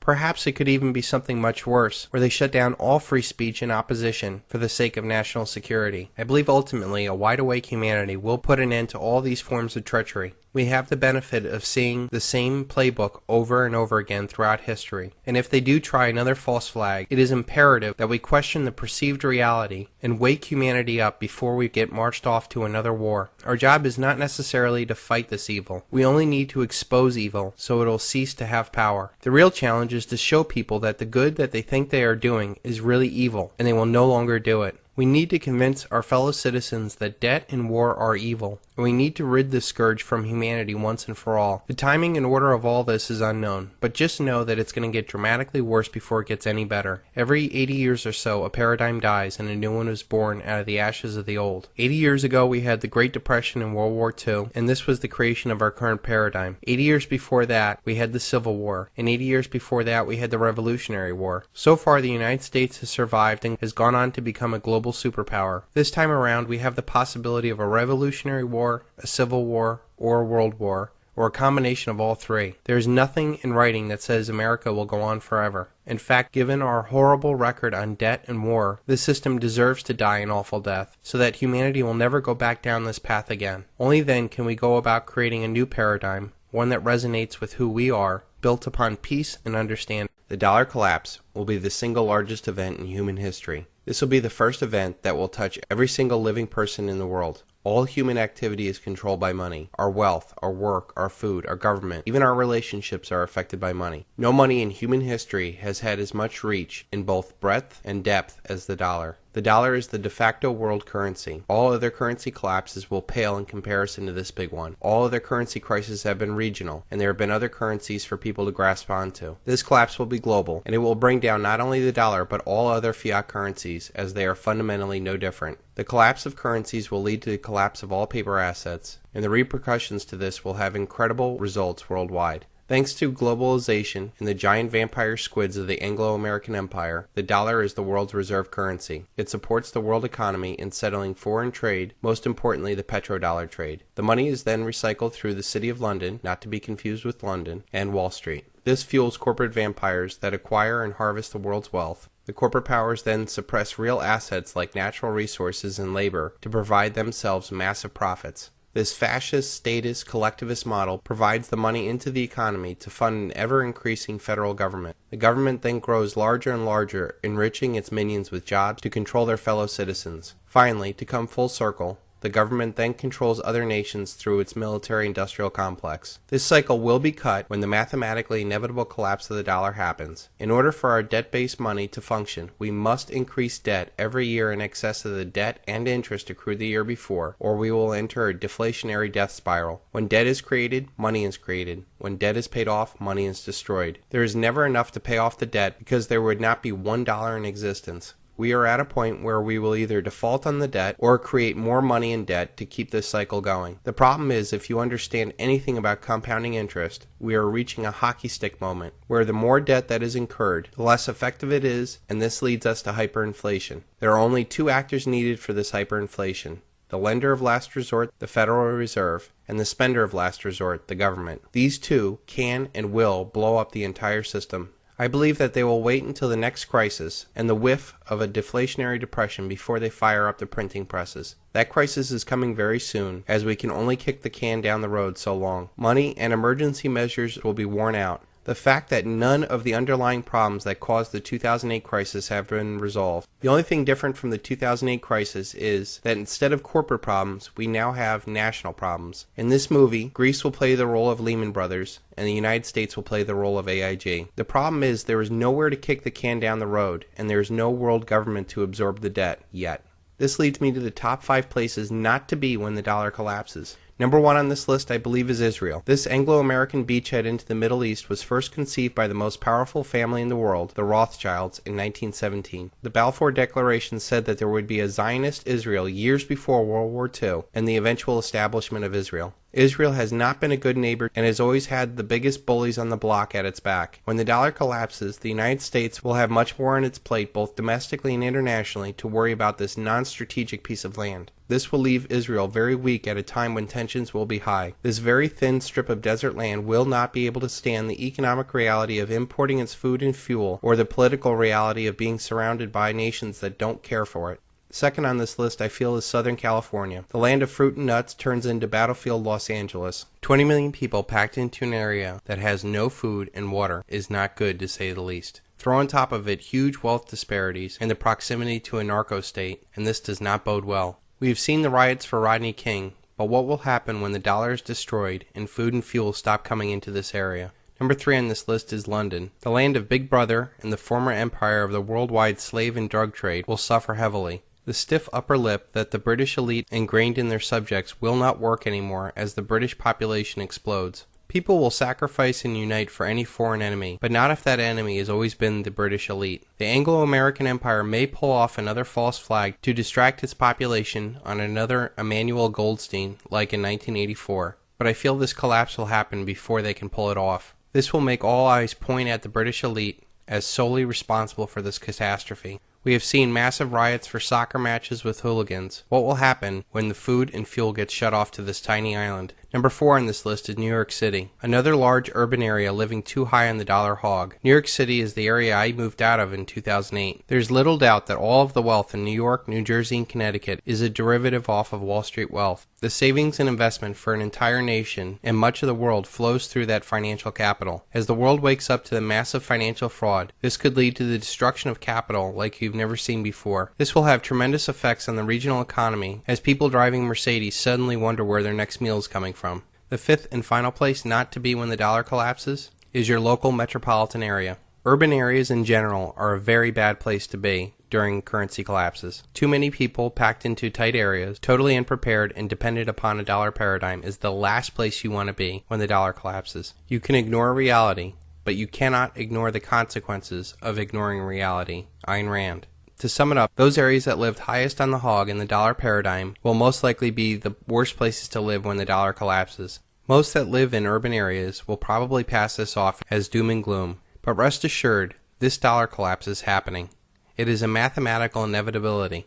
We will not be as fortunate as to muddle through this collapse like we did in 2008 when it was a corporate problem. This time around it is a national or a global problem. The global Ponzi scheme has run out of gas as demographics decline, as abundant cheap oil declines, as our global power declines. This comes at a time when we reach our exponential or collapse phase of our money. The irresistible force paradox says, what happens when an unstoppable force meets an immovable object?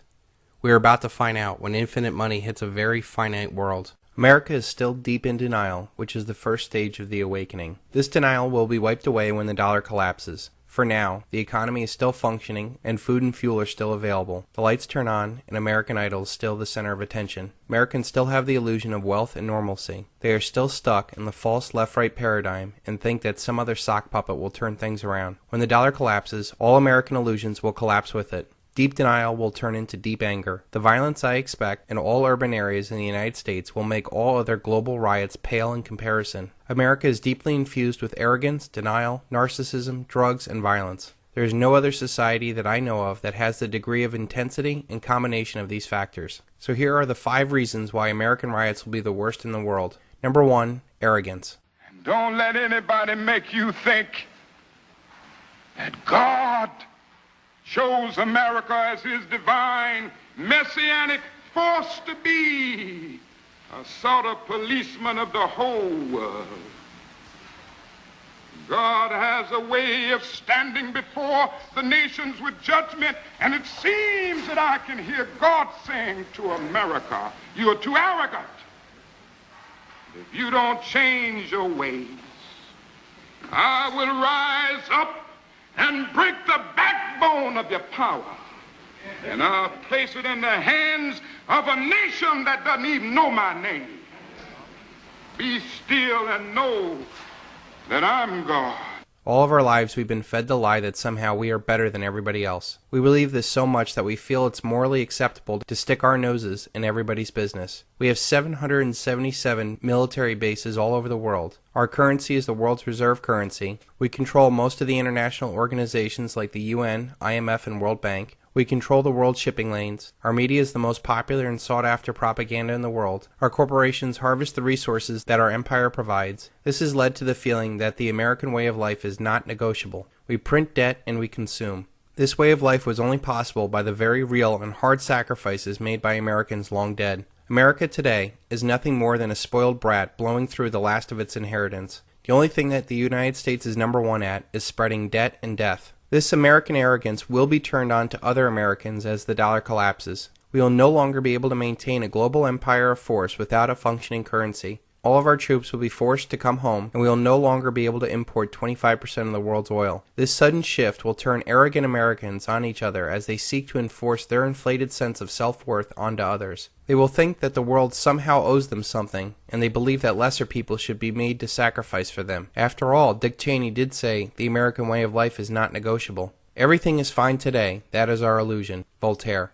The second factor, and what will make American riots the worst, is denial. For those that aren't arrogant, they are in denial, and somehow they will be okay, as they are good people. They believe that America will recover and the American dream is still alive. They believe this because they either lack the ability to logically see through the lies, or they believe that people ruling them have the same morals as they do. You cannot spread freedom with war. A nation cannot enforce their will upon another nation any more than you can enforce your will upon another. There will always be blowback, and of course that is the plan of your rulers. They do not share the same values as you do.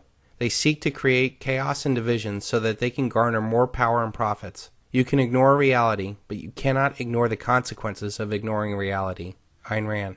The dollar collapse will end the ability of the average American to deny their active or passive participation in the dominance of the world by spreading debt and death. When people's entire life savings are wiped away, they will wonder what their life has been all about. All of the missed times with their family, connections with others, have been stained by the pursuit of material gains. Only when everything is taken from them will they start to see the real importance of life. Many will not be able to come to terms with this coming reality. Those that are aware and prepared stand a great chance of making it through this paradigm shift and thriving. Number 3 on the list is narcissism. The amount of narcissism in America is epidemic. The fascination with celebrities and their clothes consumes so many women. Men are addicted to worshiping sports figures. We have a fear of competition, and we view others as enemies. This leads to shallow and transitory relationships. Americans consume their way into debt as they try to create an outer facade to hide the inner void in their vapid lives. The baby boomer generation is known as the me generation. Their obsessive pursuit of material possessions was matched by their embrace of debt. The dollar collapse is going to hit the baby boomers the hardest, as they're forced to come to terms with the trail of pain that they have left in their wake. Broken families in debt are just the tip of the iceberg. The war and the debt machines they enabled and unleashed upon the world is a much harder reality that they will have to deal with. The real problem is the sad fact that most of them will be too old to get a second chance on life.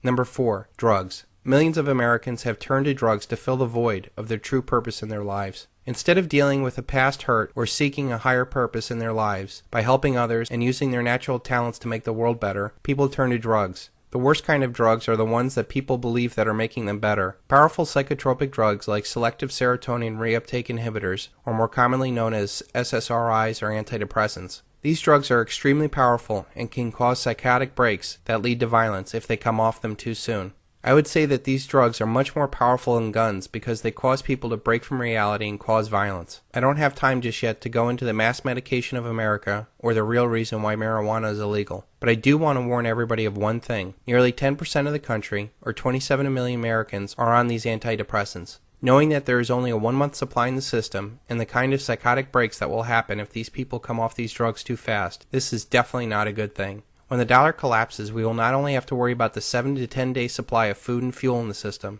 we will also have to worry about the 1 in 10 Americans who are not going to be medicated when their world paradigm collapses. The 5th reason why American riots will be the worst is violence. Violence has been a part of the American culture since the beginning of our country. We have the most armed population and the highest crime rates in the world. The violence we will see in some parts of this country will be as bad as the Reign of Terror from the French Revolution. Some parts of this country will try to confront a post-dollar paradigm by embracing freedom and honest money. Others will try to hold on to power by becoming more tyrannical and finding enemies with their neighbors. We are surrounded by violence, and we have been desensitized to antisocial behavior. Our movies and video games show killings of others, but rarely the consequences of those actions. Other antisocial behavior has been normalized. I even realized that some of my favorite shows like Seinfeld or Curb Your Enthusiasm was really all about normalizing antisocial behavior. In fact, in the season finale of Seinfeld, it was based off of a man getting mugged, and all 4 main characters not only not helping the man, but actually making fun of the man as he's violently robbed. This lack of empathy is at the root of our problems. So now we have a society that cares only about themselves and their own materialistic needs. But we also have a society that no longer cares about other people's feelings. The American riots will be the worst in the world because of the amount of arrogance, denial, narcissism, drugs, and violence in our country. These factors are systemic and affect every level of society. I do fear that our nation is sick enough to unleash a series of false flag events and spread our violence even further. It does appear now that a lot of these torpedo attacks were from the sonar man, you see, and they get keyed up to a thing like this. Everything they hear on the sonar is a torpedo. You're pretty sure there was a torpedo attack then? Oh, no doubt about that, I think. No doubt about that. No, it was just confusion. And events afterwards showed that our judgment that we'd been attacked that day was wrong. It didn't happen. The violent anger phase of the 5 stages awakening will not last long and will not happen in every part of America. There will be a few months that will shake the faith of mankind. Those that live by the sword will die by the sword. But after the most violent are either killed or brought to justice or just burned out, we will enter a societal depression as we try to come to terms with what just happened. This period could last for years as we struggle with the loss of wealth and life. I am hopeful that this collapse will actually be the beginning of something really great for mankind. A new paradigm not based on debt and death is a very real outcome of this collapse. With the collapse of the dollar, those that were lured into a senseless, narcissistic consumer lifestyle will be forced to come to the understanding that instant gratification is not why we were put on this earth. Those that were ill prepared for the collapse will start asking questions. They will seek answers, and then they will want blood. The elite that created, perpetuated, and profited off this paradigm will be running for cover as the world wakes up to what they have done. This new way of life will flush away consumerism, militarism, and narcissism like a bad habit. I do not believe this collapse will result in a one world order. The elite that are trying to desperately make this happen will no longer be able to operate in secrecy. Their minions will lack any legitimacy with the people that they rule. After all, who's going to trust a president that says he did not see this coming when you and I see it coming from miles away? The result after this very violent anger phase is going to be a massive decentralization of power, not more centralization of power. Local communities, cities, counties, and states will assert more power over the daily activities of our lives as power flows to the most local and responsive level. Some will slip into tyranny to make order out of chaos. Others will attract the best and brightest by embracing freedom and honest money. The end result is a life where we can reach our highest and best self. How we get there is a rough road, but one I feel is easily traveled if you're aware and prepared. God, grant me the serenity to accept the things that I cannot change, courage to change the things that I can, and the wisdom to know the difference. There are 2 ways of going through life. One is to go with the tide, the other is against the tide. There is the way of walking away, and a way of aggressive resistance. There is the way of a swaying palm tree and the way of a solid oak. There is a way of voluntary cooperation and a way of forced servitude. There is a way of moving on and a way of forcing something that is not there. There is a way of knowing everything happens for a reason and a way of vengeance. There is a way of grace and a way of competition. In the past 3 weeks, he's the one boy who is finding the warm spot in the heart of competition. And did you make a touchdown? Yeah. It kicked off 3 weeks ago with Berkeley High School. In an unusual pass, the coach wanted the other team to score, as long as Chip Mullen was holding the ball. What does the referee do? Touchdown. Some would not find value of this man in our competitive world. Others would see that humanity needs to find the grace in his world. When not interfered from outside influences, everything in nature is done with perfection and in balance. Some will see this as God's benevolent hand touching everything we do. Others will see this as simply the way things are. You can either accept things as they are, or push things to extreme, forcing change upon your world. We see this as empires spread to dominate the natural world. We see this as growing nations build the largest buildings that defy gravity and are designed to scrape the sky. We see this as societies push politics and economics to the extreme. Ozymandias. I met a traveler from an antique land who said, 2 vast trunkless legs of stone stand in the desert. Near them, on the sand, half sunk, a shattered visage lies, whose frown and wrinkled lip and sneer of cold command tell that its sculptor well made those passions read, which yet survive stamped on these lifeless things. The hand that mocked them, and the heart that fed. On the pedestal those words appear. My name is Ozymandias, King of Kings. Look upon my works, ye mighty in despair. Nothing beside remains. Round the decay of colossal wreck, boundless and bare, the lone and level sands stretch far away. We laugh at the towers of Babel people created and worshipped, and yet remain blind to the towers we construct and worship in our own lives. It seems that humanity is driven for some reason to do things that defy nature of balance and peace. We spend so much time, effort, and money on things that have no permanent value, and worse, things that do not bring us any joy or happiness along the way. The Egyptians used tremendous amount of blood to build pyramids on the backs of slaves. The Romans built the world's largest empire, only to rot from the excesses it brought. Even today, the American empire, the largest and most powerful empire the world has ever seen, rots and will eventually collapse. And for what? All hail Americanandius, the empire of empires with full spectrum dominance. Oh, how the world shudders at how mighty it is, and the cries of despair for the fear of its wrath. What will future generations feel about us when the American empire collapses and fades from the natural world? We build machines, organizations, and societies that divide and conquer the natural world, instead of seeing that all of life is connected and meant to work together. This is the real reason why things fail. They fail because they are not natural. They lack the why. They lack fundamental purpose. Without a deeper connection and cooperation like that of a thriving ecosystem, all organizations and efforts will ultimately fail. Think about the amazing forces that must work together to support life on Earth. We are a perfect distance of 93 million miles away from a sun that burns at 10,000 degrees. We move 67,000 miles an hour, and our atmosphere protects us from the outer space, as we live in a thin layer of oxygen that is created by a carefully balanced ecosystem, and that even our immune system prevents us from dying. Knowing that this interconnection and cooperation is vital to our existence, why do we insist on building a paradigm that seems to divide and conquer? You cannot solve a problem with the same consciousness that created it. You must see the world anew. Albert Einstein. Some would say that it is human nature to build things to the extreme, only to fall to earth like Icarus. It is wonderful that we possess the imagination, the skill, and the drive to do great feats. We seem to focus on the how and not the why we should do things. Why is it that so much capital and innovation goes into things that destroy the human experience? We spend trillions on weapons to enrich some and dominate others. We spend billions on gadgets to numb us to the natural world and the connections with others. Why? Cui bono? Who does this benefit?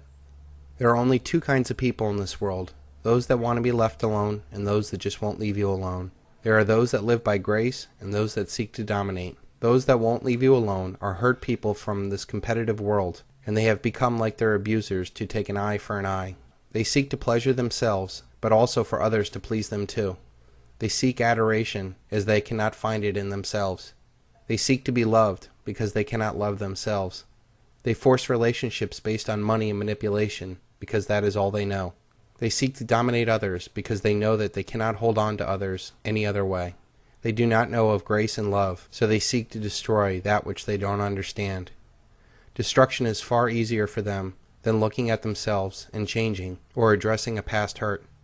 When you look at the social predators that sit at the top of the centralized organizations that create, perpetuate, and profit off this unnatural paradigm, it is no wonder we are in a world surrounded by debt and death.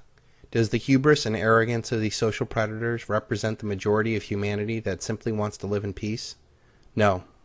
Why hasn't humanity ever focused all of its wonderful talents and abilities to create a paradigm that is in balance and resonates with something inside of us? Instead of spending trillions of dollars trying to dominate the world for more oil, what about spending that money and living in a renewable balance? Instead of spending more money than we have, what about living within our means? Instead of acting like competitive animals, what about embracing the grace that sets us apart from the animal world? Instead of thinking you can control your world, what about just enjoying the ride? Couldn't all this amazing technical skills and capital be better spent on things that would seek to create a more balanced way of life? What would humanity look like if we did not focus on pushing things to the extreme and focused all of our actions on things that are more natural, like a sustainable way of life? What would humanity be like if we stopped trying to change everybody else and worked on ourselves? What would humanity be like if we divided power so that no social predator could convince good people to do bad things? What would humanity be like if we walked away from things that did not resonate with us? What would the world be like if we all went along with the tide of nature instead of constantly fighting it? Things pushed to the extreme ultimately fail. Every action has an equal and opposite reaction. The law of thermodynamics, mathematical inevitability, reversion to the mean, falling back to earth, divine retribution, coincidence, karma, fate. When will we have the wisdom to see that we cannot change the outside world to make ourselves happy or free? When will we have the courage to change ourselves to make the world happy and free? Only then will the world become a lot less scary and more possibilities open as you come to the acceptance stage of a new paradigm. With the mathematically inevitable collapse of this unnatural paradigm, we have the unique opportunity to use our technical knowledge and advanced communication to build a paradigm that is sustainable and of meaning.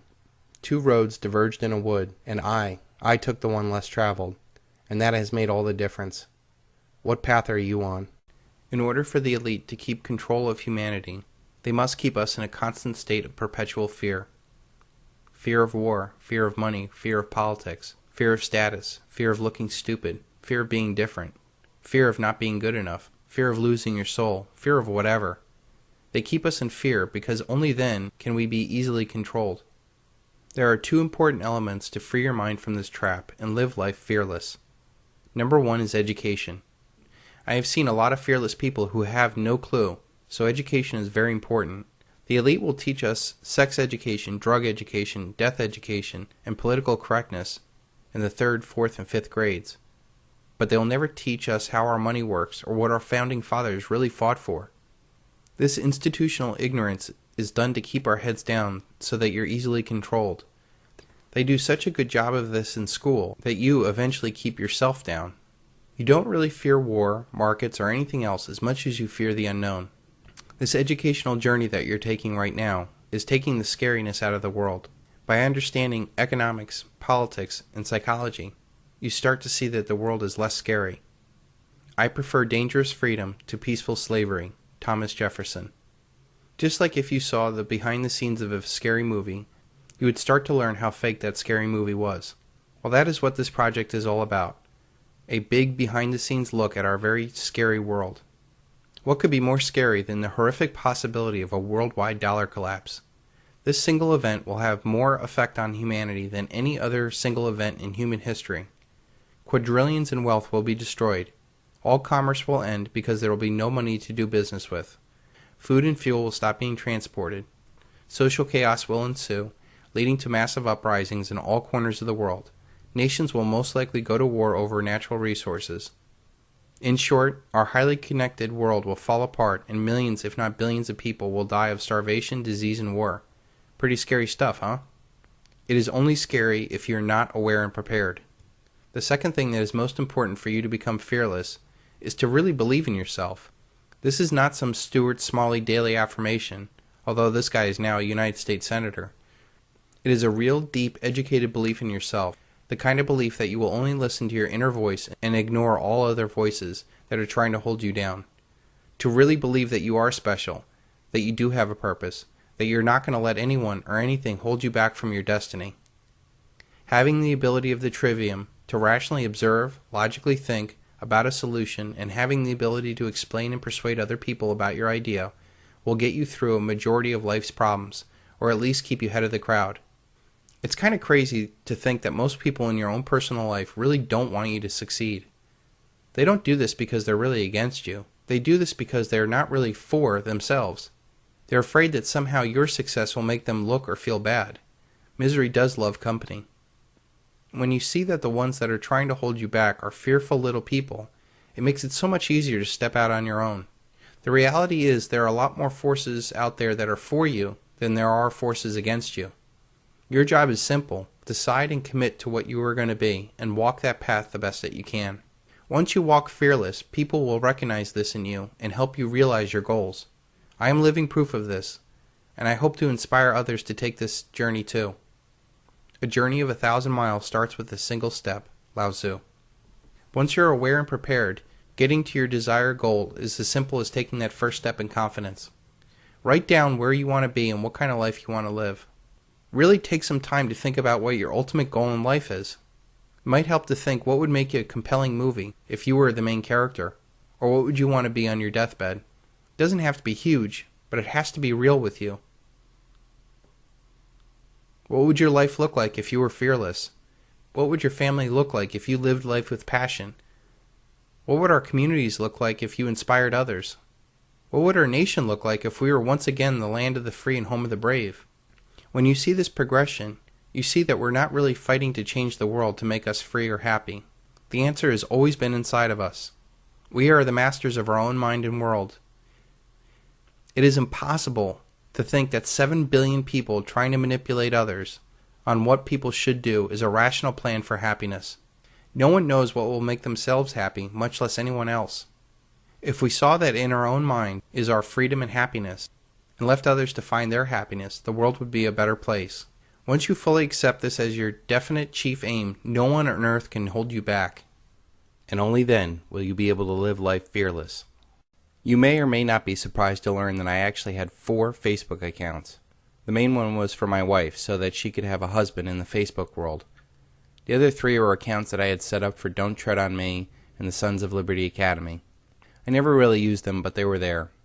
The only high point I ever had of the whole experience was my first birthday with Facebook, when I received over 100 happy birthdays from people all over the world. The reality of the whole Facebook experience is that it never really seemed real. Despite how many friends you have on Facebook, the fact is we are very lucky to have a handful of real friends in our lives. Having more superficial electronic contact with others does not improve our lives. If anything, it detracts from it, as life becomes less human. LOL pales in comparison to the real laugh out loud of sharing an experience with a friend. The more LOLs we share, the less it means. Sooner or later, everything is just an electronic dance of acronyms trying to fulfill some missing part of your soul. When consumerism was first sold to the world, it was designed to get us to buy stuff we don't need in an effort to feel better than others. Soon, everyone determined their worth not by the strength of our relationships, but by what we were able to consume. You give up relationships to work more, to have a better life. The more we worked, the more we bought. The further in debt we went. The combination of work and debt made our relationships worse, which compelled us to work more and buy more. This self-fulfilling loop spun out of control in our society for decades as people worked harder and harder to look or feel good. Consumerism was a psychological process led by Edward Bernays, Sigmund Freud's nephew, to keep post-World War II industries humming after the war. Industrialists employed Madison Avenue to transform society from sensible people with strong relationships into superficial spenders looking for the next high. Advertising links our subconscious desires with products. Take the cigarette, for example. Subconsciously, it is a form of power and rebellion. The reality is, it is a weakness. Soon we began to buy products not for the utility of the product, but to say to the world, I bought this, and the ad says that I'm cool. And while everyone you know may own the fanciest clothes and the best cars, you will own the companies that sell them. If you want to know what heaven really is, Murray, try being God. The bankers that backed all this up needed this spending to create more debt in order for their Keynesian Ponzi scheme not to collapse. This plan worked well for many decades, but as the boomers age, the party is over for consumerism and the check is due. What is the next thing if people are broke? How could they keep the masses from waking up to the wasted lives they had led chasing after nothing? The answer is, let them amuse themselves to death. Facebook is the ultimate expression of narcissism. Where else can you go and expose everything about yourself like a prancing peacock? I mean, you get your 15 minutes of fame every minute. Facebook is, when you boil it down, one big look-at-me fest. Look at my pictures, look at my car, look at where I am, look at my wife, look at my life. The ultimate irony in the social network is that nobody really cares, because it's not about them. Oh sure, they'll say nice things, but deep down they don't care at all. The narcissism is so rampant in our society that people would step over a real relationship to update their status. The answer to the question, what's on my mind, is usually nothing at all. Facebook is also full of shameless promotion. The stuff that isn't vapid on Facebook is probably promotional. Corporations, promoters, stars, small businessmen are either promoting their services or networking to get ahead. There are whole marketing courses about social media managers. The sad thing is that the comments and tweets are not even done by the people you are following. They have social media managers for that. They probably have lives and don't waste their time playing with Facebook. Do you see the irony in that? You friend or follow somebody because they're doing something interesting with their lives, and they don't waste precious time doing stupid stuff like spending hours on Facebook. Corporation and marketers tell us, hey, it's cool to connect. But behind the scenes, they're only interested in the conversion and monetization of traffic. And listen carefully. The low self-esteem success chance is the conclusion that you want your prospect to have, which says, well, these guys are smart and I'm retarded. Actually, that's not the exact one, but let's say they have that conclusion A. These guys are smart, I'm retarded, I can't do it. But if I could just do 1/10 as much as they do, then this would definitely be worth it. Right? You ever had that rationalization in your mind? Like, well, I'm over here telling you about doing $10 million and whatever a day, 360 grand in 9 minutes and all that kind of stuff. I mean, you ever think to yourself, well, Jesus, if I could just do like a little bit of that, I would be stoked. Not to say you guys all have low self-esteem, although every single person in the world does, which you should be happy about because you can prey on it like an evil. Never mind. Anyway, so that's what you want, right? Prey on it like an evil. Prey on it like an evil. Prey on it like an evil. The predator mentality of marketing and how it corrupts our relationships is why Bill Hicks says to marketers, kill yourself. By the way, if anyone here is in advertising or marketing, kill yourself. Thank you. Thanks. Just a little thought. I'm just trying to plant seeds. There's no rationalization for what you do, and you are Satan's little helpers, okay? Kill yourself, seriously. You're the ruiner of all things good. Most men live lives of quiet desperation and go to their grave with their song still in them. Henry David Thoreau. Facebook is also voyeuristic. Everybody wants to see if so-and-so got fat or what their kids look like. This allows you to look into people's lives, but it never really tells the story of their lives. Behind all the smiles lies a quiet sense of desperation. It may be money issues or relationships or disease or work issues. We all have it. We all have a deeper life that we would share with real friends, but not with your Facebook friends. If you cannot be open with a person, why even let them in your life? Why would you let them look in? We are way too polite as we give up that part of us to people who don't even really care about us. We must keep the sacred from the profane. Since we put ourselves into this petri dish of social voyeurism, we force ourselves to put on a mask. We intentionally mask what we really feel for many reasons. We may not want to upset someone, or we may want to impress somebody. The problem comes when we wear a mask so much that we lose who we really are. This may stifle some desire to do something, or to be who you really want to be. Since we wear this mask, people who we do let into our lives only know the mask. Then you become too afraid to be who you really are, for fear of scaring them off. This ultimately leads to unfulfilling relationships or worse. Now, before you Facebook people get all upset, Facebook does have some good qualities. Yes, it is cool to connect with old friends and share pictures. Your Facebook life is reflective of your real life. Most of the people that are on Facebook have a life, and it doesn't consume them. Facebook is not the cause of these problems any more than pencils misspell words. Facebook is just an easy outlet for millions trying to find meaning or connection in their lives. The problem is, this kind of connection is superficial and unfulfilling. What Facebook is to emotional social fulfillment is what porn is to an emotional sexual fulfillment. Nothing beats the real thing. If you really want to connect with people, quit texting and commenting and pick up the phone and talk. Video chat is even better because so much of our communication is nonverbal. We can judge a person's emotions within seconds of seeing them. So much of our communication is lost through this electronic filter. The best way to communicate, of course, is face-to-face.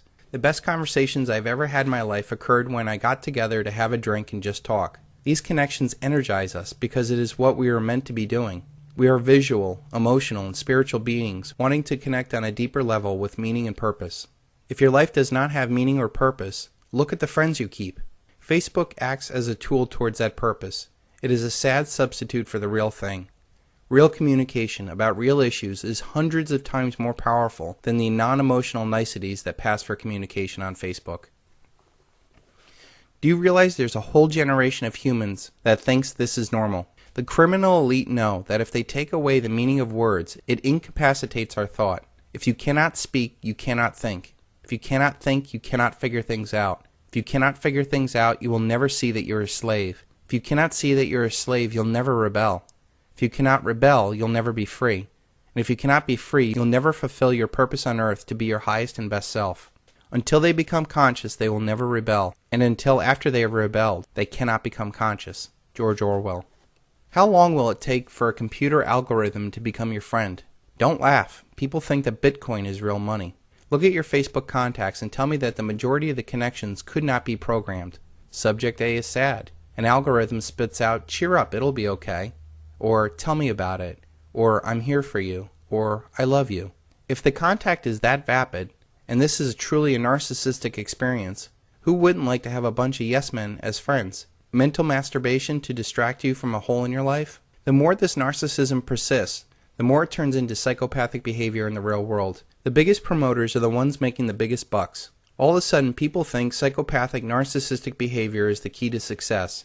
Look at some of the shows like Jersey Shore or Real Housewives. They are nothing more than the normalization of psychopathic behavior. People figure it's going on all around them and they think that it's the way it's supposed to be. Well, it's not, and we must keep this out of our lives. We have seen many people mistaken the attention and kind words from friends online and throw that against the people in your real life. Your wife isn't doing it for you? Well, you have girls online that think that you're the best thing since sliced bread. Your husband moody? Well, your ex-boyfriend recently divorced and is so supportive. These serve as temptations that we just don't need in our already stressful lives. This bleed into the real life is where the electronic experience gets dangerous. How many times have you been in the room with someone and they're checking their email while they're talking to you? The constant rush of connection has become all too prevalent in our lives. I fear if things don't change soon, we'll become isolated little bits of nothing. First, we became disconnected from nature and never really saw the amazing sight our world has to offer. We hardly look at the stars anymore and see how small we really are. Then the family got ripped apart when the father left home for a job to provide for his family. Then the wife had to enter the workforce to keep up with inflation and the Joneses. Now children are even separated from their friends from this electronic void of never knowing what a true friend is. What chance will they have in life? What kind of future are we building? Instead of seeing how small we are in the real world, we are pushed to us being the center of a narcissistic virtual world. Then there is the burnout experience from all this constant back and forth. Responding to people's comments, likes, and dislikes is tiring. Then you have to think, did I say this right? How will they take this?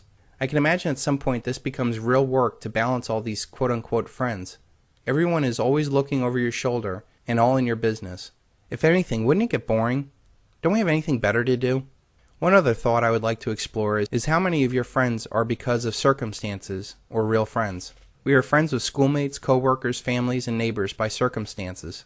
They're in your life and they're agreeable enough to spend time with. For the most part, you never really get to know them, or you really don't want to get to know them.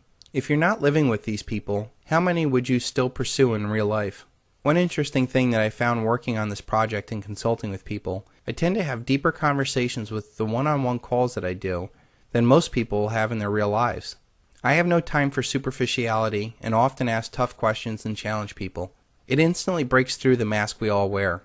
It gets to the real issue and the real person asking it.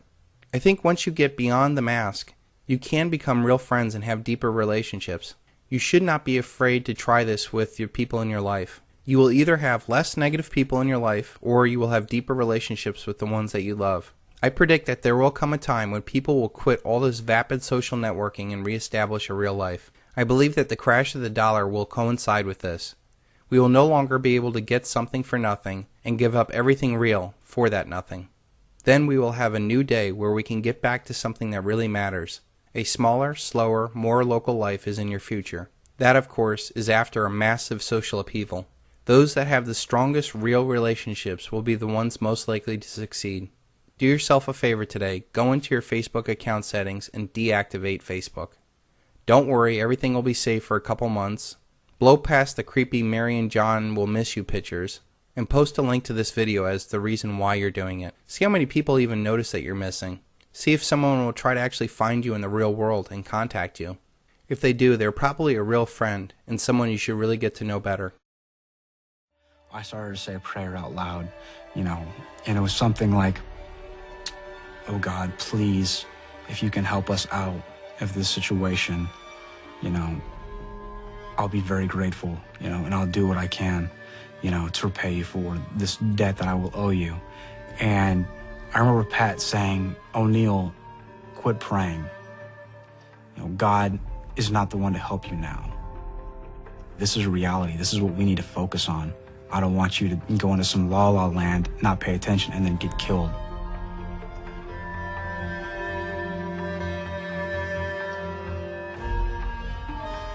I was actually grateful for him to say that. I was really trying to put my focus somewhere else and not keep it here. Pat saved my life. No one is coming to save you. The Federal Reserve is not coming to save you. The IMF and World Bank is not coming to save you. In fact, no bank in the world is coming to save you. They can't.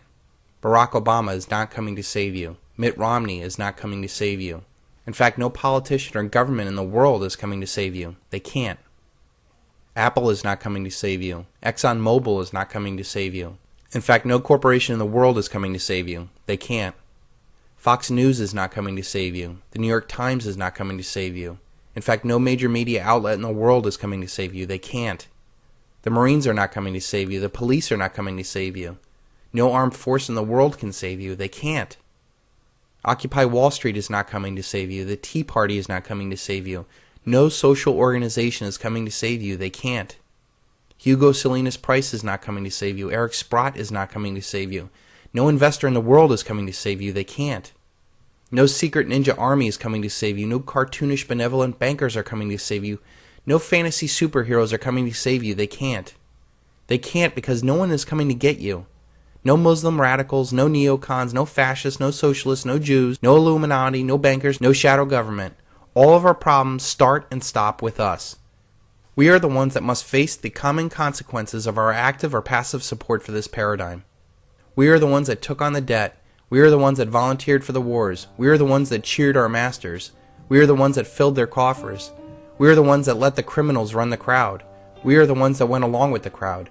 We are the ones that built this beast, and we are the ones that are dependent on this beast. We did this, and there's no avoiding the inevitable consequences of our actions or inactions. We are the ones dreaming or fearing the future and not concentrating on right now. We are the ones dreaming or fearing the past and not fully living in the present.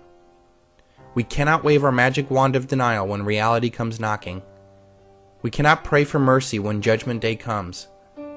For when fate, karma, reality, destiny, or judgment arrives, we will know that what we did or did not do will ultimately be our lot in life.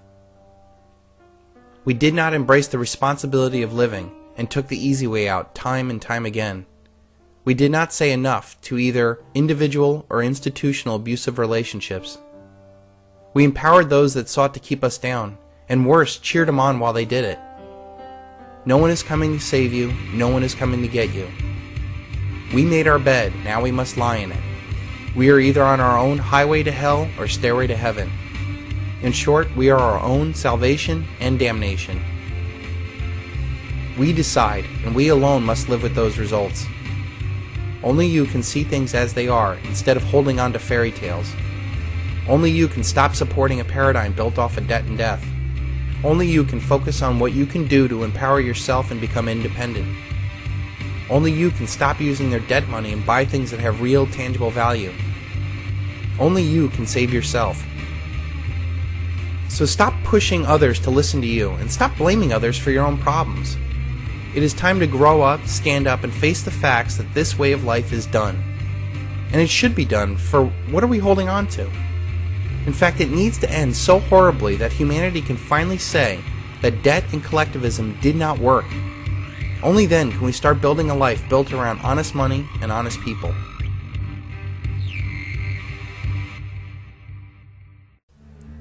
I did everything you asked of me, and now I'm not good enough? I went to school, studied long hours, worked hard, interned. He told me how special I was, and that if I just worked hard enough, I would be rewarded with the American dream. The dream we've come to know as a decent paying job that would pull me up the ranks of society. You told me to invest in my education, but I have nothing to show but thousands of dollars worth of debt and a piece of paper that says I'm smart. I did all of those things, and now you say that I'm not good enough? The best jobs I can find are jobs which not only do not resonate with who I am, they make me feel underpaid, underappreciated, and with no purpose, place, or direction. I cannot buy a house, I cannot buy a car, I can't even start a family. But I now see what the problem is. You wanted me to follow your path because it benefits you. Debt, consumerism, sacrificing family for work was something that worked for your generation. I now see that unless we follow your path, your world will end. Who will buy your assets? Who will pay your Social Security? Who will fight your wars?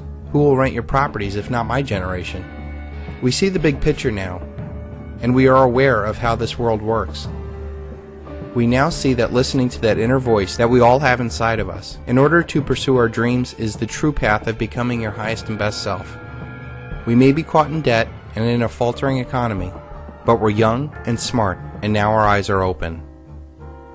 We will work to correct the wrongs of this world. We will turn the tide around and save this country, but it won't be the way that you want it to be, not by preserving the status quo with more debt and death. We will have the opposite consciousness as those that created this mess, and we will create this world anew.